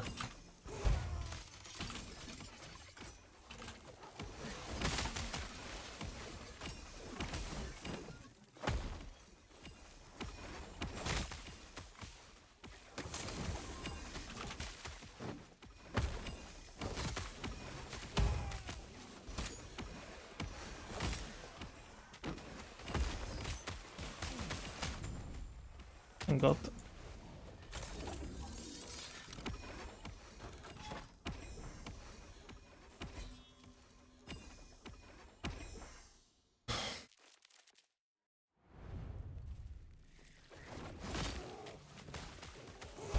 It has more maneuvers, exactly.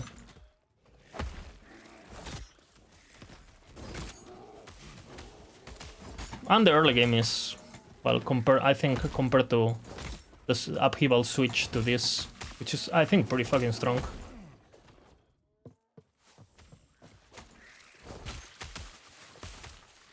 I did make a pretty big mistake on this run.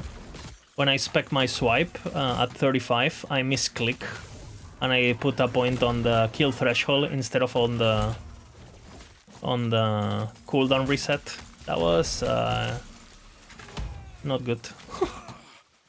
It made me lose like 2 or 3 minutes because I had to re-level it without being able to proc my ability. I was distracted talking, you know, like explaining.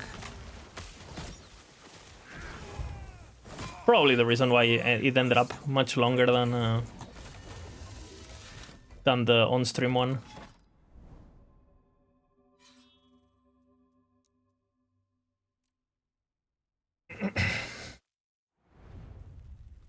He has seen no fate.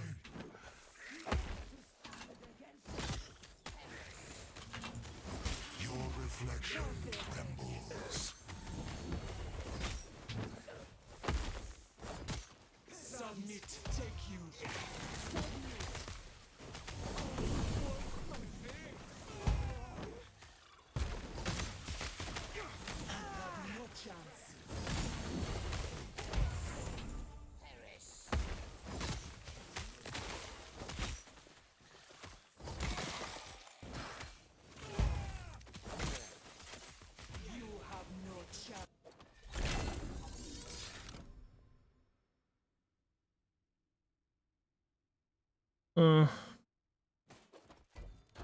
I like mine more, honestly. Well, this is fucking crazy. I'm like just this build just ramps. Like the early game is a bit worse than things like Paladin and things like, you know, like the classics. But I mean, look at the times I'm getting right now. Like I might actually get like very close. You could get sub 4 hours with this 100%. I messed around a lot today on stream talking to you guys and didn't play super crisp.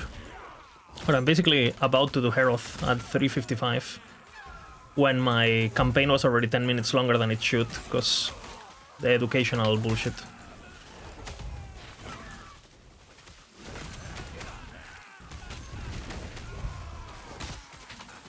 Can you? I don't see shit. EAG, is this good?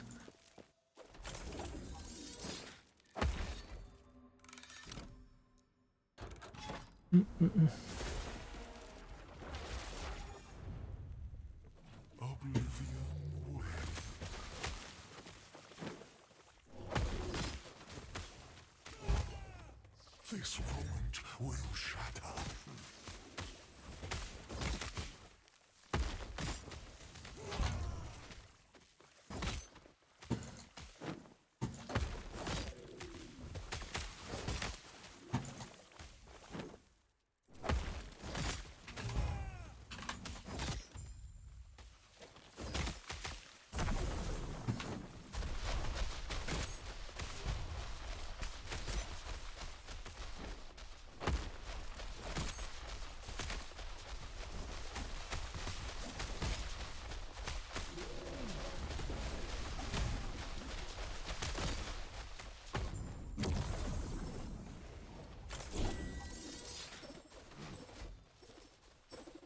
Oh, yeah, it should be done after this one. This arena is guaranteed.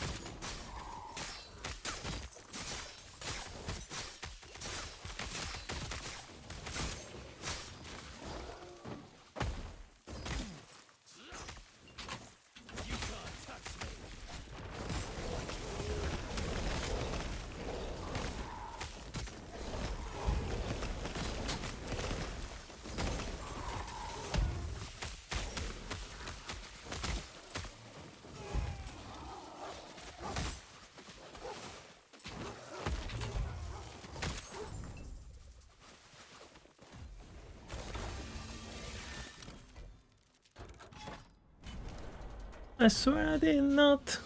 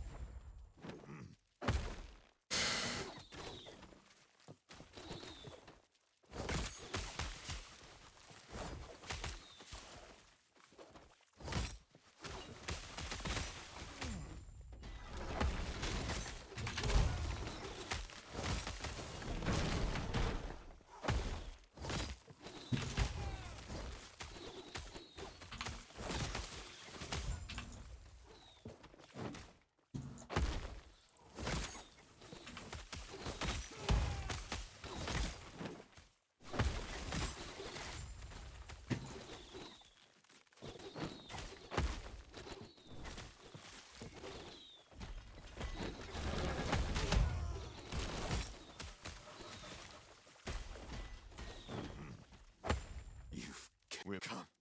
Give Heorot's champion a proud death.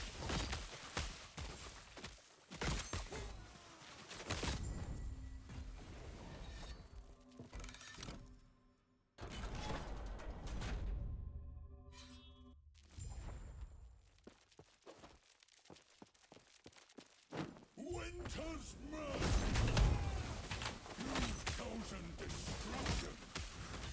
The rage of winter! Shatter! Do not stand in my way!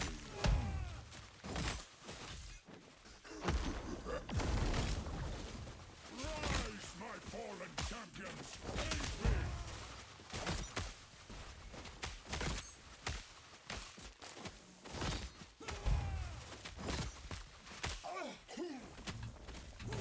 Winter's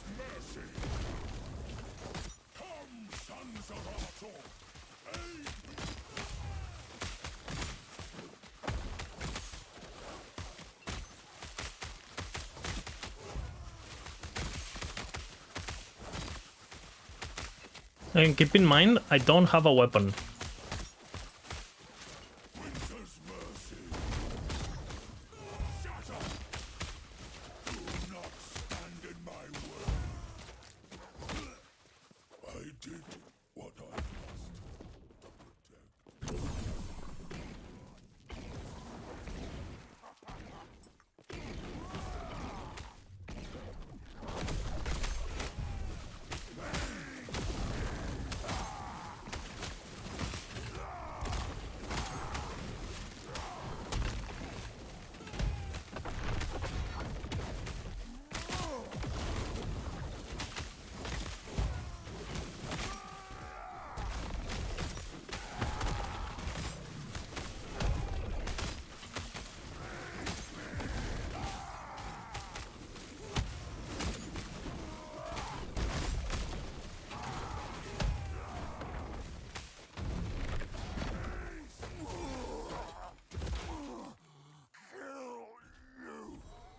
I mean, pretty strong.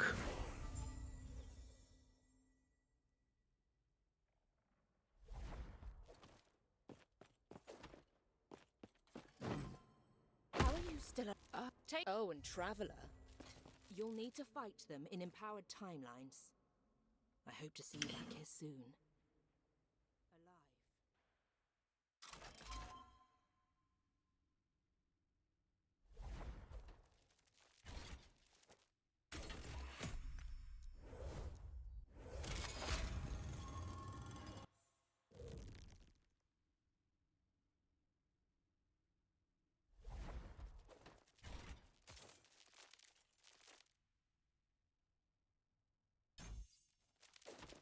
The Epoch!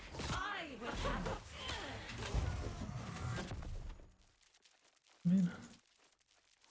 Escape is impossible! Sapphire waters!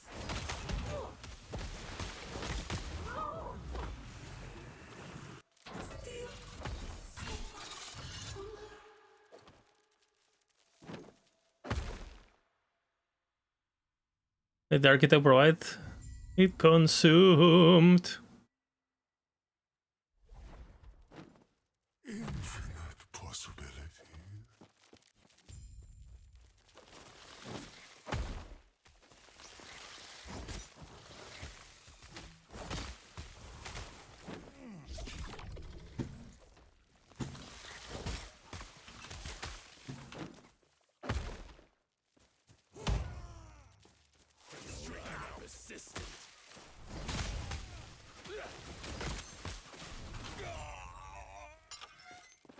Thank you for the I can't complain about that offer.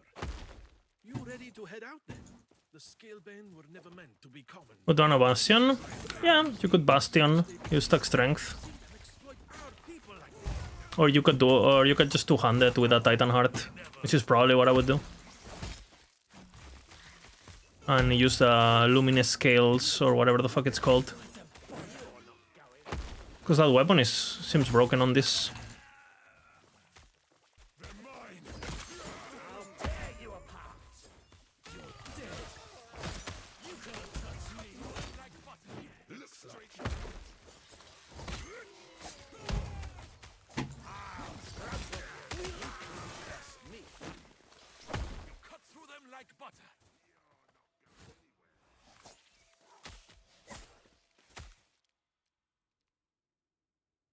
In the Bahamas.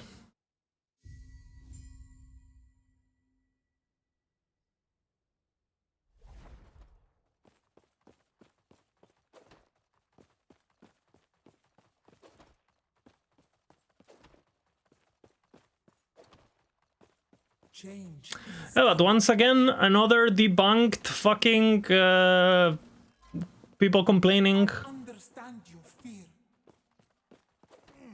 Like minions underpowered, can't level with minions, blah blah blah, right? Like this is like legit. Like if you compare this to like the other runs I've been doing, like, and you compare the level of gear that I have on this guy versus the other guys, and like, bro, Like, sure, like, the campaign is, like, a bit slower, you know, but it ramps up so crazy once you get to level, like, 35. With our knowledge of You know. one might gain Alright. and use their guidance to discover And that will be it. others would find what do you say? Thank you guys for watching. Again, another very every mastery can go fast, man. Just gotta know what to press. I'll see you on the next one.